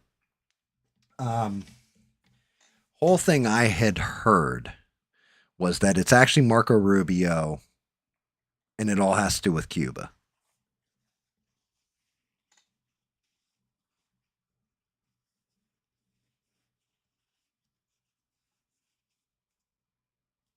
So the ship wasn't going to Iran, it was going to Cuba, right? Trump doesn't strike me as the type of guy who gives a shit about any of that, but Marco Rubio does, because the whole thing is, you know, famously his family fled from Cuba, right? Supposedly, I think that's the way it works. I think him and Ted Cruz, both of them, had family that, I want to say it was Ted Cruz too, that fled from Cuba. And yeah, so if they're seizing their oil now, you're starting to choke that government out and starting to hurt them. It sounds to me like, if I'm actually breaking this down logically and looking back historically and everything, it sounds to me like they're trying to destabilize the government, get the people to rise up against the government and overthrow them because they, by hurting the people. And then logically, what would follow is the chick who won the Nobel Peace Prize over Trump, they would be able to wipe that. It's a regime change 101.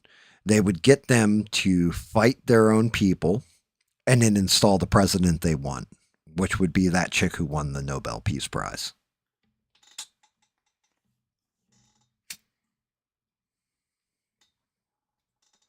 My big problem with this is every time there's been a regime change war, see Syria, Lebanon, hell, Iraq, it always ends badly for us. There's some kind of faction that comes out of it that we end up fighting. ISIS, Al Qaeda, like these little offshoot terrorist cells. And it's one thing if we're doing that in the Middle East, they still got to get across a couple oceans to get to us. If we're doing it in South America, man, that's a hop, skip, and jump away from America. And the border is pretty much locked down under Trump. But what happens when Trump's not in control of that border anymore?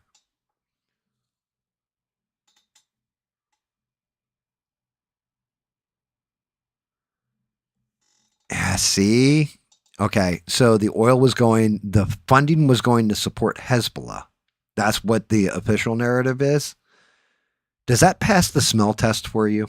Like, I'm asking in earnest. Does this actually pass the smell test for any of us? It doesn't for me. Personally, it does not pass the smell test. Why would Venezuela, a country that's pretty well fucked, be trying to fund Hezbollah to wipe Israel out? Why wouldn't you just enrich yourself with that money if you're poor? You're a poor country. Doesn't make sense.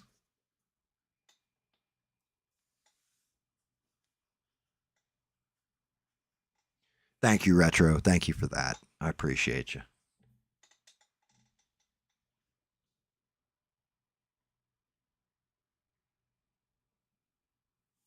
Yeah, and the Rubio thing, yeah. Okay, making sure my camera didn't shut down. Maybe it's going to power save mode or something because I'm not moving in front of it. I don't know. Yeah, it just, for me, guys, there's something about it. It just doesn't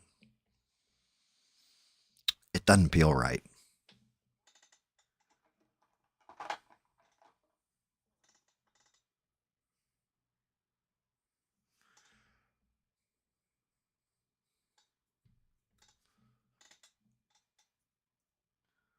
Like, funding a terrorist organization, right? You would do that if you've got some sort of wealth or a personal grievance. What is their personal grievance with Israel? Why would they be angry? Why would Venezuela be angry at Israel? Because what the United States supported, like that just doesn't make sense.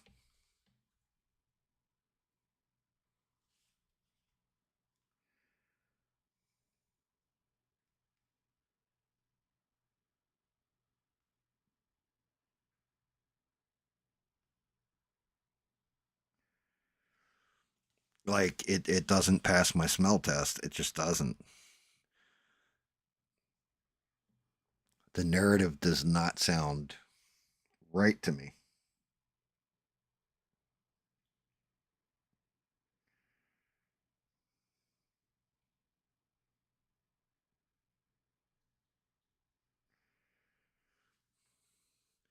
It it doesn't. I get the BRICS thing, but even then, Venezuela, at this point, they need the money way, way more than anybody else.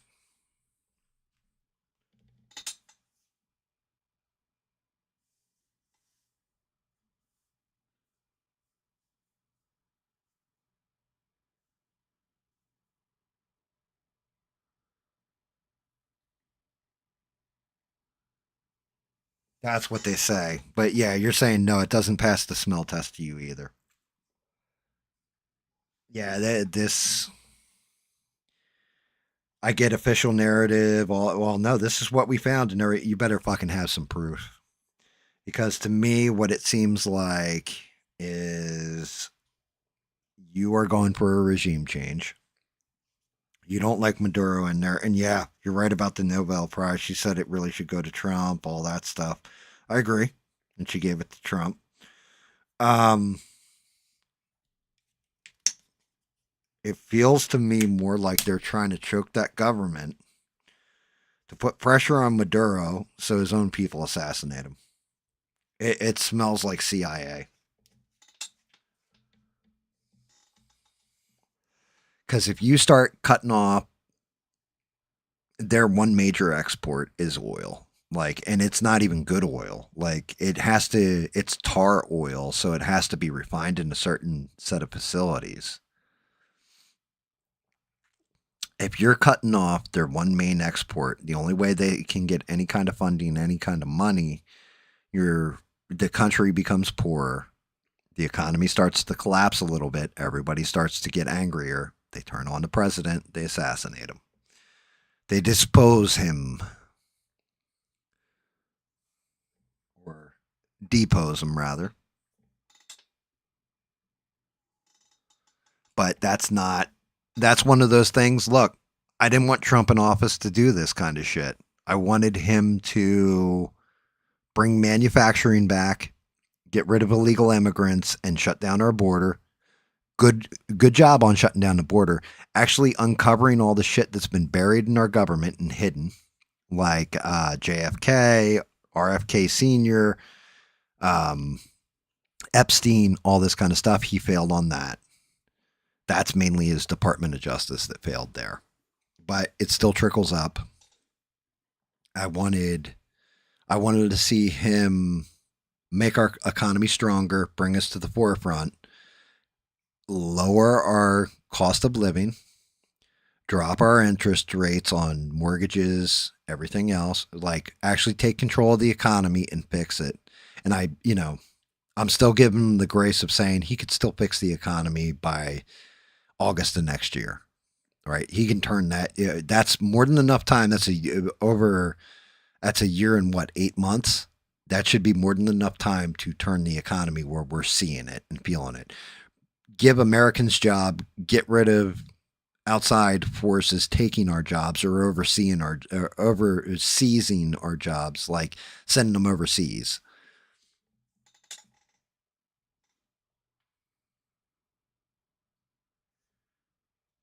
we have plenty of, actually, to tell you the truth, America, believe it or not, has a shit ton of rare earth elements. They're just not allowed to dig them up.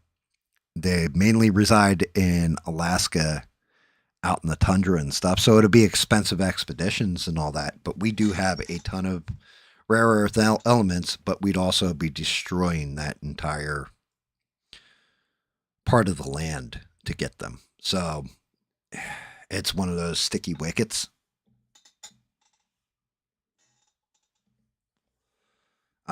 The other thing was we wanted Trump to end all the wars. So in the Ukraine-Russia thing, remember that's going to take a day.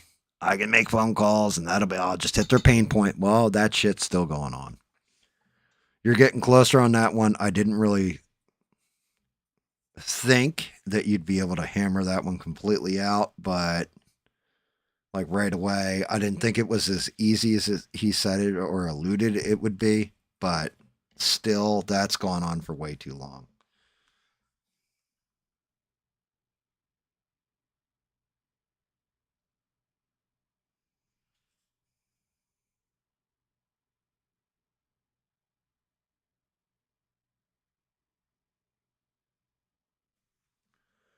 And these are going to be a bitch.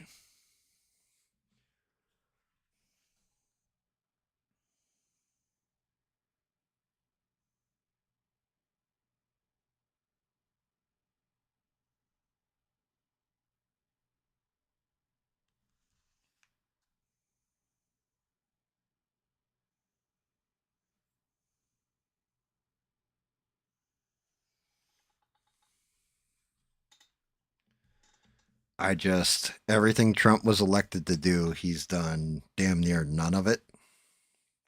In certain cases, has made things worse. Some cases, he has addressed it and fixed it. I don't know, guys.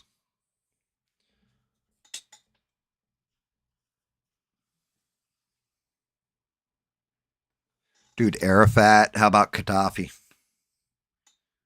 Gaddafi, dude, they raped him to death. No polite way of saying that.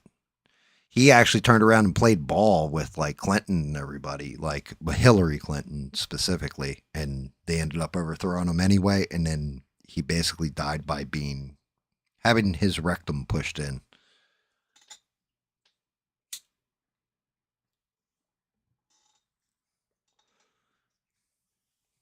You know, things like this. And it's the stuff that we wanted to end. Like, well, me as a person, I wanted to end. I didn't vote. I didn't vote in the last election. I don't vote in any fucking election. Except for if they're local, like, councilmen, shit like this. But when it comes to the grand stage, because still my belief, you vote for the lesser of two evils, well, you're still voting in evil.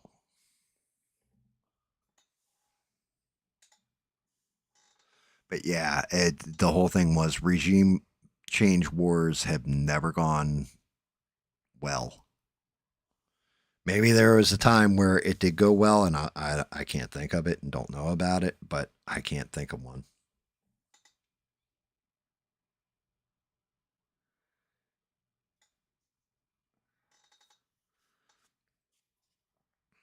Yeah, and Canada, I mean, this is the whole thing, though. We look at the UK, we look at Canada, we look at these other places, and it's like, well, are they doing better? No, they're doing much, much worse. But that's like saying I'm the smartest retard in my special needs class, right? You're still a retard. You're still in a special needs class, even though you're the best of them. Like, just because we're doing better than bad doesn't make it good.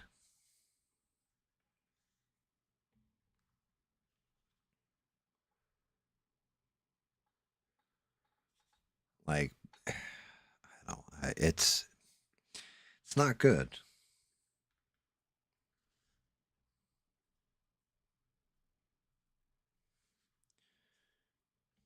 I love the argument of, well, but the U.S. is doing better than, okay, how come we're not doing good then? Like, you're telling me the best you can do is just not bad? This is unacceptable to me.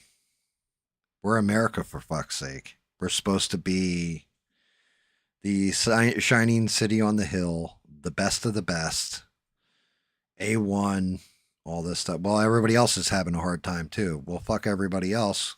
Why are we having a hard time? Well, you see, you know, we don't like Maduro. Well, I don't care. I didn't vote for Maduro. I didn't. Well, actually, I didn't vote for Trump either. If we're being honest, but you know what Maduro does in his country doesn't concern me unless it's coming into America, which is why they're framing it like, oh well, there's precursor drugs, all this stuff going on in Venezuela. That's not the case. There aren't precursor drugs. There aren't that kind of shit. That's all Mexico. How come we're not going hardcore on Mexico? Hell, it'd be a lot closer and a lot easier to fight. Why? Because they are complying with guarding our border right now. But that, never mind that you can bribe a border guard to get your drugs across easy.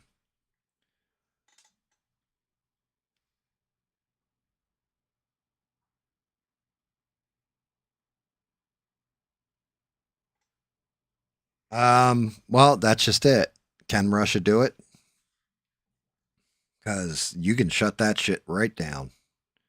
That's one of those things they can control, in my opinion.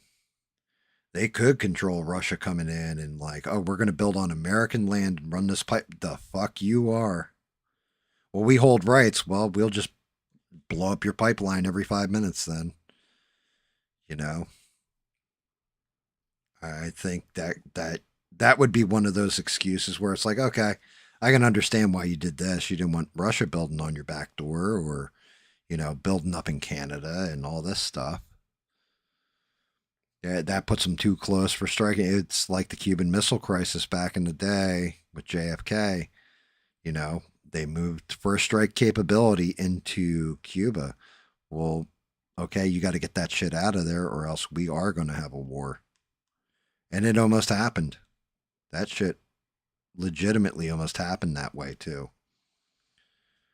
If it wasn't for whoever was in charge of Russia at that time and JFK, they were spouting bullshit at each other in public, but behind the scenes they were having discussions and negotiations through a private wire. And there's actually a movie that came out a while ago. It was called 13 Days.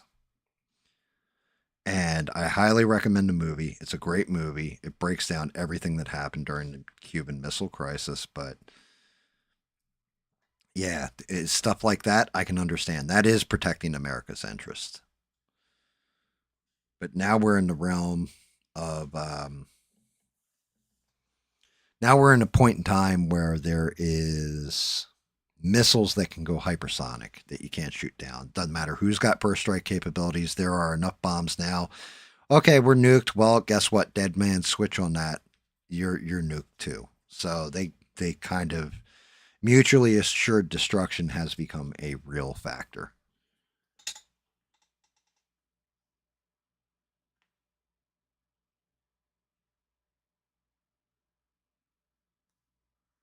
No, you're fine. I'll tell Sheree if I talk to her. I'll send her. I'm going to send her a message after I get off tonight and let her know. Beans is probably listening in right now, retro, and she may not be able to check the chat or chat because she's working at the tuna factory.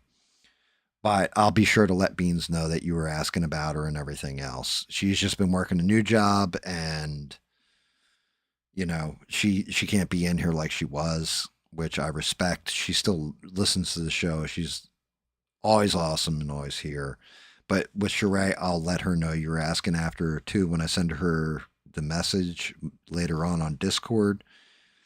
Don't feel bad if you don't hear anything back because I haven't heard anything back in a while from her. So, yeah. But I will pass the message. I will absolutely. And thank you, Retro. It's always great to see you. And always happy to have you here discussing things. You're awesome.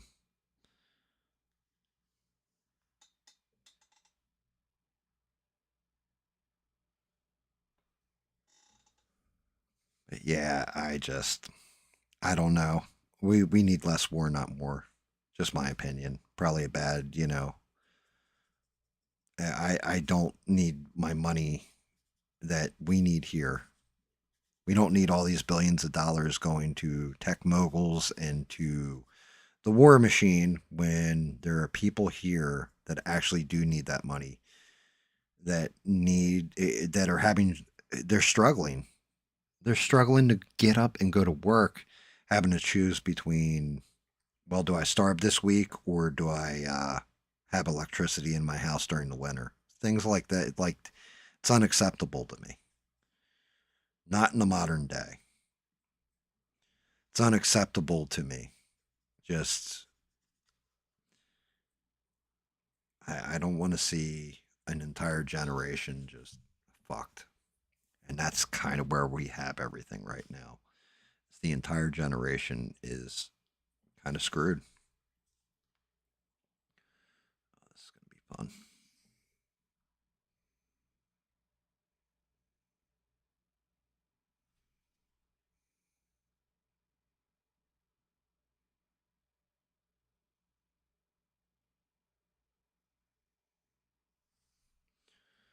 There we are.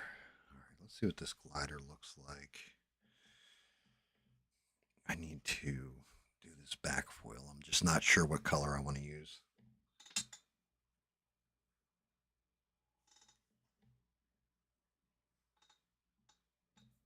I mean, I feel personally, I don't have to say this shit. I could shut off the mic now and just keep everything to my fucking self. But I feel like this needs to be said. I feel like people need to hear this in case they are questioning things and they're just like, well, I'm the only one who feels this way, or it's the way I'm seeing the world. And yeah, there's definitely something wrong with me because I tuned into other podcasts and everybody's like, America's back. Yeah, it's golden era. It's amazing. It's the greatest thing ever. And I'm just like, yeah, this is a whole lot of not good. And I feel like people that should have their voices heard aren't, and others that are having their voices elevated should just shut the fuck up, like, or not be censored, but actually be intellectually honest with the state of things. Because I don't want to look at America and say, hey, we're fucked, hey, this is messed up, hey, this, but I'm going to call it out because it's just I'm being honest, or trying to be as honest as I can about what I'm seeing in the world. And what I'm seeing in the world does not bode for the American people. Does not bode for us as a collective American people at all. And I could just, like I said, shut my own damn mouth and just watch it all happen, but I do feel like I need to voice it.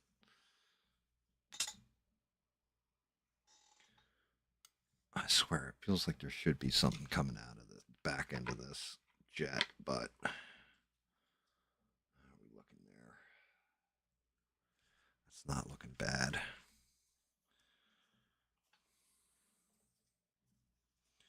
Be able to paint blue again here in a minute. That shit's looking pretty damn dry now.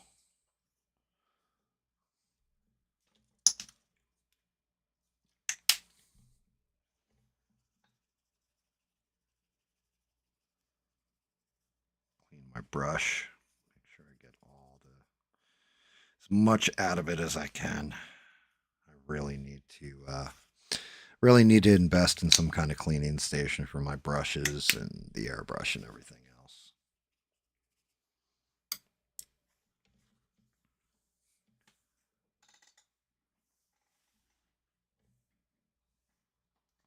Oh, snap, crackle, pop my back. All right, let's see. How's this looking?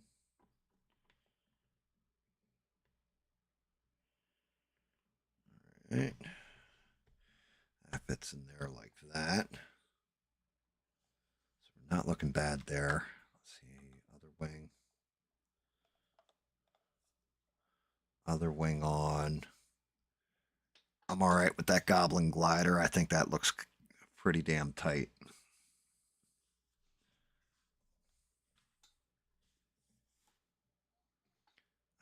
I need your footsies, sir. Let's see. 1 foot there. 1 foot there. Once they're orange, they'll look pretty badass. I just want to make sure. Yeah, actually, that foot does fit in there right. Okay. Here's where we're at with the base. That's actually the Goblin glider I'm all right with. I think that looks okay. Once that's all glued into place, I got to paint both the feet and everything else. It's mainly oranges. All right, let's move the base, put her over here, get that out of the way. Start looking at those legs. Did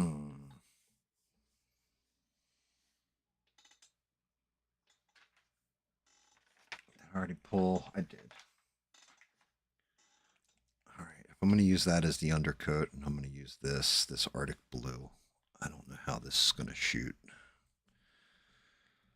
because I haven't really screwed around with the airbrush metallics yet.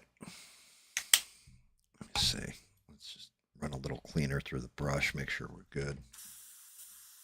Yeah, let's get that purple out of there.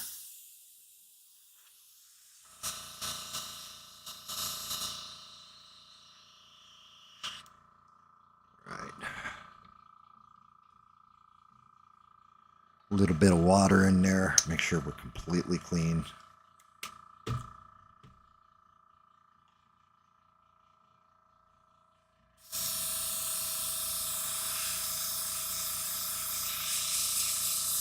Still got a little undertoning purple, but I'm all right with that. I think we can still pull the color I want.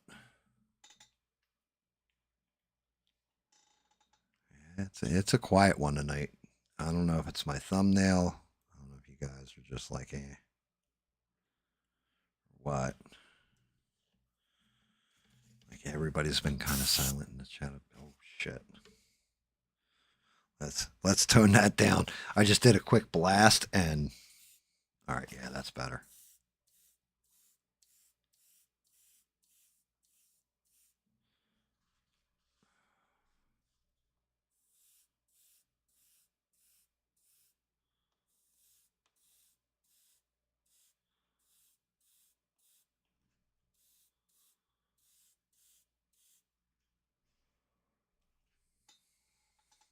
That's definitely giving me the tone I wanted on these. Not completely metallic. Definitely a deeper blue. Good layering overcoat on it. I don't know if you guys see. Ah, man, it's doing that purple thing again. Where it looks purple, but it's I gotta always say, trust me, it's deep blue.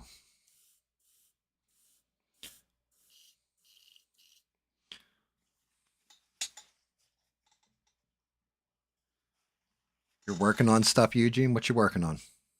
Working on another banger?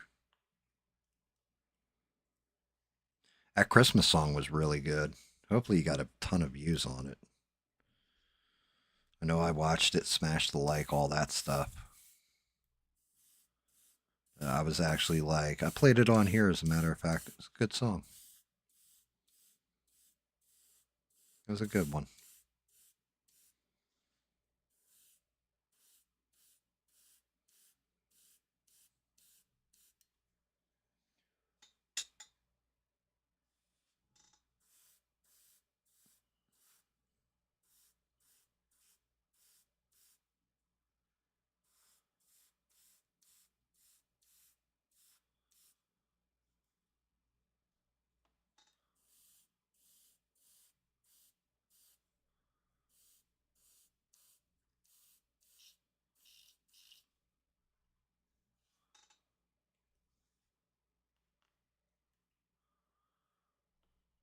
Once I start going to the orange on this bad boy, it's where we should really be able to see the contrast between the two colors.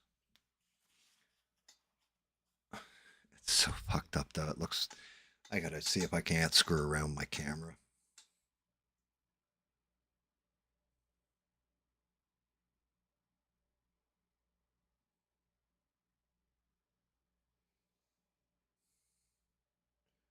Damn, that shit went dark as hell.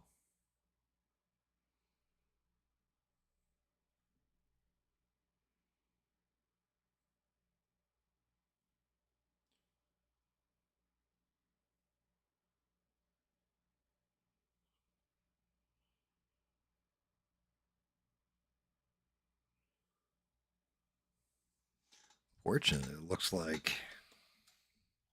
Let's see. Power this bad boy on. There we go. That didn't help it look more blue, did it?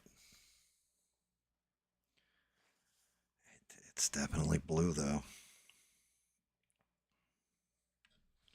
Let me see something. If I hold this up, yeah, you can see the blue there, but you can't see it on the actual model.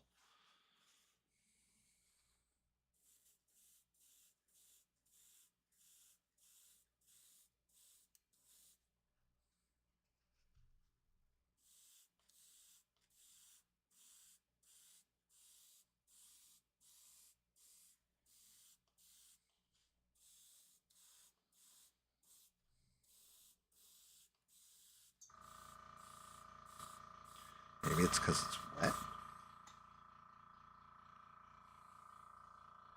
You know, I can tell exactly where I'm hitting on the damn model, too.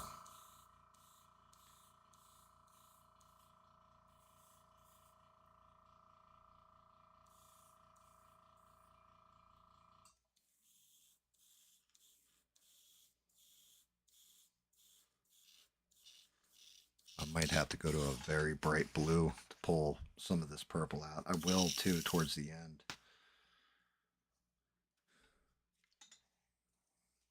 But yeah, because it is coming across like a purple.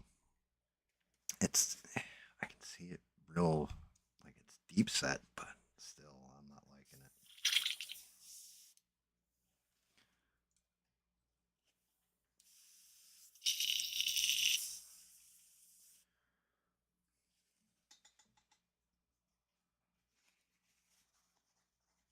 Someone disliked it and all your others had 100%. Well, don't feel bad. I definitely I've had different points in time. One of the best ones I did, I can't remember what I painted, but I had 2 people dislike the video. I knew who the one person was, kind of called them out on stream. You know, they haven't disliked anything else, but it was mainly because I went after another streamer on that stream and stuff that they said and the bullshit that they say. And they didn't like the video because of that. I don't know what was up with the other person. Maybe they thought I wasn't hard enough on that stream, right? I don't know. But yeah, don't take it, I can't say don't take it personal, Eugene. I understand. That's all I can say to you.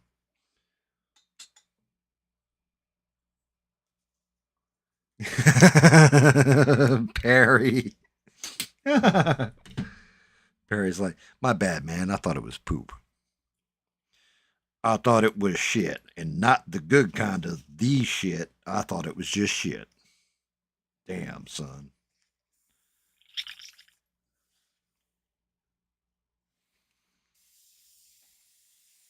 Yeah, I mean, all you can do, Eugene, is throw them out.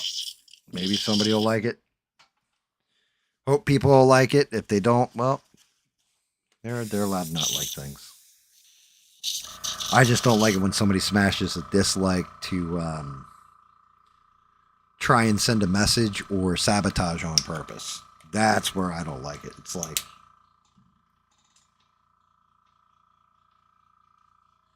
I was scared to say something about it. That's what that button's for. Yeah, exactly. But that's just it. With me, I'm, 1000% like, well, if you don't like something, just say something straight to me. Like, yo, I don't like this. Don't be a bitch about things. Just tell me, like, leave me a comment. Your paint job, I fucking hated it. What you said about, Condace Owens, um, you're a fucking retard. Whatever. I'm all right with it. You're entitled to opinions. The dislike button hurts because it knocks small channels, especially, out of the algorithm. So somebody can sandbag your channel technically.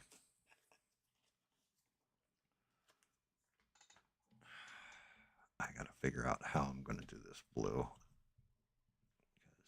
These guys are, I'm getting a dark, deep blue, which I like, but it's coming across as fucking purple on camera, which I don't like. Like I need a highlight there.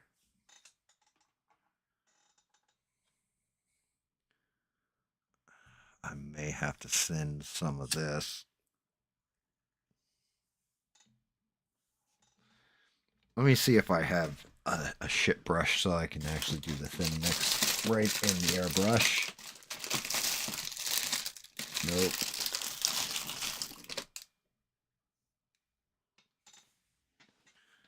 Come on. Give me a shit brush.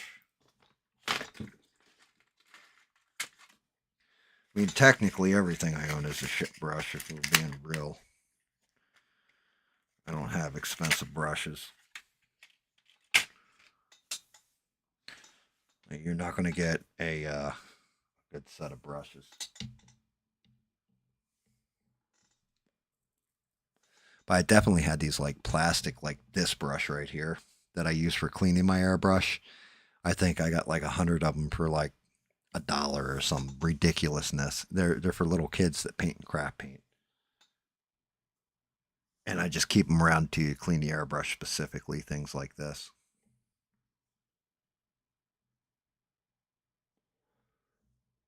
I got to keep doing this to make sure my damn camera's on too, guys. Sorry.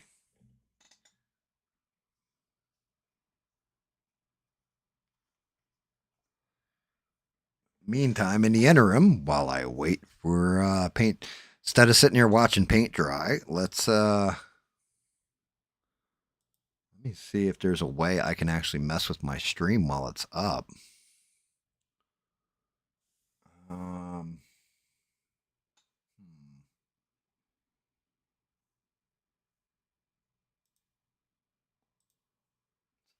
quality stream, webcam, manage.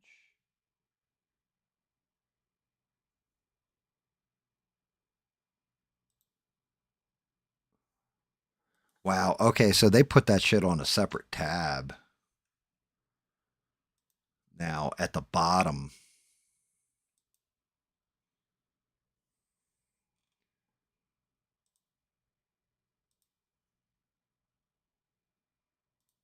Where I can at least change up the thumbnail and everything. They used to have it right next to the stream window. I don't know why they changed that. Actually able to figure something out. Maybe I'm not as retarded as, no, I'm still retarded.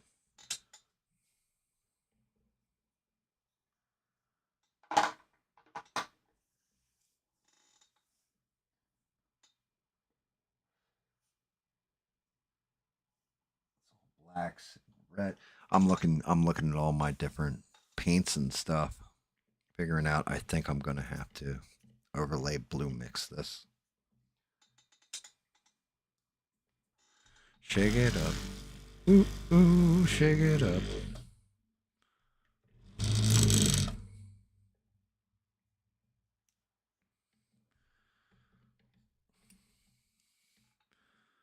Here's where this gets interesting.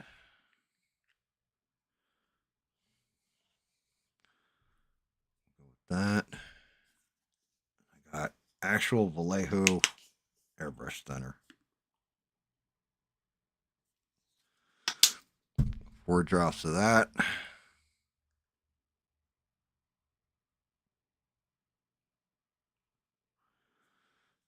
4 drops of that.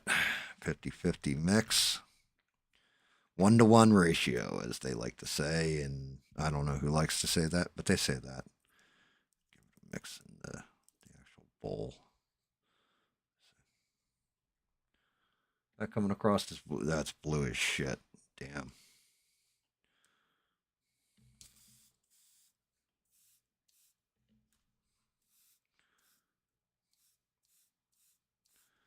I'm going to have to go over that one spot again. I'm going to have to hit it. Oh, man. You know what? Matter of fact, before I do anything else, let's see if I can clear off that spot that I just hit.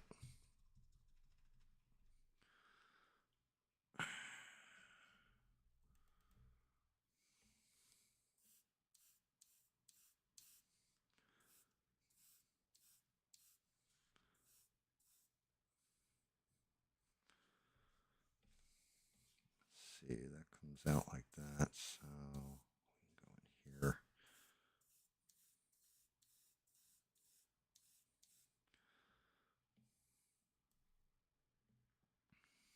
Same thing for the legs. Wherever I need more blue at.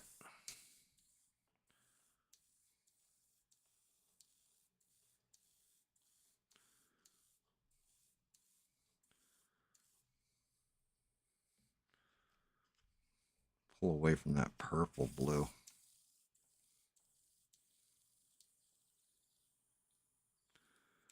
Shit. I think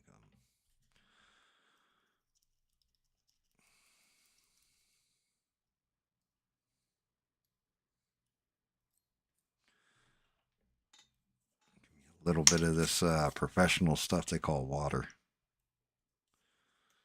I need to get that mixed down a little.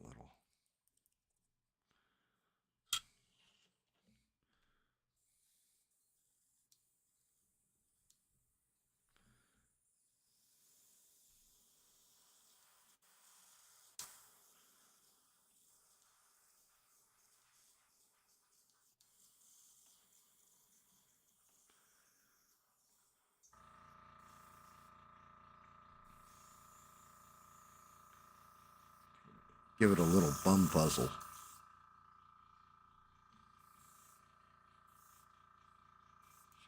I really don't want to hit there with it. It'll work.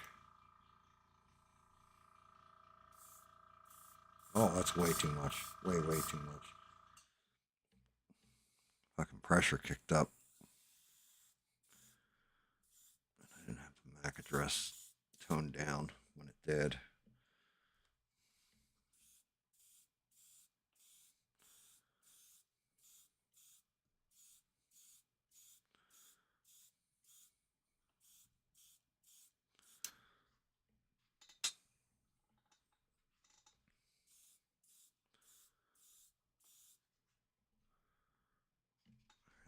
This one again.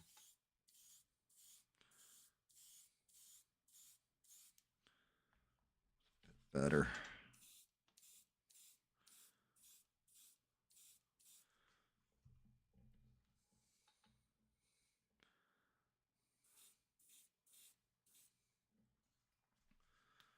All right, let's set that down for a minute. Let me see your body, sir. This one goes out.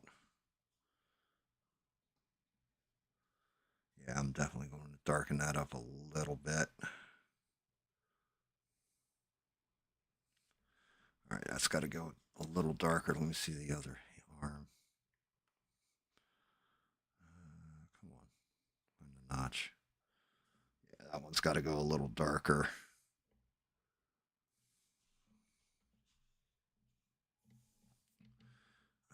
Legs. Show me your legs, son. Show me them. He did not skip leg day. Legs aren't terrible. Yeah, definitely I want to go in there a little bit. Get back to the dark. I need to like a half step between the two colors.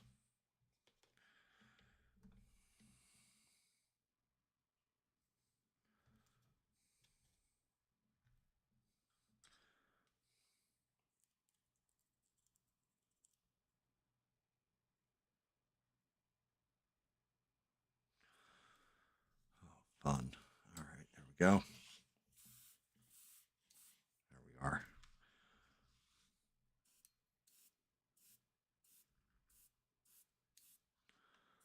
Still too light. I want to get the dark.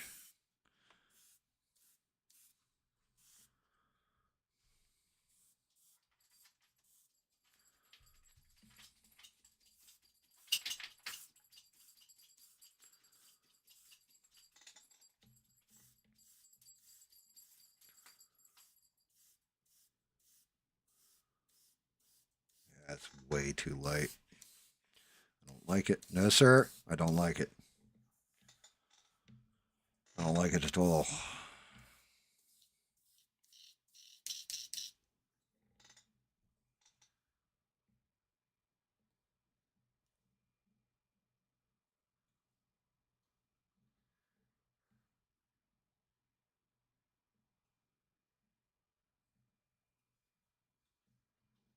Oh, shit. Really? So, you know, that's crazy, Eugene. So that's one of the big things that was a concern actually for Hollywood actors, because the companies wanted them to sign contracts where they could use their likeness in perpetuity. Now that makes sense. Let's say you do, say somebody's at the, I'm going to say this in a really dark way, but towards the end of their life or something. All right. So, or somebody has some unforeseen consequence. Think Chadwick Boseman in Black Panther, right?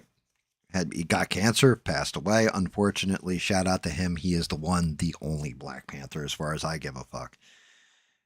But Disney could then use like his likeness and recreate him using AI.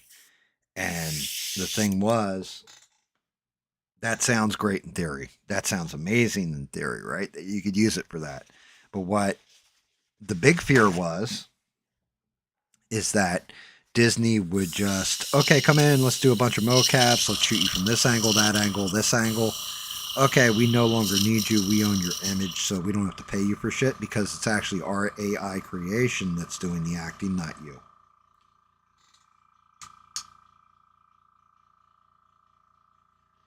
But I can 1000%, like I said, corporate greed, see them starting to screw people out of work in Hollywood.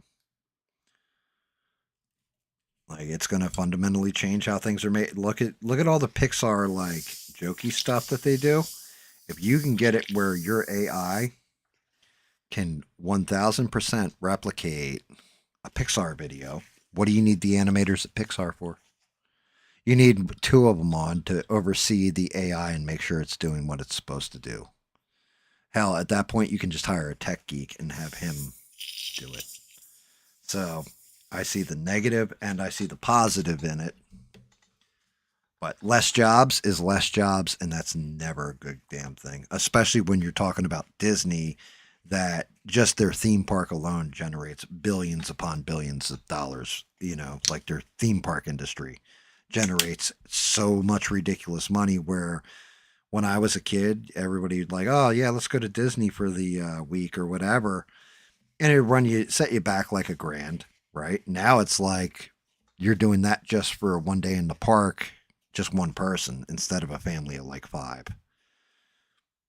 So I think corporate greed, unfortunately, is rearing its ugly head.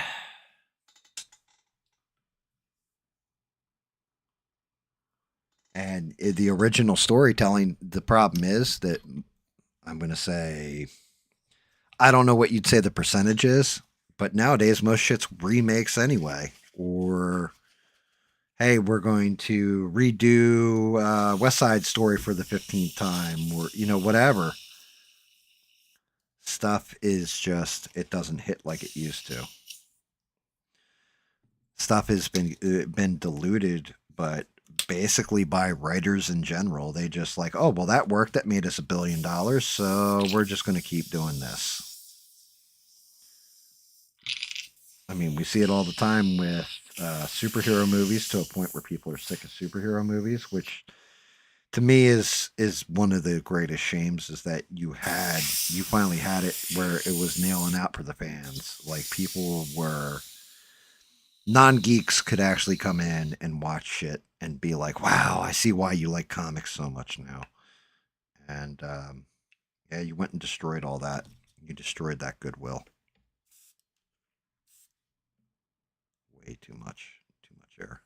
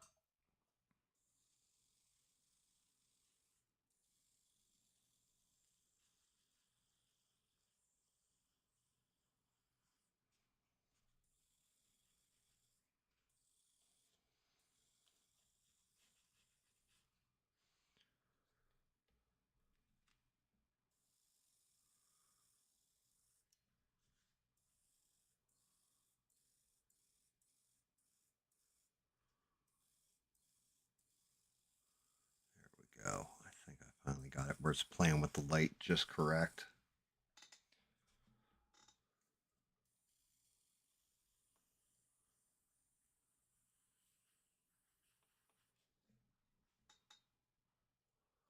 Hopefully I got it. It looks like I got it.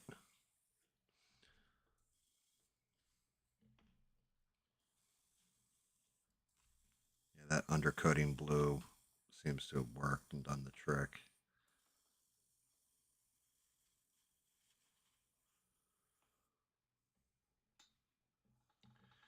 One of the big issues I see, though, is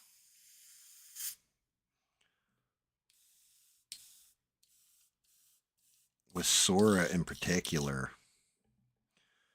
You have people that are making fun things with it, like WWE content, where it was like Martin Luther King versus George Washington and shit. Does all that go away now with this individual? Well, you can't do this with it anymore.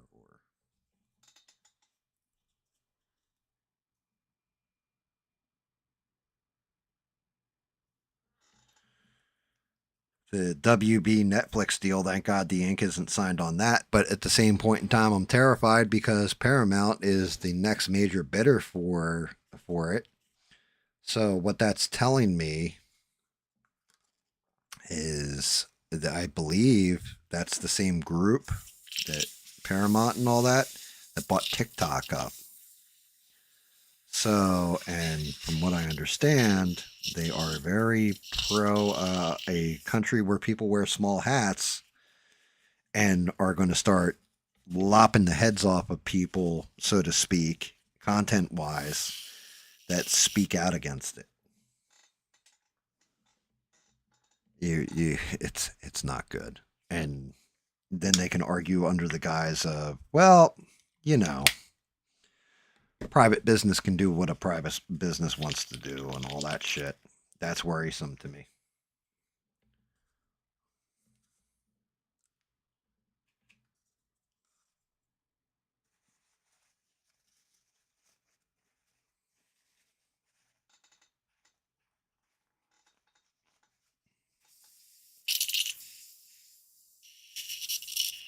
I will tell you guys this. It was interesting doing the Shut Up and Paint stream and not talking while painting, like focusing in and really like hammering my focus in.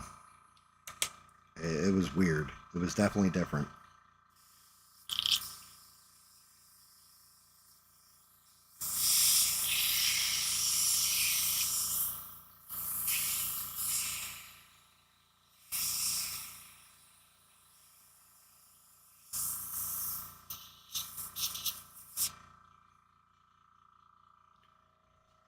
That tip back on, let this dry a little bit. Take a look, see where we're at as far as think the rest of them's, for the most part, orange, except for the face and the eyes. But yeah, I definitely, I feel I got a good gradient here. I don't even know if you guys can see it or not. From a dark undercoating blue up to the top of the leg blue. So when I grab something like his little footsie here, be gentle, pop it, I should have the highlights in the right place where they go on top of the thigh. And then as it goes under, it gets way dark. And that's exactly what it's transitioning to, so we're looking good.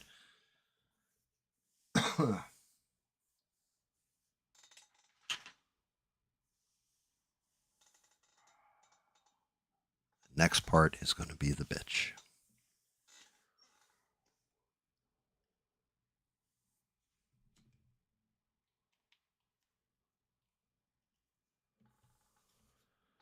It's definitely going to be a problem.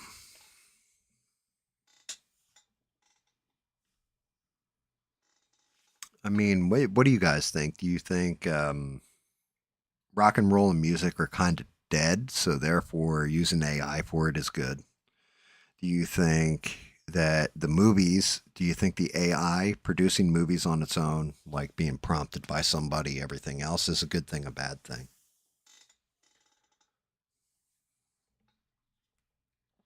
All right, I'm going to start working these oranges. I can actually practice on the fucking cape.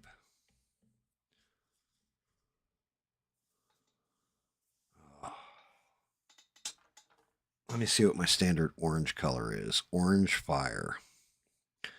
That orange I'm going to say is the highlight orange. Because that is bright as all hell. I need dark.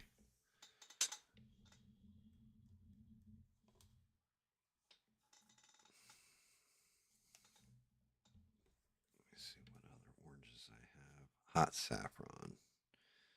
Yeah, no.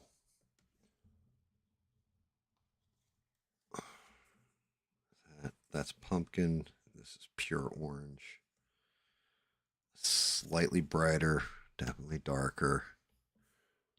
Let's see what other orange. What's this? What do I got here?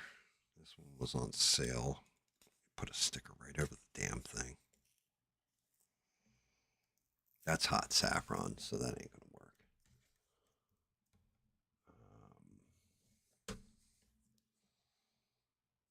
Mandarin. Okay, so that's a little bit brighter. Trying to line up. I see that's more of a red orange. I'm gonna have to do mixing.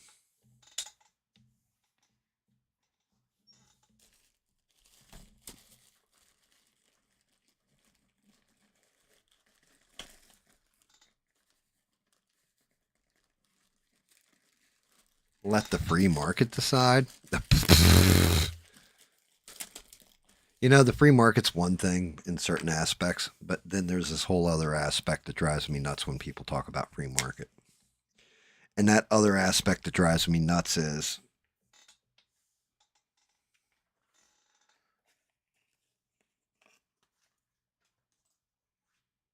if you're controlling all the advertising, all the streams of revenue and all this, and you have all this money in your pocket, and you put something out, and an indie creator like you, Eugene, will just take the music industry, come out with something.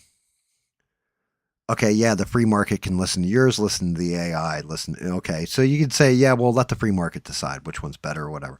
But if you have all this money invested in it, people aren't even going to look at yours because they're looking at the fancy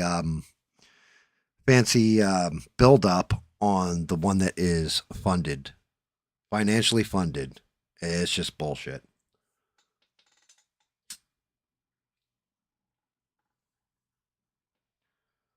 Like, you have to call bullshit on it. It's like, it's not right. Ooh.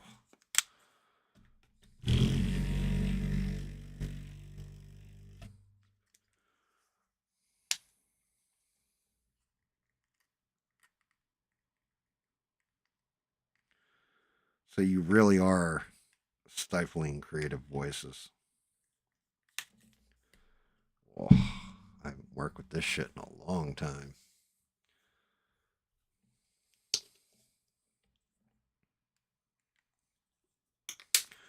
I'm going heavy on water on this one. This one is way, way too goopy.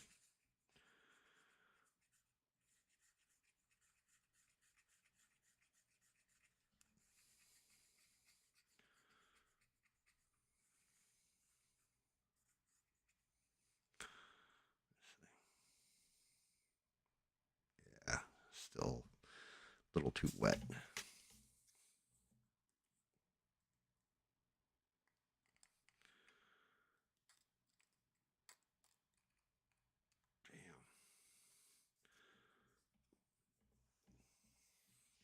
I got spoiled working with the Vallejos where they're all smooth and come out nice and clean and shit.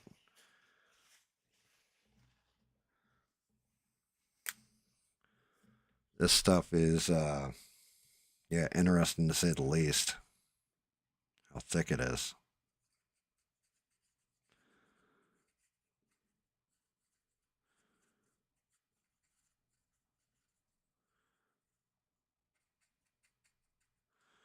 All right.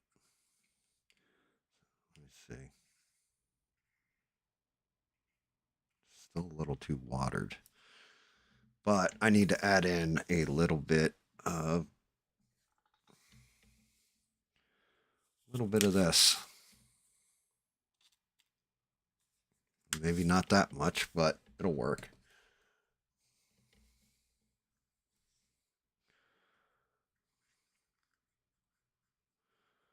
I just want to down the tone on this a little bit using that brown.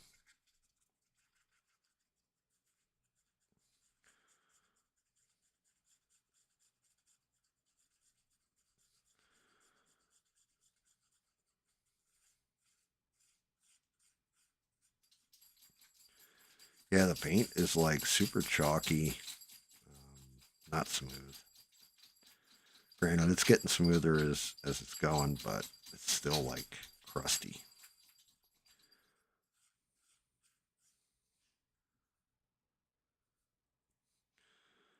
See if I can coat anything with this. Yeah, that's barely coating. That's what I was afraid of.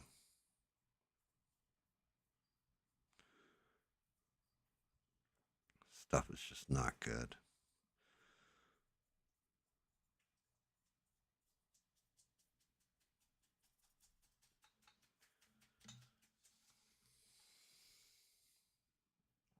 Yeah, it looks like shit.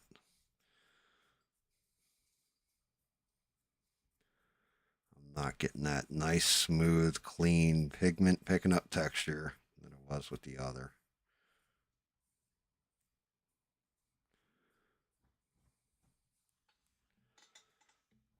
Let me just go pure and see how we look there.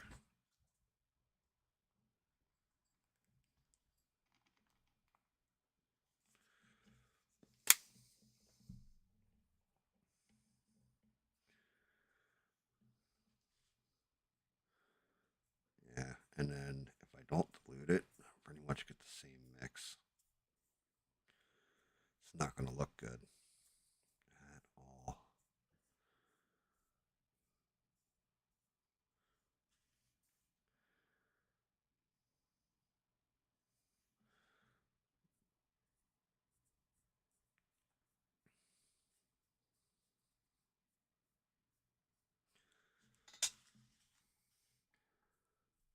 Shit.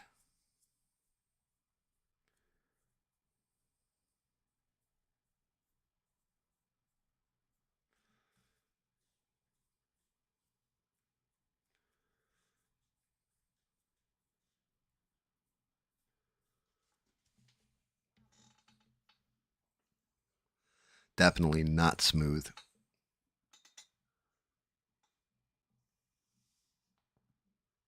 Yeah, a little bit of this, a little bit of that, but see what I mean? How it's not like, here you go. I'm gonna put this is the Vallejo. so I can show off difference.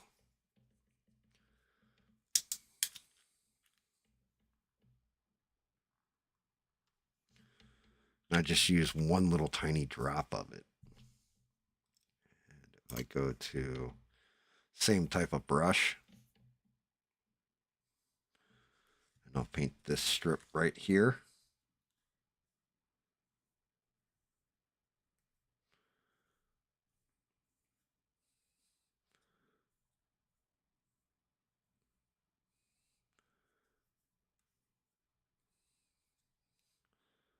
Dear Lord, look at that. I mean, look at the difference. That's single coat of Vallejo right here. And that's a multi-coat of the folk art. Let me try. Let's see. I mix the two a little bit on the tip of the brush. I'm getting better, like less brush strokes, what have you. Still not sexy though. Still really bright, but definitely not even close to the same type of coverage. None of that.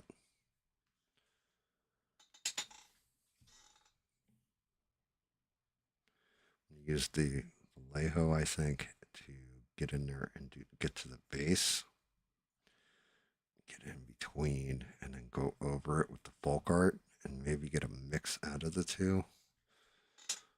Try and get some smoothness back in this cape.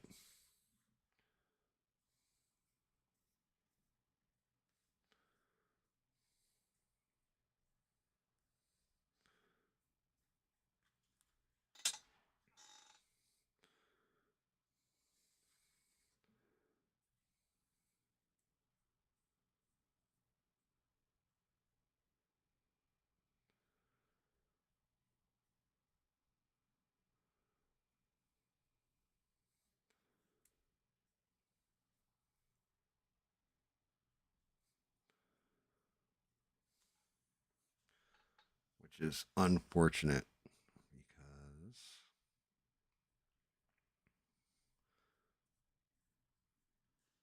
I really want that clean look to it.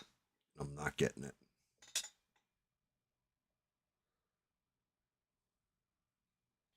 You're out, brother. Have a good night. I'm gonna go for like an hour or two more painting, seeing if I can't. I may have to wait. I may have to get the correct orange paint here. This shit is not hitting. It's goofy. Like, it's definitely like a fucking mess on the brush. This folk art just, it doesn't hit. Like, after doing everything in Vallejo, folk art ain't hitting like it used to. Like, I'm getting thinner coverage. Not as smooth on the pigment, even when it's mixed in right. I got spoiled. That's what I was afraid was going to happen. I may have to do this a couple dozen times. Shit.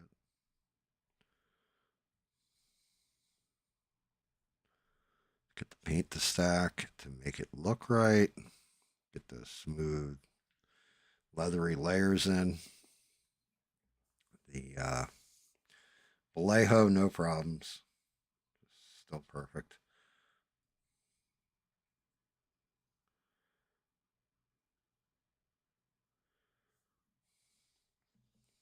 Folk art, not so much anymore, unfortunately.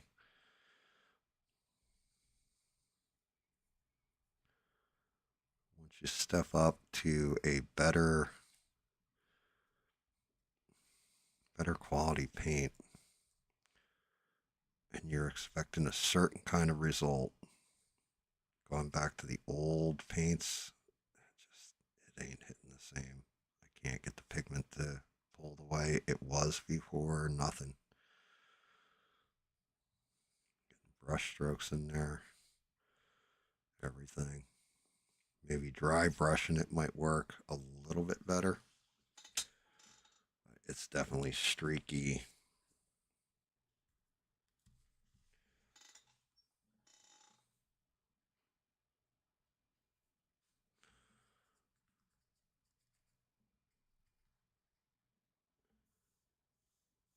Oh, I know, dude. You're good. Ian, you never have to explain shit to me unless I pissed you off. And even then, you don't owe me an explanation. I just appreciate it, you know? But yeah, you're good. Yeah, you're absolutely 1000% good, brother. Go enjoy time with the family. Time is the one commodity you can't get back. You can always earn more money. You can always, I can always paint whenever, you know? Like I can always go buy different paints and make it look better and stuff like this, but the time that it takes to paint it, I can't ever get back. I'm trying not just to make it look like shit. Because even the time it took to print, you know, things like this, it all gets counted in. Yeah, it's going to take 3 or 4 coats to make it look presentable anyway, because I have a lot of brush stroke in there. Granted, I'm going kind of heavy right now, heavy handed in here instead of fine lining everything. But, and so the pigment's pulling all kinds of different ways, which is fine because when I go over it again, I'll smooth all this out, go over it with a finer brush. Just trying to get a good base coat on there of the orange. But thank you, Ian, for even dropping in, brother. I appreciate the time. Say that to everybody, you know, I appreciate the time. Same way, shout out to Beans, because I always appreciate she puts us on while she's working. You know, the people that put us on in the background at work. Hey, maybe you're listening to it, you're a little loud on it, and a coworker hears it. It's like, what the hell are you listening to? And you're like, oh, I'm listening to GAM talk shit while he paints. And they're like, hey, all right, cool, bet. Let me listen to that shit. They're like, yo, how do you listen to this retard? All he does is say stupid things on the internet.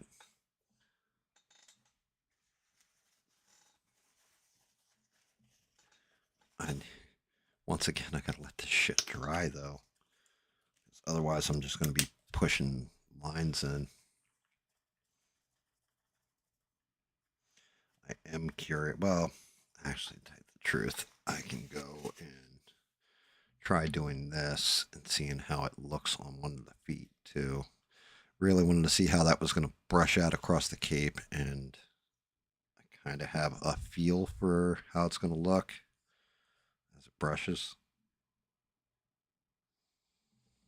I can also base paint these, which that's way too wet.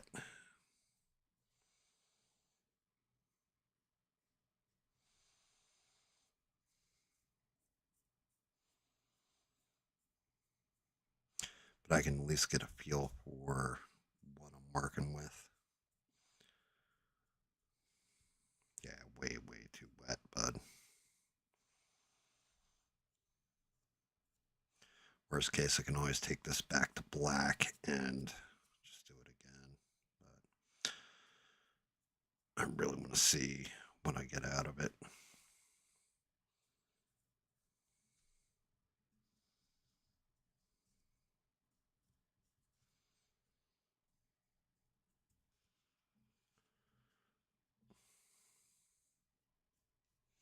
But yeah, that paint is way, way too wet.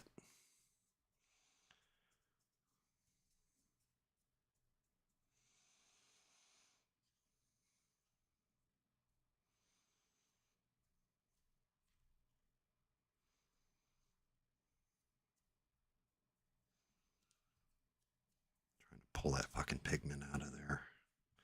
Get it spread out a little bit.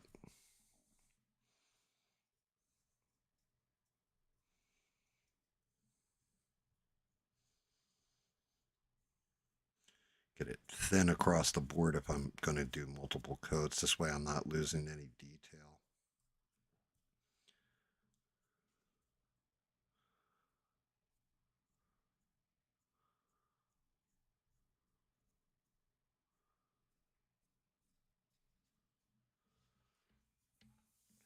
Yeah, that wet ass paint.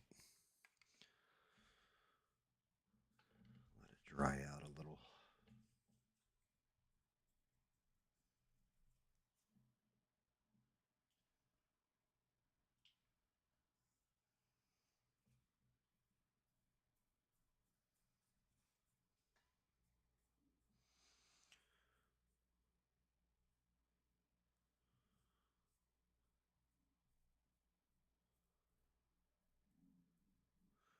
get up, see if there's any coffee made. I think there is because my wife made me that booster coffee.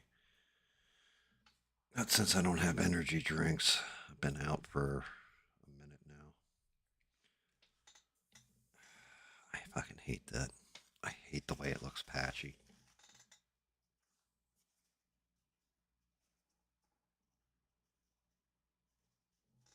I'll be right back, guys. Let me go check on my coffee situation. Let this shit dry. See where we're sitting at with it.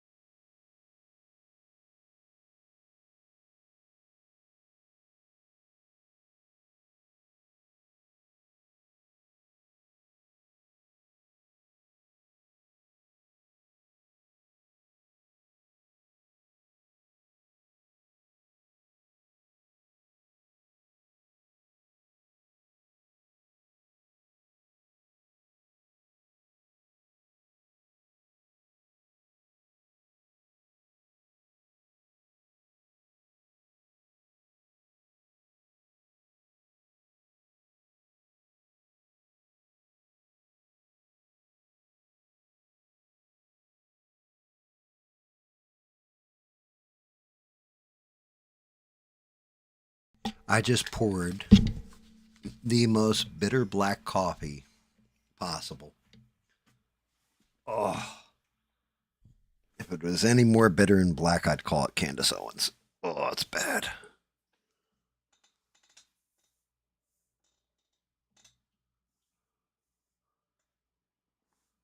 Hola, Beans. How are you? Good to see you.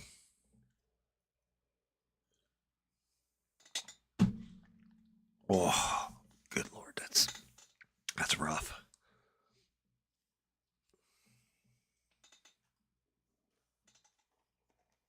How was work at the tuna factory today? Did you get to hear the entire show?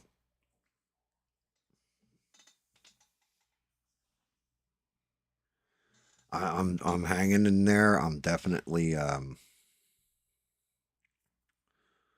definitely having one, so to speak. All the damn infighting going on. It's been interesting to say the least.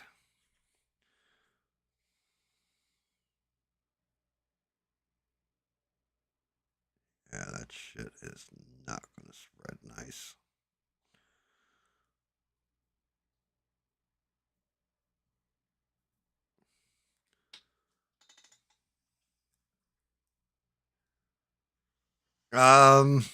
I went over everything going on with Candace Owens, Tim Pool. I went over Milo accusing Benny Johnson of being gay. The Sean Ryan show is apparently getting sued by by Dan Crenshaw, or threatened to be sued, and also threatened him with SEAL Team 6, which fuck Dan Crenshaw completely for that one. Threatened him to use like government resources on him. That's you're trying to silence speech. That's really fucked up.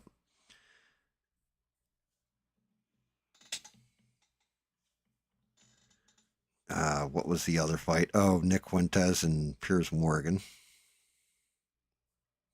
Which, man, Piers Morgan, he thought he was doing God's work there and found out, like, nope.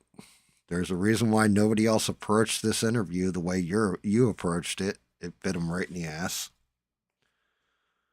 Like, objectively bit him right in the ass.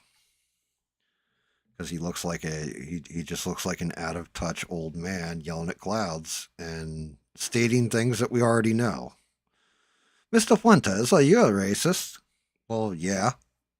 Oh, well, I was expecting you to say no there, and I was going to argue a certain way. Yeah, well, I didn't. So now what?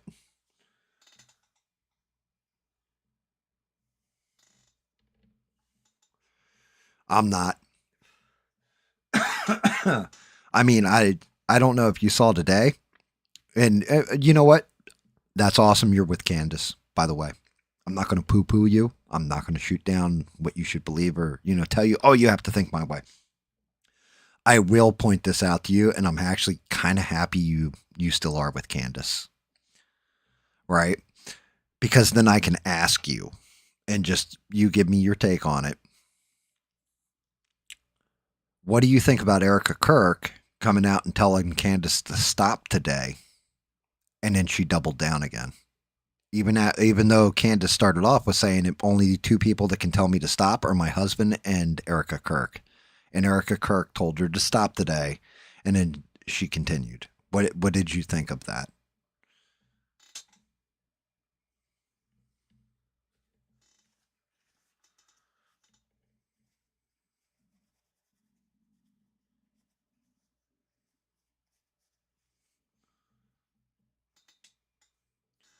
So, I mean, I would like somebody who is actually like you ride with Condace, all that.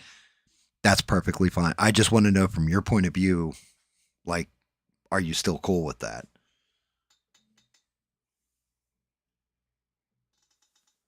And I'm not like trying to set you up and be like, oh, you're an idiot and all this kind of. No, I honestly want to just know.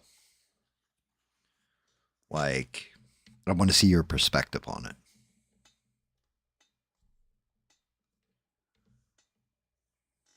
Because I think you are a smart individual who might have some insight that I'm missing.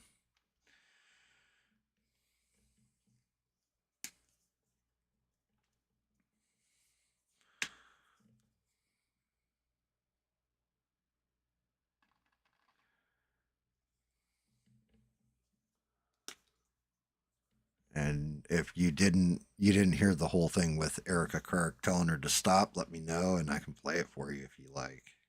That's up to you. I mean, also you've had a hard day at work. If you don't want to discuss it, that's cool too. You can just sit back, enjoy the show, or watch me paint. But I was just curious for my own. Like I don't understand.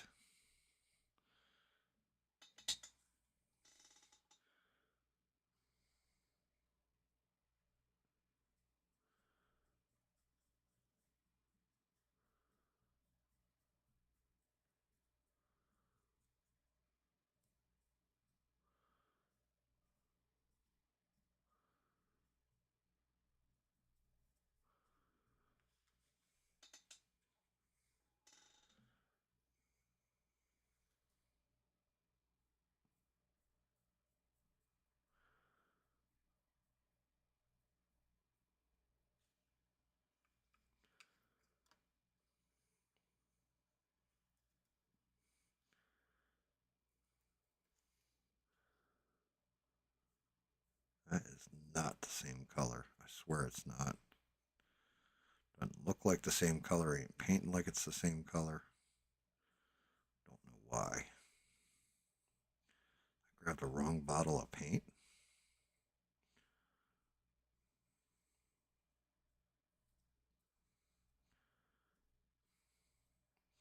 Also, if you want beans, I can show you the covers of the comic books too, because I know you dig comics. So they're out of my collection. I got them when I was like 10, 11 years old and shit.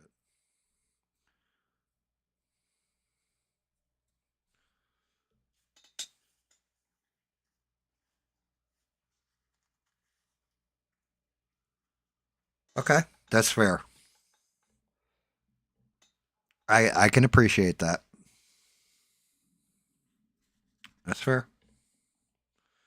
I just I can't justify it because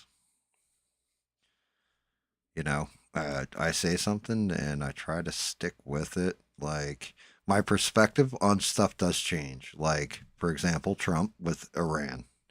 I didn't really start souring on Trump till he went and bombed Iran. That was the thing that because it was like, dude, you might get us into a new war, or like, well, actually, at the time, I said specifically, you will get us into another war over in the fucking Middle East, and I'm not down for it. And it soured, but that's defined by action. You know, I was curious as to how you justify it or what have you.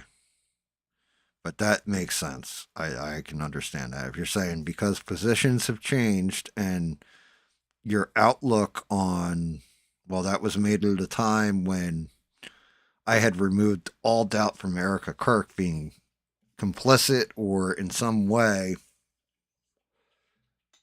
acting in her, you know, being completely removed from her husband's death and all this kind of stuff. And now I feel more like Erica Kirk might have had a hand in it, something like this.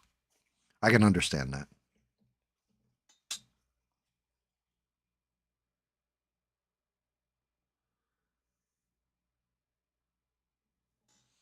Actually, she didn't go on a book tour because that wouldn't have worked back then.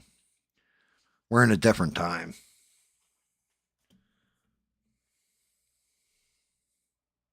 I mean, I definitely did not. Well, I thought it was funny as hell, if I'm being quite honest. But Tim Pool calling Condace the C word tickled me. But at the same point in time, I was like, yo, bro, like, you shouldn't be calling women that. That's. I get it, but it's not terminology I'd use. I get you're mad, but you said that shit live on YouTube. Like in a live format and then clipped it and put it on your channel.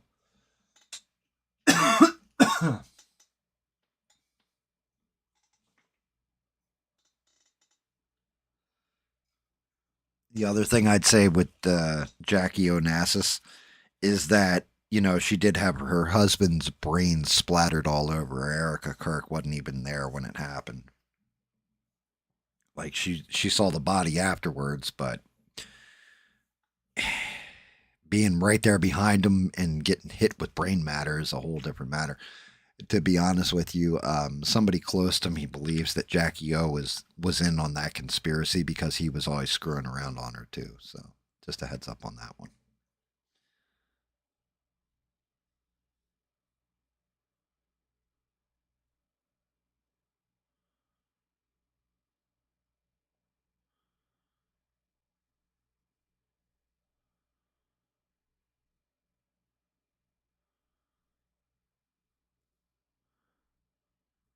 You know what they say?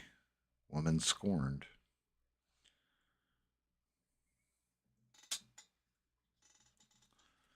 But I mean, that's fair. I'm just curious. To me, I gave my take on it, and to me, it seems like two women that are at odds now. And you know where men should be when two women get into a fight like this? The fuck out of the way because somehow we're going to get hit.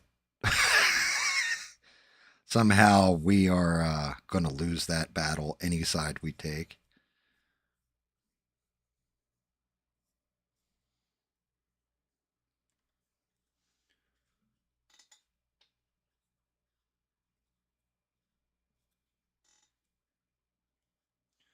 Yeah, I mean, she wasn't there though. Yeah, she was not there. That's 100%. And the way we know that is because even if you follow Candace, and that's one of the things she demonstrably said was that Erica Kirk had to be called, and that was the whole big thing with that Mikey dude. I don't even know what his full name is, but that was the whole big thing with the Mikey dude was supposedly when he picked up his cell phone and made a phone call because she was pointing at him pretty hard in the beginning, was that he called Erica Kirk is what he said, but he really called someone else. Because they had the phone log, or I don't fucking know. But yeah, Erica Kirk, there's no way he could make a phone call to Erica Kirk if she was there. I know in the beginning when it first happened, everybody said it happened right in front of his kids and all this kind of stuff, and that turned out not to be the case.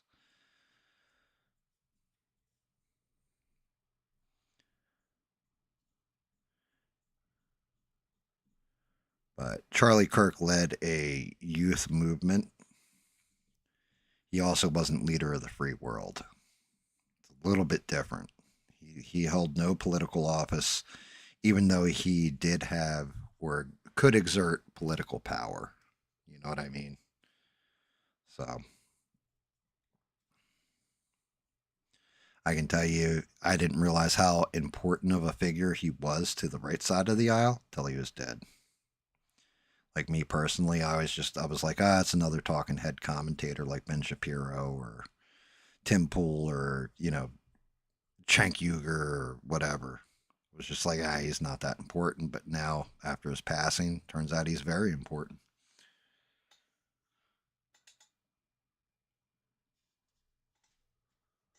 Like, I mean, if you told me, like, oh, well, tell me your favorite highlight of Charlie Kirk, I'd have been like, I don't know. I don't watch this motherfucker. I don't even know half of his message other than he's like super religious and talks to kids and does the whole Steven Crowder, Ben Shapiro, change my mind kind of segment, I didn't know anything about him. He's just another Joe Schmuckatelli as far as I was concerned because I've seen so many of these characters basically over time come and go and do their college tour where they're owning some poor fucking kid that's disillusioned or has blue hair and wants to fight with them. Same way I knew nothing of Nick Fuentes until recently. I had to educate myself on who they were.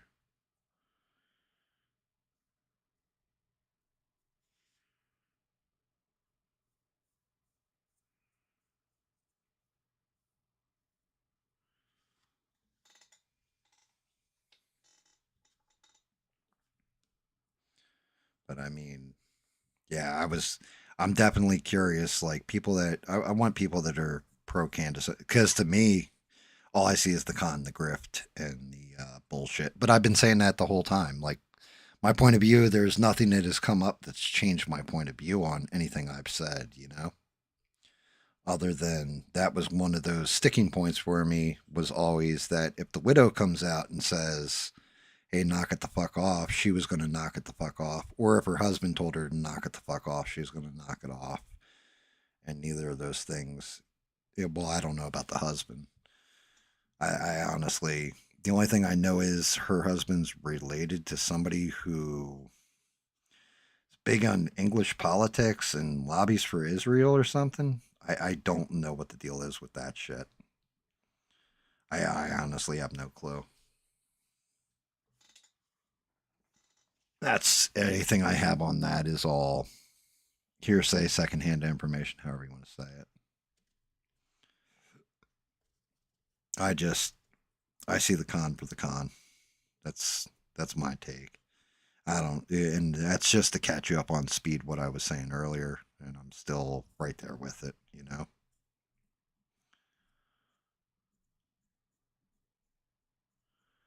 Actually, I'm working this Vallejo bastardization with the folk art kind of all right into. Oh, motherfucker.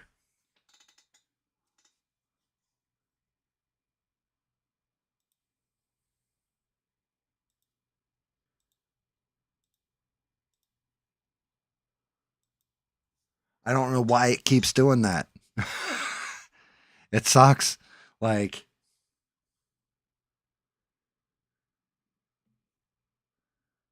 I'm actually getting a decent coating on the feet now and stuff, like the oranges, and the fucking shit cut out on me again. Like, damn it. Like, I bastardized my folk art though, and with the or bastardized my Vallejo rather, and with the folk art, I'm getting a pretty good coat. But it could also be because I already hit this once with just plain folk art diluted mix.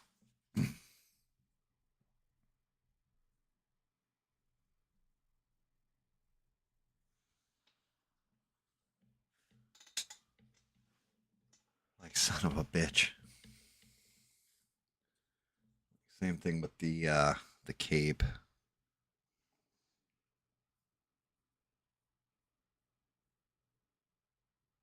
I'm trying to pull real gentle,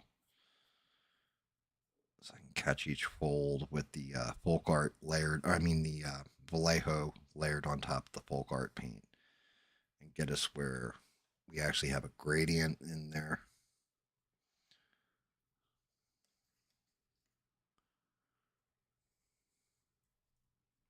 So I got like this wet orange brown coming in with a pure Vallejo overlay on it, and then pulling pigment down and across it to give it some shadows and what have you.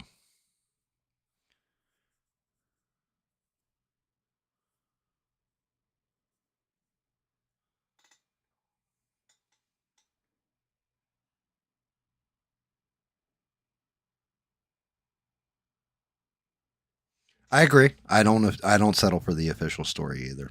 And you know what? There's nothing to be sorry about. Listen, don't you apologize. I asked you for an opinion. You gave it to me honestly. And I don't think less of you for it. I don't think you're wrong. You could be right. You could be 1,000% right. I could be completely wrong.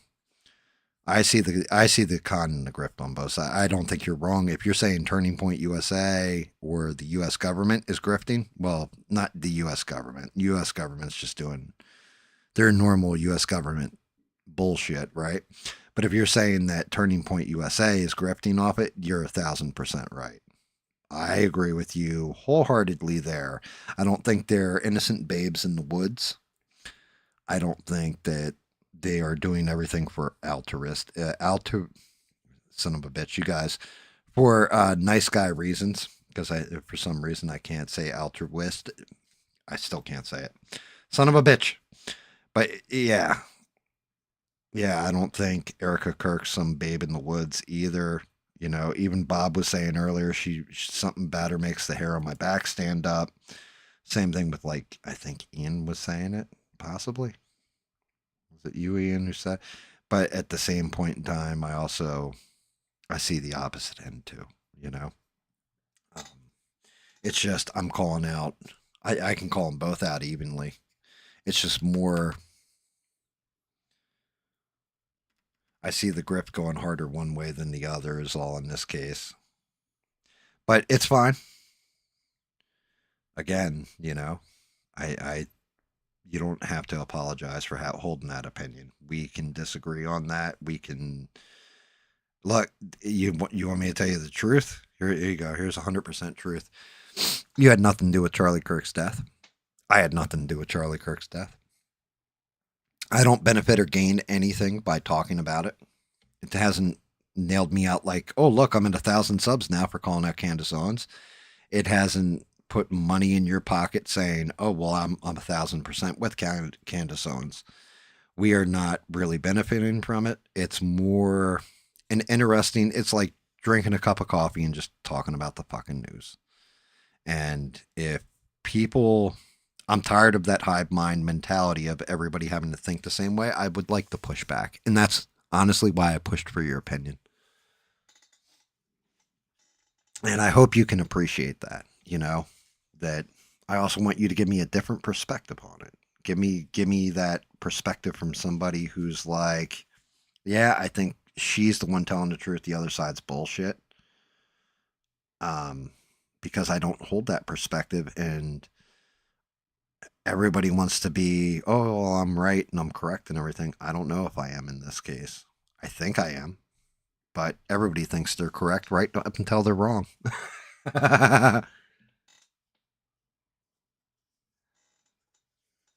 Yeah, I mean, and that's just it.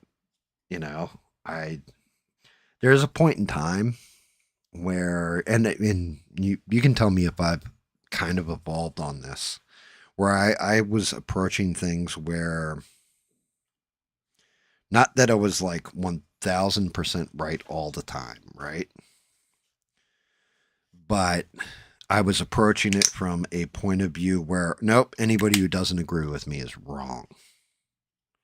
Not that they could be, they could possibly be right, but I'm 1000% right. You're 1000% wrong. So if you don't agree with my opinion, you're wrong. I have seen another person that, actually, tell you the truth, that other person, shout out to them. Another streamer who showed me the error in my own ways, because I didn't want to be a mirror of that person, with people just agreeing with me being cultists, and then I turn around and call them big backs, filthy neckbeards, or some other like derogatory term, because they don't see my point of view exactly the way I see life. And I didn't realize I was even traveling that road until I upset people.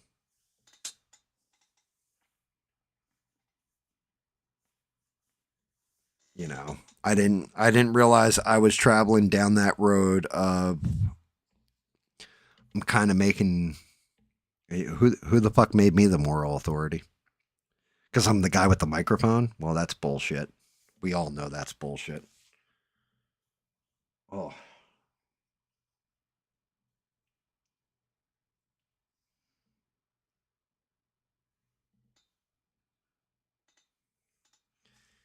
Yep. And I'm right there with you. I don't either, because the last time I went there and looked at the chat and saw what I saw, it disgusted me. Just the level of disregard for anybody who held an outside opinion, point of view, any of that stuff, was immediately shunned by and I was like, yo, what happened to the chat that I knew, that people were having honest, open discussions with each other? They were disagreeing on this point or that point, but they could agree on this, and everybody was just kind of live and let live. Instead, now it's all, you're on board with us or you're the fucking enemy. I don't want that. I don't want that in my community. I don't want that, unless it's something like, hey, I'm all for pedophiles. Okay, you can get the fuck out of my community. I'm sorry. I do not want you here, Something that's so morally black and white, that's a different story. Something that, okay, you hold an outside opinion on this, well, you can go fuck yourself, because that outside opinion is detrimental to somebody who's innocent, So I've kind of, I don't know if you can appreciate that, or if you can even say like, oh yeah, I definitely see that, GAM, but hopefully you do. Oh my fucking God.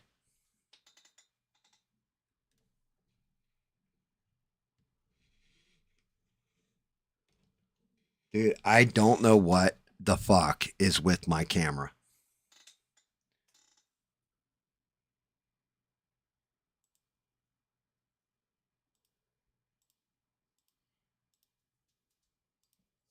I am 1000% going to believe Retro, who said it's got to be your wire. Here's where we're at with this leg, this foot. I think I need to get darker in here.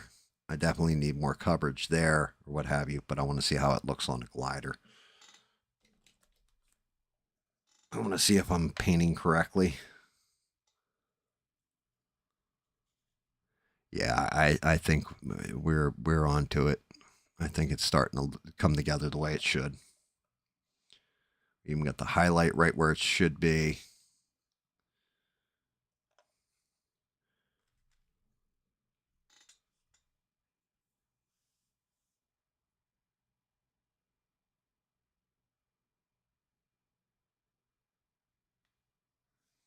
Yeah, I mean, little meat on the ass isn't it's cushion for the pushing, as we used to say back in the day. I agree. Well, no, actually, to tell you the truth, that doesn't sound weird. That sounds correct. If I felt like you were, even though the statement isn't directed at me personally, if I felt like you were directing the statements at me at all times, I would take it as personal attack, an insult, a slight, name it 6 different ways, and I wouldn't want to. I wouldn't want to be involved in that. That would that would make me want to just not watch anymore. You know,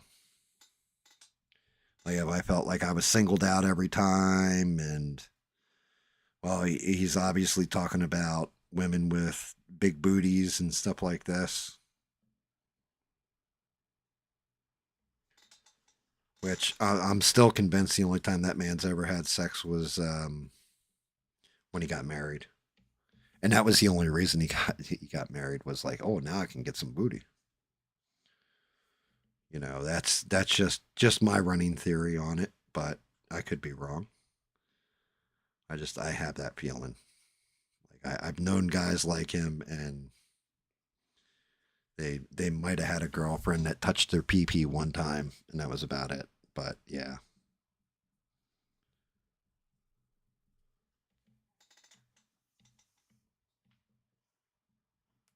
Thank you, Ian. Yeah, the skulls on the Thanos base, I thought they came out pretty good too. Like I definitely I was shocked at how they came out.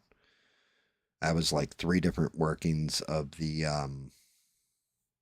airbrush and different paint schemes and all that to get that effect.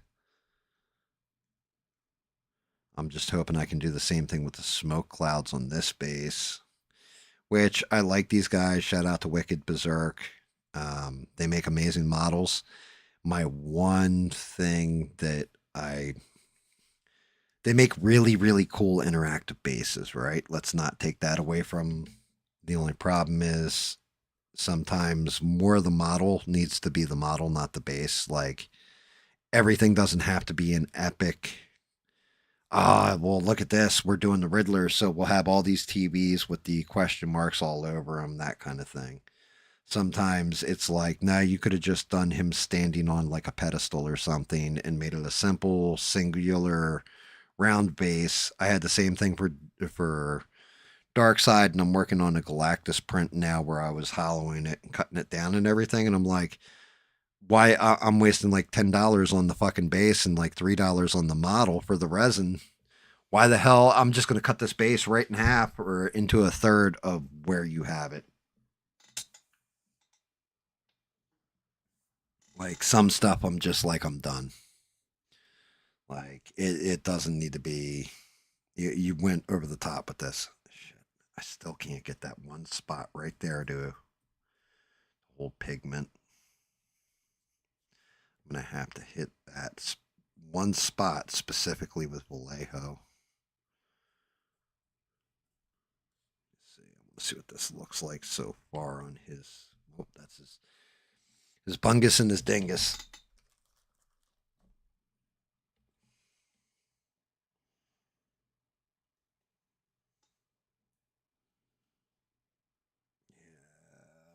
Yeah.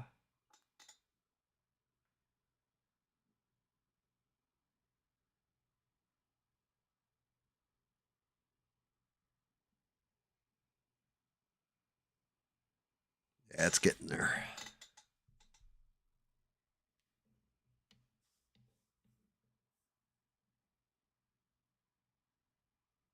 I guess grifter would be the proper word. No, I I don't think he's grifting. I think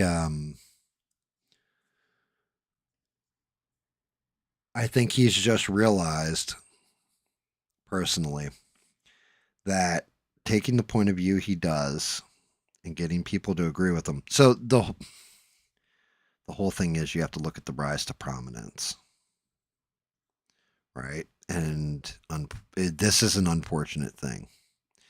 When he came into everything, and honestly, you can blame Turning Point for this aspect of it. When he came into the mix, when politics and all that stuff, a black conservative, would you have like one, maybe two, three of them that had voices? Because they were rarer than a fucking unicorn.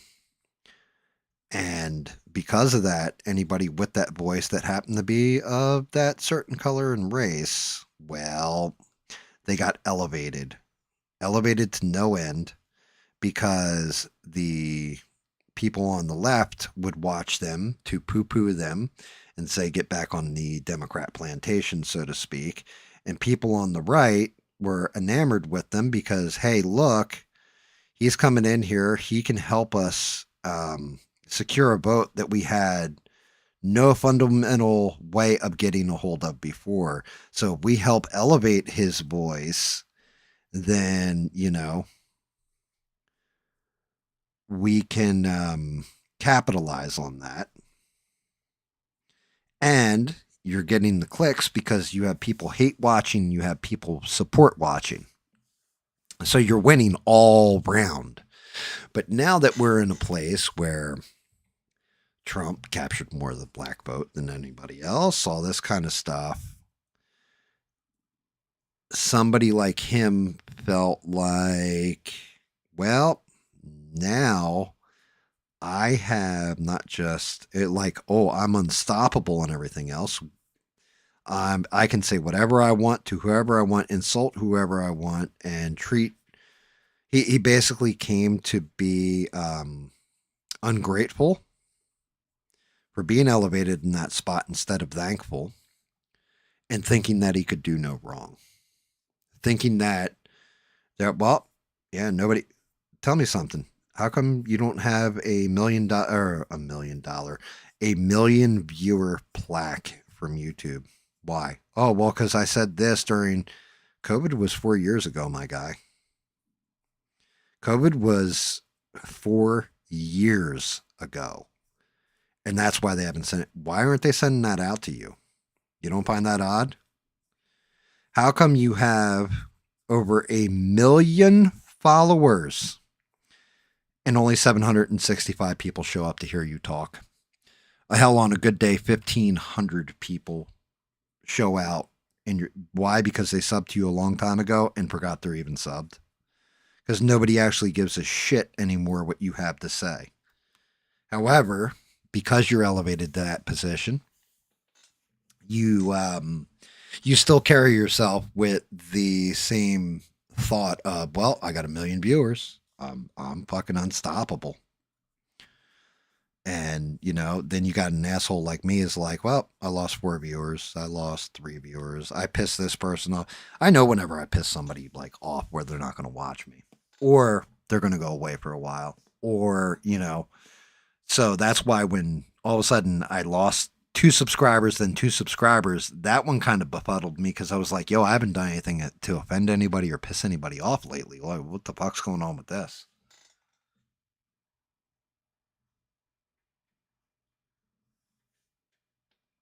But yeah, I mean, you can make an argument for Tatum. You can make an argument for Tim Pool. You can make an argument definitely for Candace Owens. You can make an argument for Jimmy Dore, for the Young Turks. You can make an argument for a lot of these political commentators. But for him, you can't make an argument, because these people, every time they go live, they have no less than 5,000, 4,000 people watching them. You're not even on that radar of that.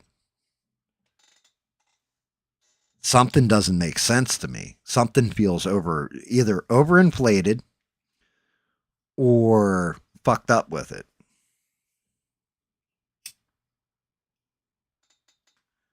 You know, I saw the boost. I definitely saw the boost personally when he went on Tim Pool's show, right?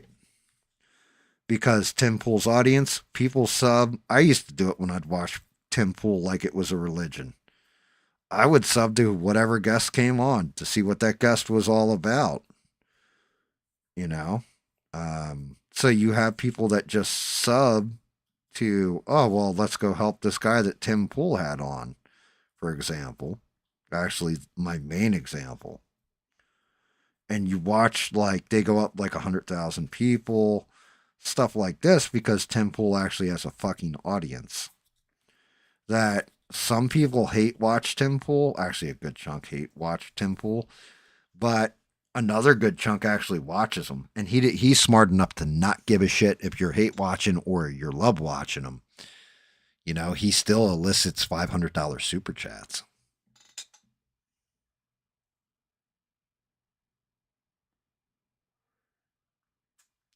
I 1,000%. Okay, here's one of the other things too. I agree with everything you just said there. I didn't watch Uncle ABL though. Like I watched a few episodes and I'm just like, yo, a guy who got married for 6 months, got divorced or annulled or whatever is not somebody you should be given relationship advice. Period. End of sentence. You failed in your own marriage, but you're going to tell me how to better mine? Go fuck yourself. You're going to tell me what girls you should be dating. Shut up, dude. If you can speak from experience, I'll put my kill count up against his any day of the week, right? That kind of deal. Like, shut the fuck up. So I've never watched Uncle ABL. So I don't know if he was a creep on there, if he had a good message, any of this stuff. I believe you. I'll take you at your word on it. You know, because again, and I'm not going to ingest that content. Like, there's nothing there for me. What are you going to tell me?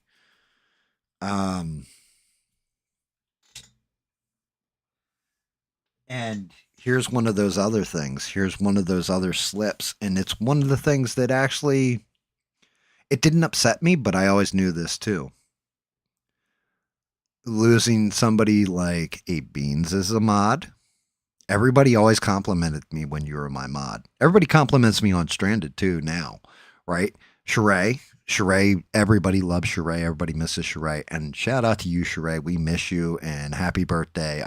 I know it's sometime this month, so happy birthday. If you ever hear this or you're ever listening to it, we do miss you and everything. But I knew like I would lose people when Sheree wasn't here anymore, right? I knew that there was going to be people that tuned out if you left as a moderator. You guys interact. You're fun to be around everything else. The moderators he's gotten in there now are people that are censoring people for if they one guy called ABL a bootlicker, right? The moderator is like, sorry, man, I can't believe I missed that one. Like, bro, are you fucking censoring what people said? He didn't call him anything, racially motivated, or he called him a bootlicker because he's licking Trump's boots. Ian, you're awesome. Go enjoy time with the kiddo, dude.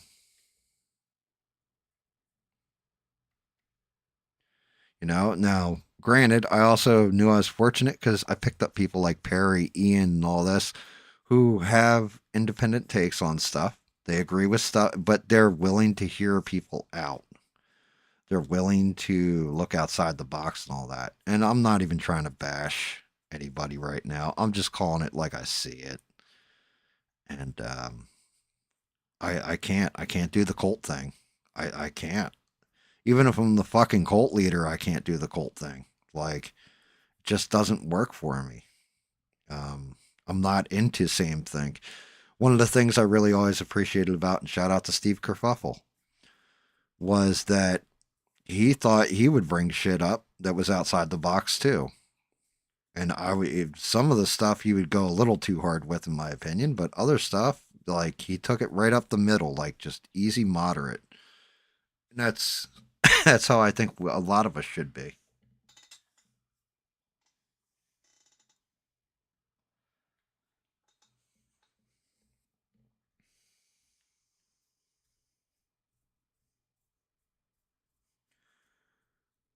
And like I said, I never watched that.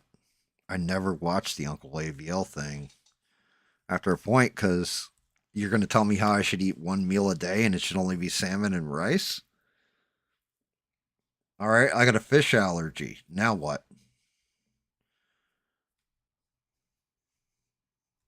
I guess I starved to death. Or just extra rice every meal. Shouldn't be telling anybody to eat once a day. You should eat 3 meals and they should all be moderated. That's been a thing since I was a little kid. You should moderate what you're putting into your body. You shouldn't do tobacco products. You know what I mean? Like, these are all like just basic, like, intelligent things. I smoke like a fucking chimney. If a kid were to ask me, like, yo, I want to smoke, what brand of cigarettes do you smoke? I'd be like, have you started smoking yet? Well, no. Well, then don't fucking start, retard, because I'm hooked and I can't, I don't want to kick it for one, but I'm stuck now.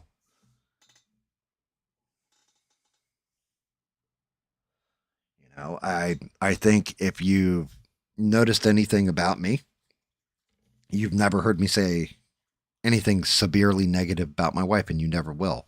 If I have a problem with my wife, I will go in the other room. Okay, making sure the camera's still on.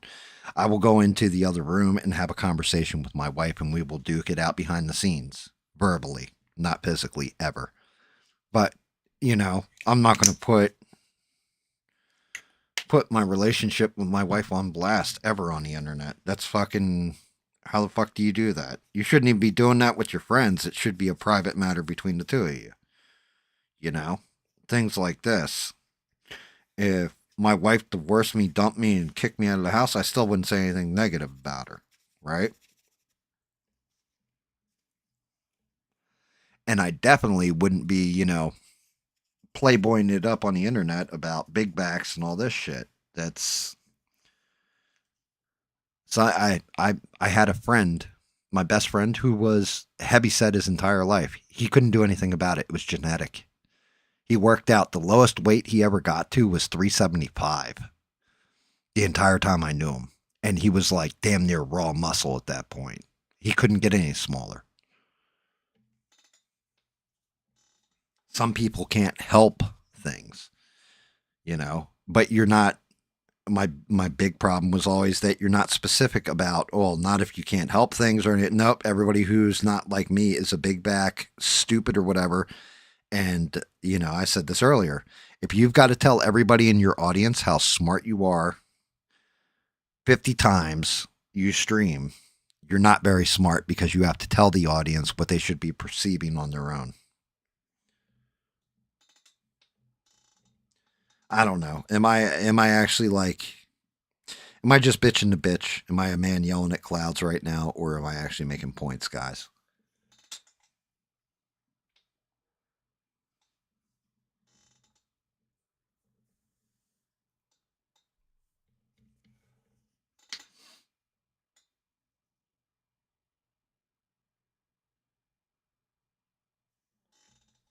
The main ABL channel.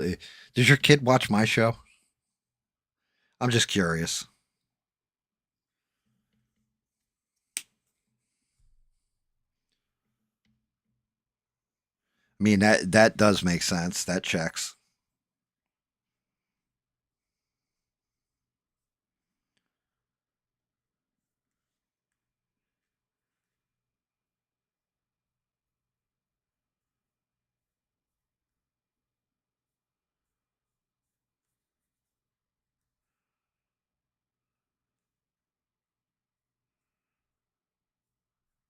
Yeah, one's made for white people.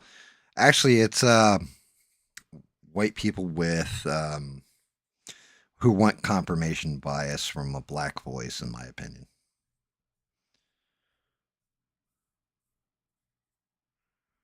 It's the same way that he was able to pull off the whole, or, not even pull it off, but say, like, yeah, I'm from the streets. And, like, people are like, oh, shit, he's from the streets.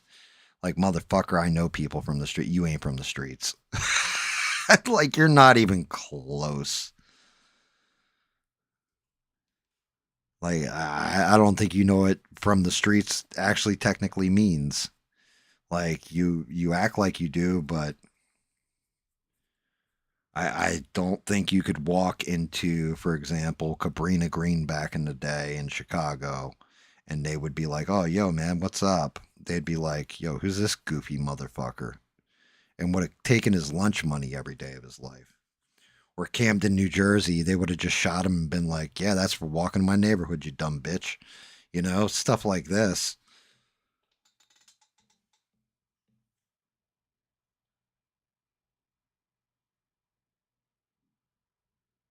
I'm making point. Thank you, Ian. And yeah, and you know, tell her thank you. I appreciate that. I'm thankful that she appreciates the work or whatever. Thank you for tuning in. Shout out to you, Beans' daughter.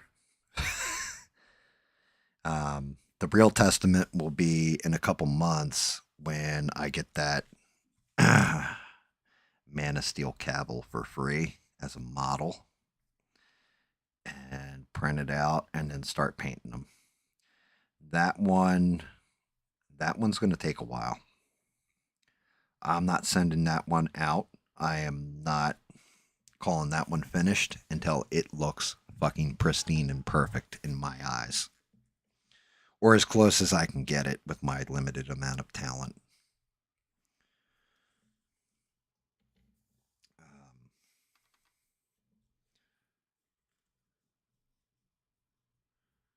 That's just kind of where I'm at with it. One of the most encouraging things talking to somebody recently, like, I'm not saying in the history of the entire channel, but well, actually, yeah, it was kind of in the history of the entire channel. One of the things that really told me I'm doing the right damn thing here and all that was when Ian told me not to quit.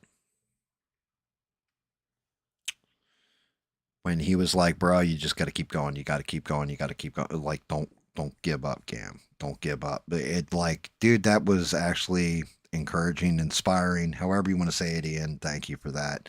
I actually kind of not needed to hear it, but it was definitely one of those things that helped me. Because when he said, like, it reminds me of old times with old friends, that's really kind of the vibe I want. I want it to be like you're hanging out with your friends and remembering what it was like when you were in your youth and creative and all that stuff. And guys like Leo or Midoriya and some of these younger bucks, you know, maybe it inspires them to create. And with Leo in particular, he did that whole Predator scene that was awesome. It was creative. He had to come up with it on his own. He actually mangled some of his action figures for it.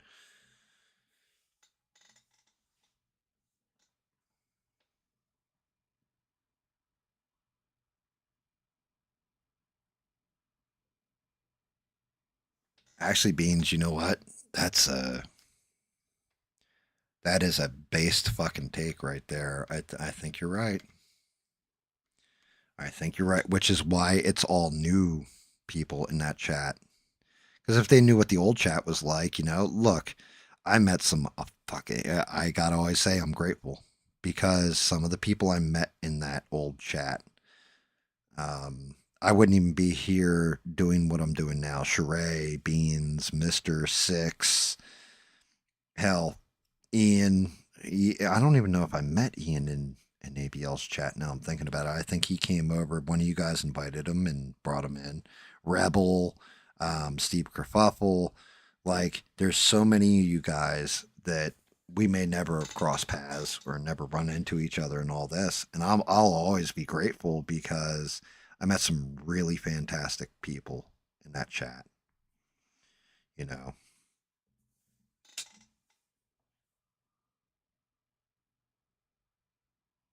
You feel like quitting because apparently you suck at music. Why do you suck at music? Where'd that even come from? They're like, I never said you sucked at music. What? What? What the hell? And why would you quit, Eugene? Your music's good. But is that what somebody said to you? Was that like, hey, can you tell me why you gave me the thumbs down on one of your videos and somebody was just like, yo, you suck at music?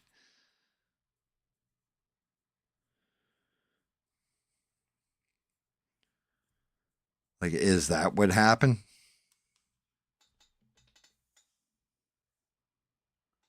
That just came out of nowhere.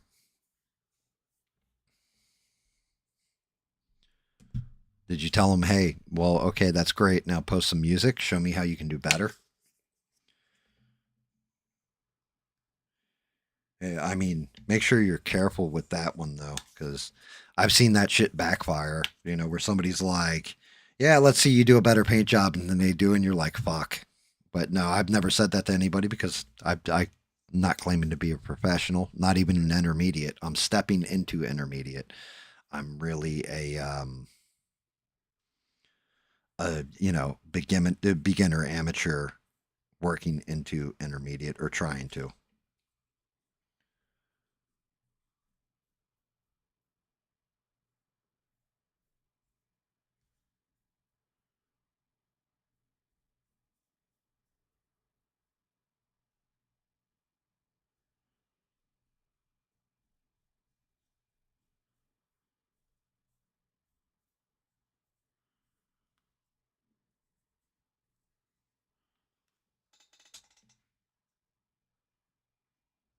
And I mean, you're going to piss beans off 100% with that. You can't just quit because somebody doesn't like your shit.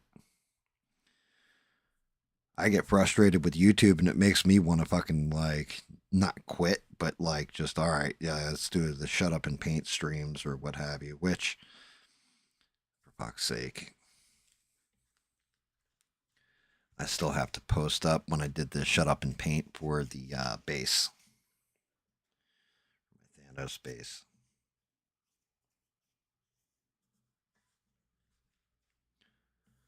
All right, where's my orange? I need to get in there with this.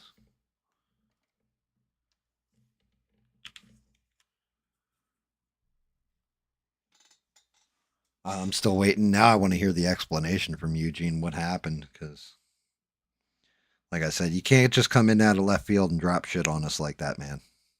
We need to know. Like if I thought your music were absolute shit, I wouldn't tell you that it's absolute shit, but I'd be like, yeah, it needs more work and you're not that great at it, or you know, keep. I would say something encouraging but criticize at the same time because I'm an asshole like that. But nah, your shit's tight. So I don't know where that just all came from.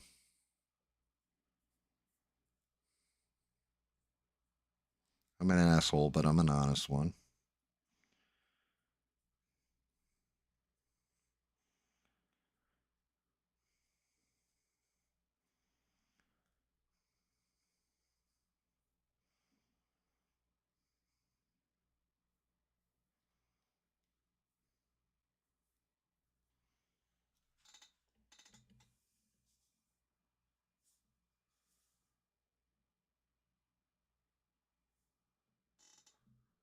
I love y'all, fuck's sake. Yeah, there you go. Ian's like all about that love. Um, so you got a comment and did you say thank you for your feedback?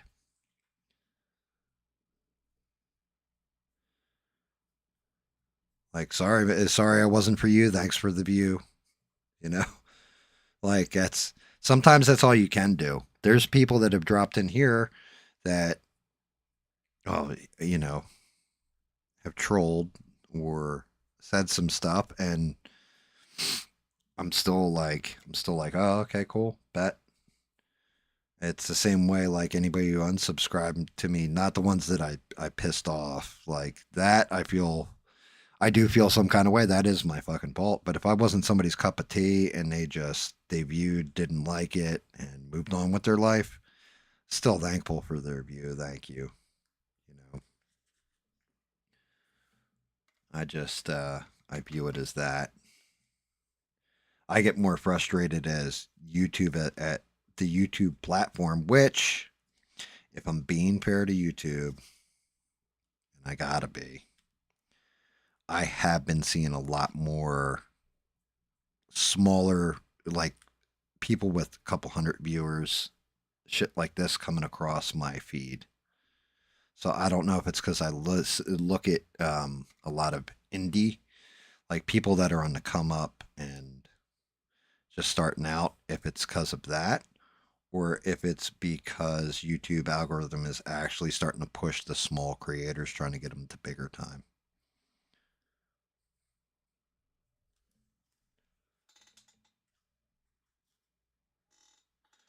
You know,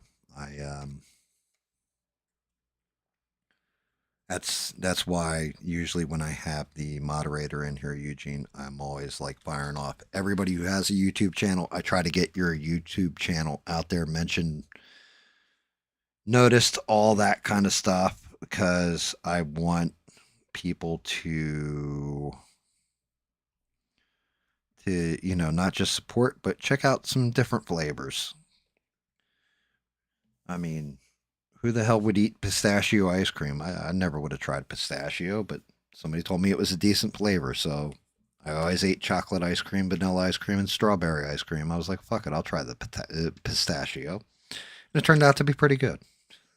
So you never know.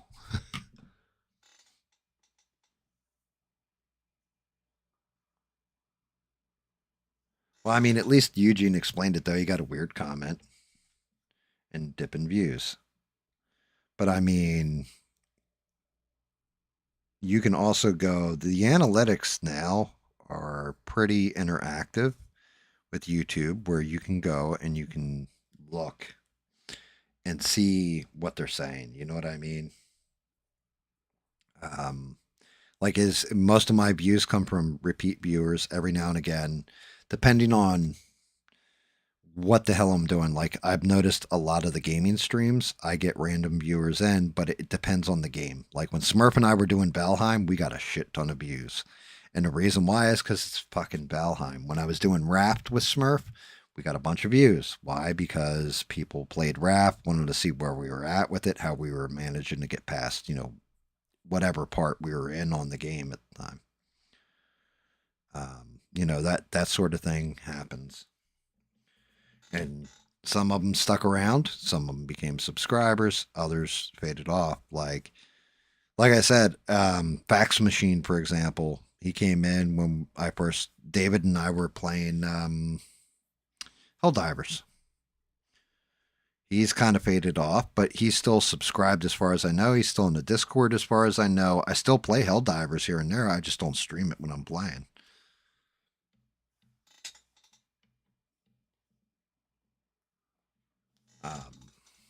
But yeah, you're going to get people that are going to have offhand comments, and I'm not saying all of them, but some of them are just doing it to get your goat to Eugene, just to fuck with you. And if you take them personally to heart every time, it's one thing if somebody's leveling. You can always tell the difference. Right? Somebody says, not my flavor of music, but I can appreciate the effort put in. All right, bet. That's good. That's constructive criticism. You now know if somebody's saying, yeah, I would have done this way, the other thing, I'm sorry, but you're just not what I'm looking. Okay, bet. Somebody's saying, hey, I would have appreciated this. It was more upbeat and you kind of had it dark in this part. Okay, that's some constructive criticism. If somebody's like, you fucking suck at life and you should slit your wrists and, your music sucks, that's not constructive. That's the kind of comment that's not helping you better things. Somebody types in my chat like, GAM, you go after Candace Owens or talk about Candace Owens and say she's grifting her a con. I think you're a fucking idiot for that. Okay, cool. That means that I hit a nerve with something I said about Candace Owens to him, right? The way you paint it, you paint like a monkey that's holding a brush between his toes, and I think they could do a better job at it. Okay, cool. Thank you for the comment. Now somebody puts in there like, hey, GAM, if you want a gradient on that folk art to the Vallejo, then what you would want to do is mix a little thinner in at this point instead of water and do this with, that's constructive.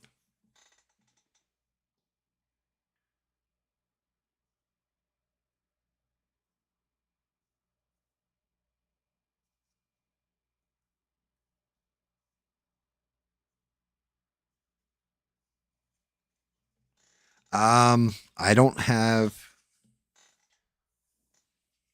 I have friends who are sub to the channel, right? Like obviously Smurf, Rogue, all that kind of stuff. Family, my kids aren't sub to my channel. My wife's not sub to my channel. Actually, I specifically told them don't sub to my channel. And, you know, granted, it's not because I give a fuck if they hear what I'm saying. They can hear what I'm saying any day of the week, right? They know who I am. They know they love me for the asshole I am.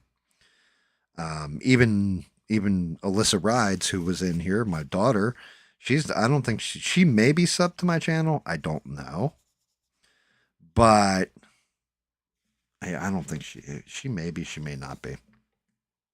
But the whole thing is that you rarely see them in here if they are like, well, unless they're like Rogue and you know those guys. They don't sub because I'm making stuff for them in a lot of cases.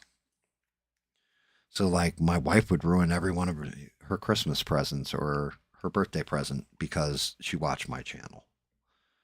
And that's where I was like, yeah, you guys might want to hold off on watching my channel if you don't want to know what I'm making you for Christmas. Because they would watch just the support, but, you know,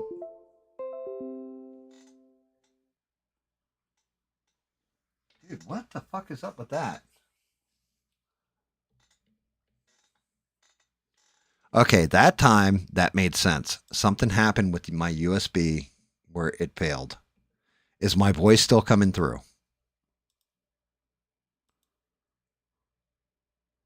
Yeah. Yeah, that's exactly what happened. My camera went completely out.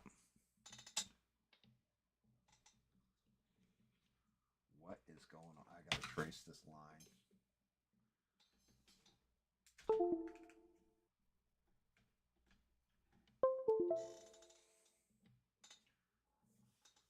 Yeah, I think whoever said it was the line, shout out to I think my camera just totally shit.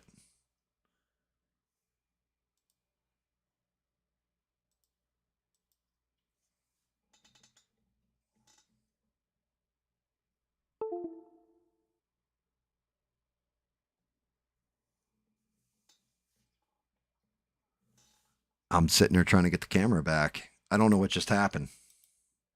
It's got to be something with the line.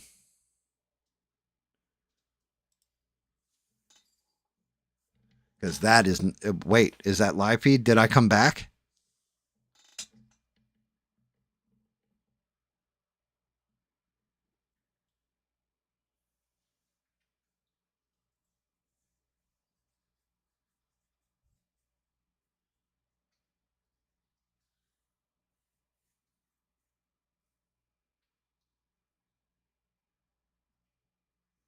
Yeah, I see exactly what you mean, Beans. I absolutely do. Yeah, I get it. Where you can confuse the algorithm. I agree because it's not organically growing, right? You're artificially. I almost said inseminating, but you know what I meant. Artificially, like filling the algorithm, and you love the hashtags and I finally well, okay. Let's see. I've set up Venmo, right? So I'm taking you guys' advice. I figure I've been a stubborn asshole. I've been focusing on this, focusing on that. Like, oh, I'll get to it. I'll get to it. So I finally decided, fuck it. You know what? I'm going to listen to you guys. Maybe you're right. And maybe I will grow if I put hashtags in the description, for example, which hasn't grown me yet, but you never know. Maybe. Right? Maybe you guys are right. Maybe it's something I overlooked and I should focus on. Maybe same thing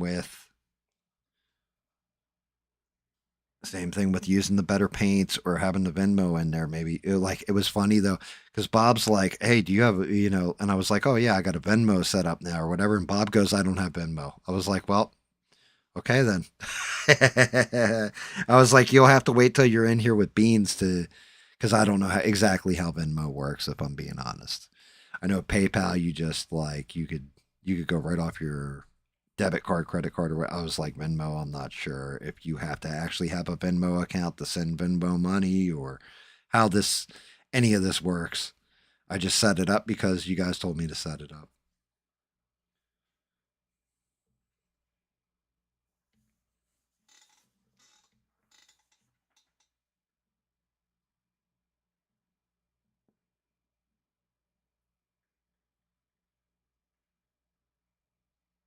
Your son wants whole. You know what? Hold on a second. Give me 1 second. One, I'd have to find a solid Hulk model that your kid would want, but I just want you to take a look. Have you ever seen my Hulk that I did? The bust of Hulk, Ian? Because I'll go grab it and I can show it to you. Show it to your son.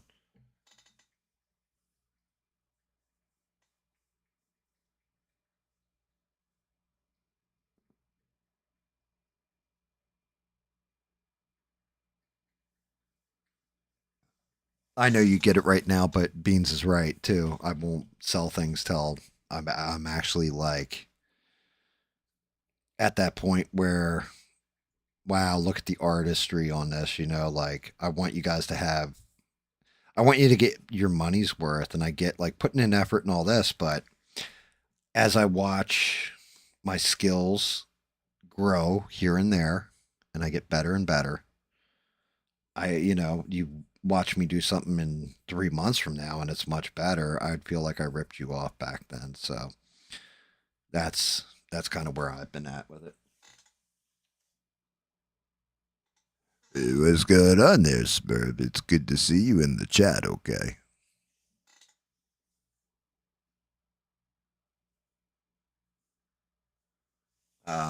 But yeah, Ian, if you want to see what the Hulk would look like if I painted it, and it's an older painting, but I can show you the one that I did. Look, hey Smurf, look, I painted it blue like your dingus, okay?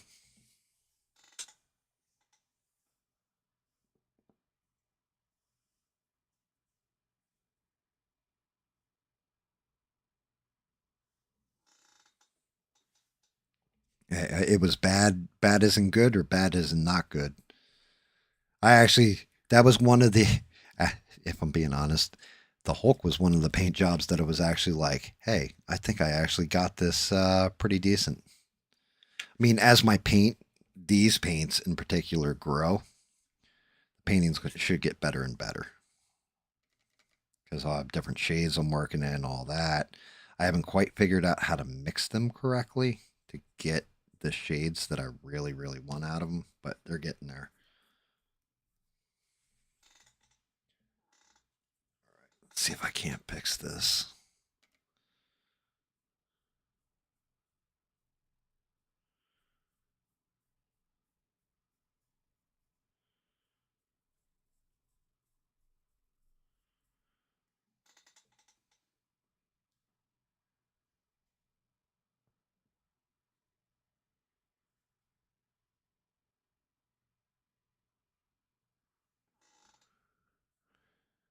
Beans is going to tell you to get a job at Amazon and work in the same part of the factory as Smurf, right? So you're going to be the secondary butt plug tester. Like after Smurf does the initial test run, you can be the second one. That's what Beans is going to suggest. You know.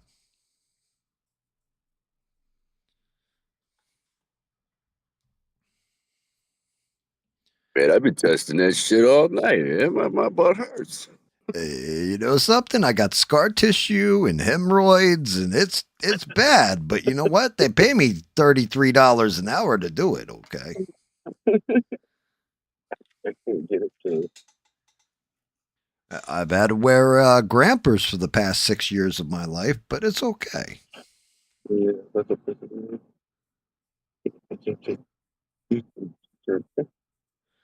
You're wonking out on me there, Smurf.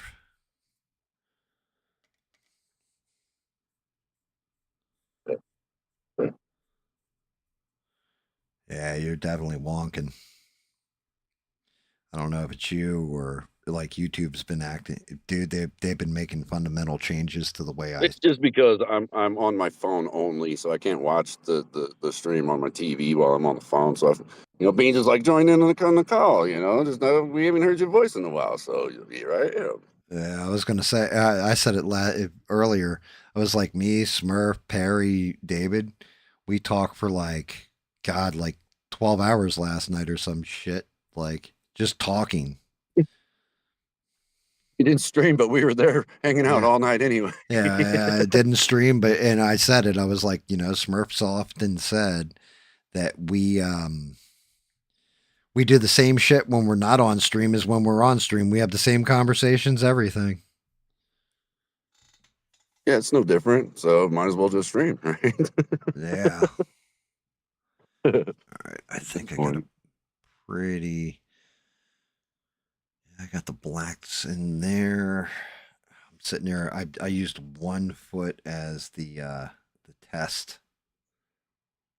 That's coming up. All right. And then the cape.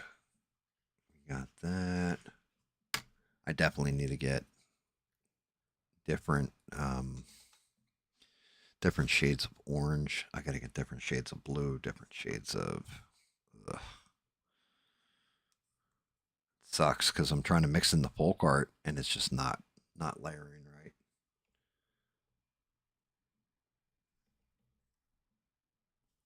Hey, shout out to Beans for sending Game the first Patreon.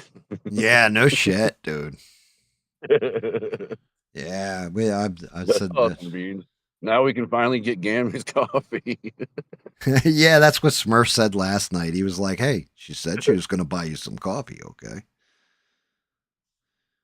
And if there's anything left over, Gam, I would definitely like. There's this stuff I've been testing at Amazon. Can you get me one of those? Huh? A Christmas present early. Amazon is very rough at Christmas time, Beans. I'm getting my ass handed to me. Yeah. I went in there last night and asked them if they found my ass. I think I might have left it there last week. Yeah, it's kind of what we figured out. Because I was like, yeah, I moved the stream over to Sunday because I didn't know what happened with it. And Smurf's just like, dude, I got my fucking ass kicked. That's what happened to me. Yeah, they keep beating me up. They keep beating me down. But, life beats you down. You got to get back up. Which is fine. It's like, well, the holidays will, eventually end. Man, I'm telling you what, Beans, I will never in my life ever work retail again. No. We're working at a store during this time. Oh my God. I used to work at Best Buy, and that from Black Friday all the way till Christmas was a nightmare. Yep. I've been there, done that. Fucking GameStop. Fucking Blockbuster wasn't bad. Actually, it was one of those fucking cakewalks because I was so used to doing GameStop during Black Friday, Christmas, all that kind of stuff, that when it came time and I was at Walgreens and I was just like, oh shit, we got Black Friday. I'm memorizing everything to do with it. And everybody's like, yo, what are you going so hard for? I'm like, yo, it's Black Friday. We got to memorize this day. And they're like, yo, it's not like that here. Like, what are you doing? Like, we're like a drugstore.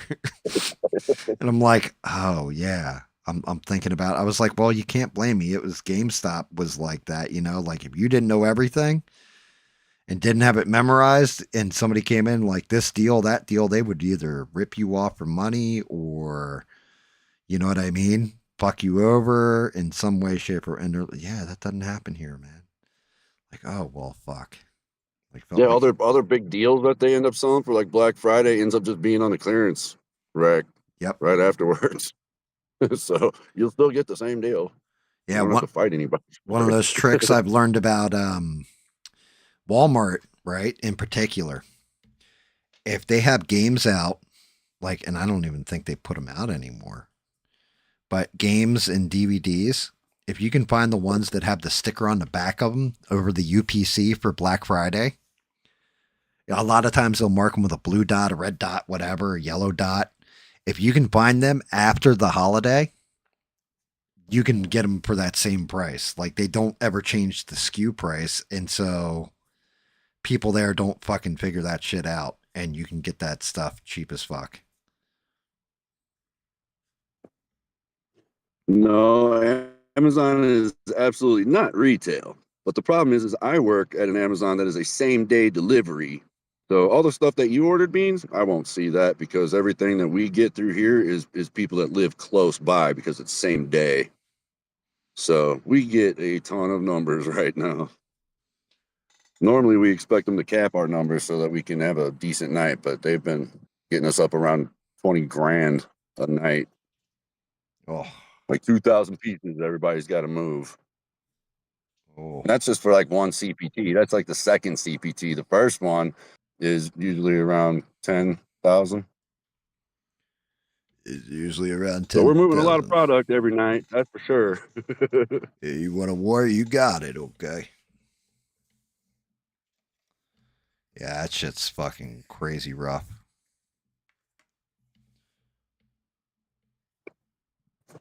Yep, Legos is like the #1 product that I see coming down the line here. Legos, everything.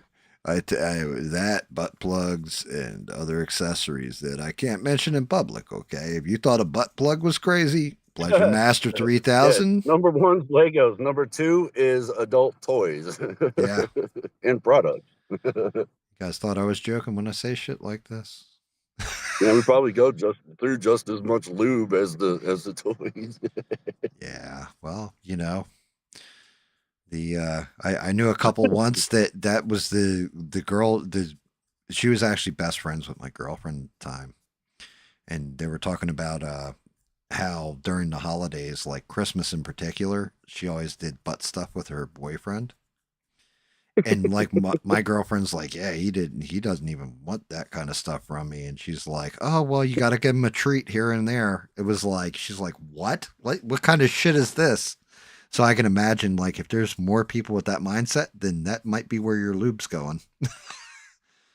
I don't know. It's a weird treat if you ask me. Yeah, no shit. Like, hey, you want something that smells like dookie? Check this out. Here, you want a stinky treat? Yep. Yeah, dude. Exactly. Talk about having to keep that tip clean. Oh. Oh. Oh, Jesus. What's up, Jones, CCI? I'm Smurf. I haven't met you yet. That's Ian. Nice to meet you. That's Ian, dude. Oh, it's Ian? Yeah, so this, like I said, shit's been fucked up with YouTube for a minute now. And one of the things they fucked up is like how you're coming up with your government name instead of Smurf in the chat. That's right. Right. That's why. Because yeah, I don't even care anymore. It's so stupid. All right, well, that's cool. What's up, Ian? What's going on there? People are like, Matt D'Souza, who the hell is this guy? Oh, it's just Smurf. It's just Smurf. Yeah, I mean, I changed mine specifically to GAM Catches Up, which will be interesting if I ever get a payday from YouTube. Like if they ever have to pay me, because it'll be like, oh, we wrote the check out, the GAM Catches Up. Well, I'm fucked. Good luck cashing that one, buddy.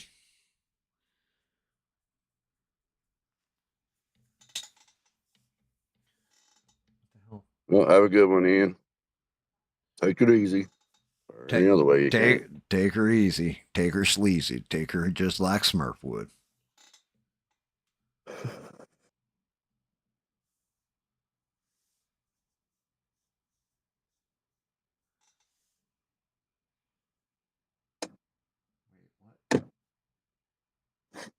Well, it's all up to GAM, but I'm good for next week. Just yeah, I'm switched. Sunday's not good for me. Yeah. Yeah, I got it switched up to painting shows for, well, I mean, we'll see. Because if I don't have the right paints to do this shit, dude, I'm kind of boned till I get them. You know what I mean? Like, well, you know, I'm cool if you want to switch to like Monday, Tuesday, and Wednesday for some gaming. That's my days off. Yeah, it's definitely a possibility. because I was going to do double paint streams, but like I'm trying to paint with the folk art now, and like, man, I fucking told you this is going to happen too. I think I'm spoiled because where I put one, maybe two coats of that folk art on, takes like 2 drops of paint, all that stuff. I'm getting good shadowing, good texturing, velvety coating. Instead, I'm getting shit like this, dude. Like if you, I don't know if you can even see the camera or you can't, but like it's spotty, it's gooping on there. It's not smooth. Like I got to hit it with like 16 coats to get the same result I'm getting with 2 coats on the Vallejo. Like, and no matter which way I thin it, which way I cut it, which way I try to make it better, it's not getting better. It cleans out of the brush a lot easier, but fuck that. I need it to go on the model a lot better. I need it to go on the print where it actually looks good, and it looks rough. Like it looks rough as hell. The blue parts that I hit with nothing but pure Vallejo came out beautiful. Like I got highlight in there, I got shadow in there, everything. Anything I'm trying to hit with this fucking orange just looks like shit. No, Beans. Thursday night's my Monday, and Sunday night is my Friday. I'm only off on Monday, Tuesday, and Wednesday. Yeah.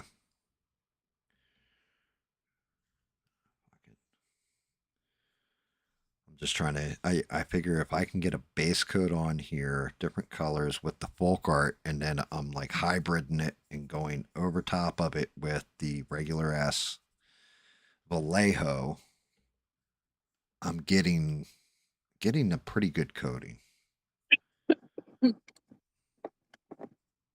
Oh, did you see the dark side, Smurf? Did I show you like the base and everything, how he actually came out? No. Give me a second. I'll grab him. Yeah, hurry up though. I got to get off of here so I can eat my lunch and then go back in there. Yeah, I'm grabbing it now.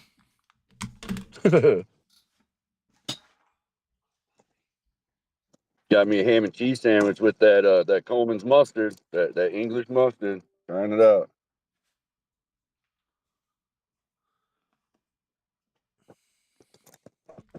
So first off, here's the base.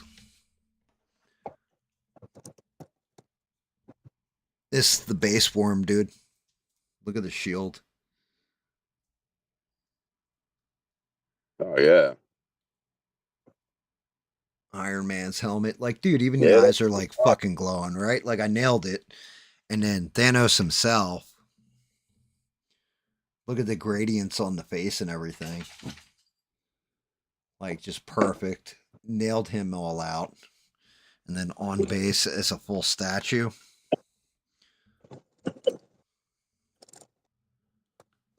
Yeah, that's awesome. That came out good. Yeah, that one hit, my opinion.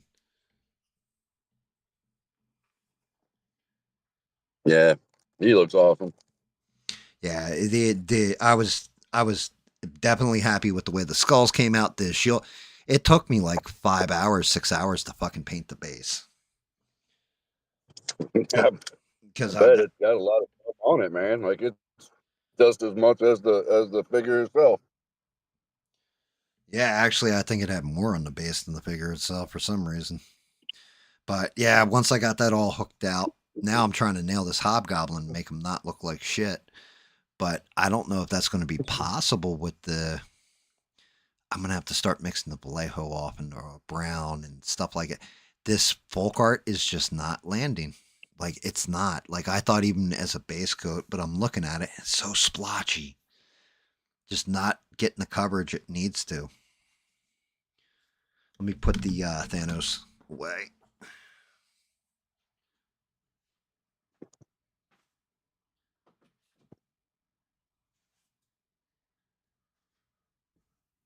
All right, guys, I'm out. Y'all have a good one. Hey, you get I'll try to jump in on another one on my lunch break. Okay, you have a good one, Smurf, and don't forget, there's the color of your dingus right here, sir. Okay. Oh yeah. Oh yeah. All right. Have a good one, Smurf. Thanks for hopping in, brother. See you good. Yeah, the bronze gold, the combination I did, I was happy with that too, Beans. I thought that was a pretty decent combination. I'm more happy with the detail I got into the face because I washed it in there first and like I layered it wrong at first and actually went back and redid it. I did, and that was all on stream. But when I went back in and redid it, I really nailed it the second time out. Like to look at it, it looks great. Like that's one of the disappointing things. This part of the arm looks I got like perfect gradient to it. Highlights right where highlights should go. Muscle is articulated right, all that. And then I'm looking at stuff like this boot. It may look kind of coated and everything, but it's missing. Like I need to stop trying to make this folk art shit work. Drop down a notch and just go full Vallejo with it. Maybe mix in a little bit of color. Like use a little thinner with the Vallejo. Because I'm not getting the coating I want. I'm not getting the definition and things that I really, really want. As a matter of fact, I think I'm gonna try doing this, which I will use a little bit of the airbrush that already has thinner mixed into it. And seeing if I can't get a decent gradient for my brown. And then painting that on there for my like darker, like the undertone.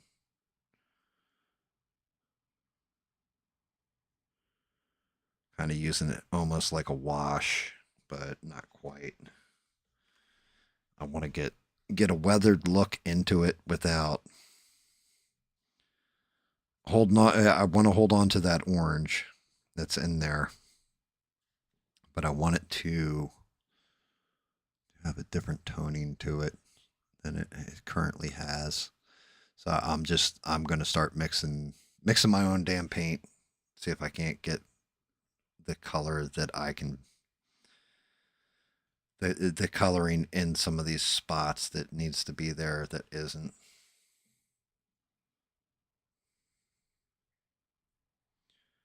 Because again, the folk art would have been great at one point in time, and I loved it.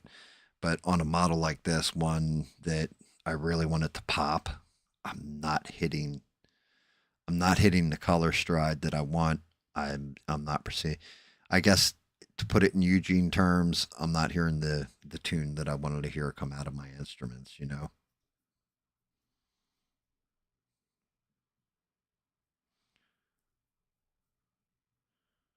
So Eugene, did Eugene say he's actually quitting music, or is he just like pissed right now?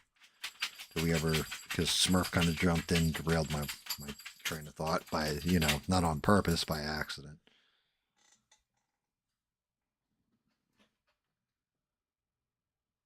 Good night, Eugene. And if what I say matters at all, don't quit your fucking music, bro. Keep making the shit you want to hear that other people like hearing. Don't give up. The only person who can determine it is you. I mean, if you gave it the old college try and you're like at your wits' end with it, I understand. But, I always enjoyed anytime you pop something new up, I always go check it out, try to promote it.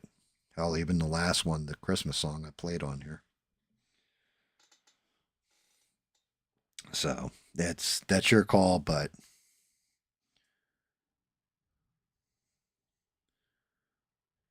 my 2 cents is keep staying the course and keep doing it.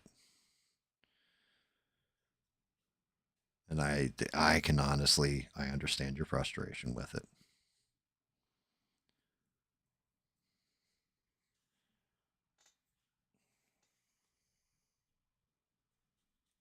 this is, I think I'm getting more of what I wanted or what I can envision.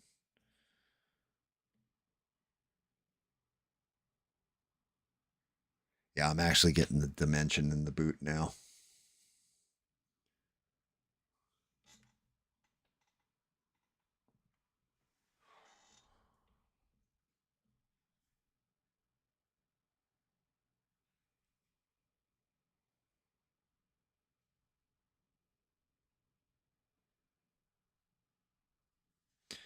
Yeah, I didn't see though. Did Eugene explain how the community is toxic? I was curious about that myself because I can say I do know some people get with music just in general, like actual musicians. I say actual musicians, like people making music on the internet aren't actual musicians. I mean, people that I've seen in bars and shit like this playing their music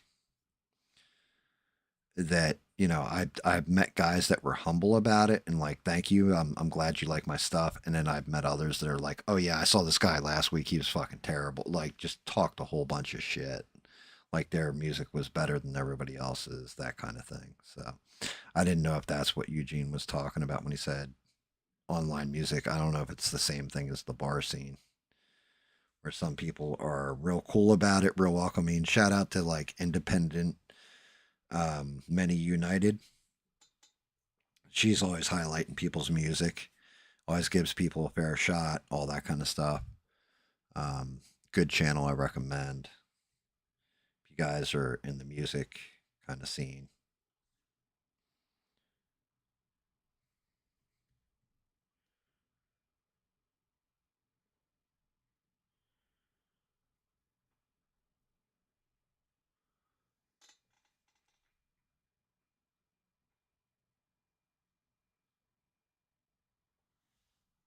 There you go. Yeah, I mean, that's well said, Beans. If it's just some asshole with a comment, some asshole with a comment.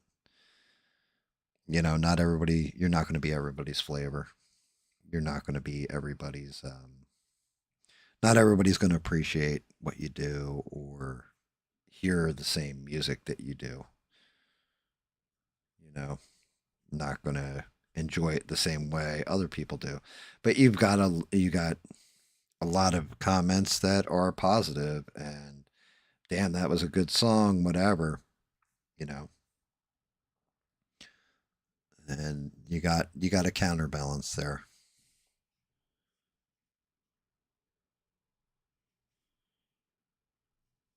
Hell yeah. So that bass gradient that I made out of this using the brown and the orange for Vallejo. I'm actually, yeah, that's going on way smoother, better coverage, and I'm actually painting in dimension now. So that works. As that boot looks much better. Essie was here Friday. Essie jumped in, I want to say last Friday's gaming stream. He dropped in, said hello. He's either been on call or taking a break from the internet or with his family. I don't know. One of the dealer's choice on that one. But yeah, he was around.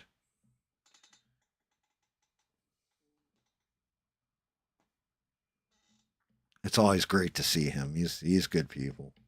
Shout out to SE Wolverines. Dear Lord, he still hasn't contacted me about setting up his stream or what have you, so you can do the indoor streams. I don't know when he's going to start streaming again. The last conversation I had with him, he said he just hasn't been feeling it lately, though. So if he's not feeling it, you're not feeling it. You can't force something. You can't say, okay, monkey, put on content and talk on live stream because I demand it. That kind of thing. So shout out to SE. Hopefully he does feel it because I felt Out of anybody I've ever met, he's got the ultimate shot at being monetized.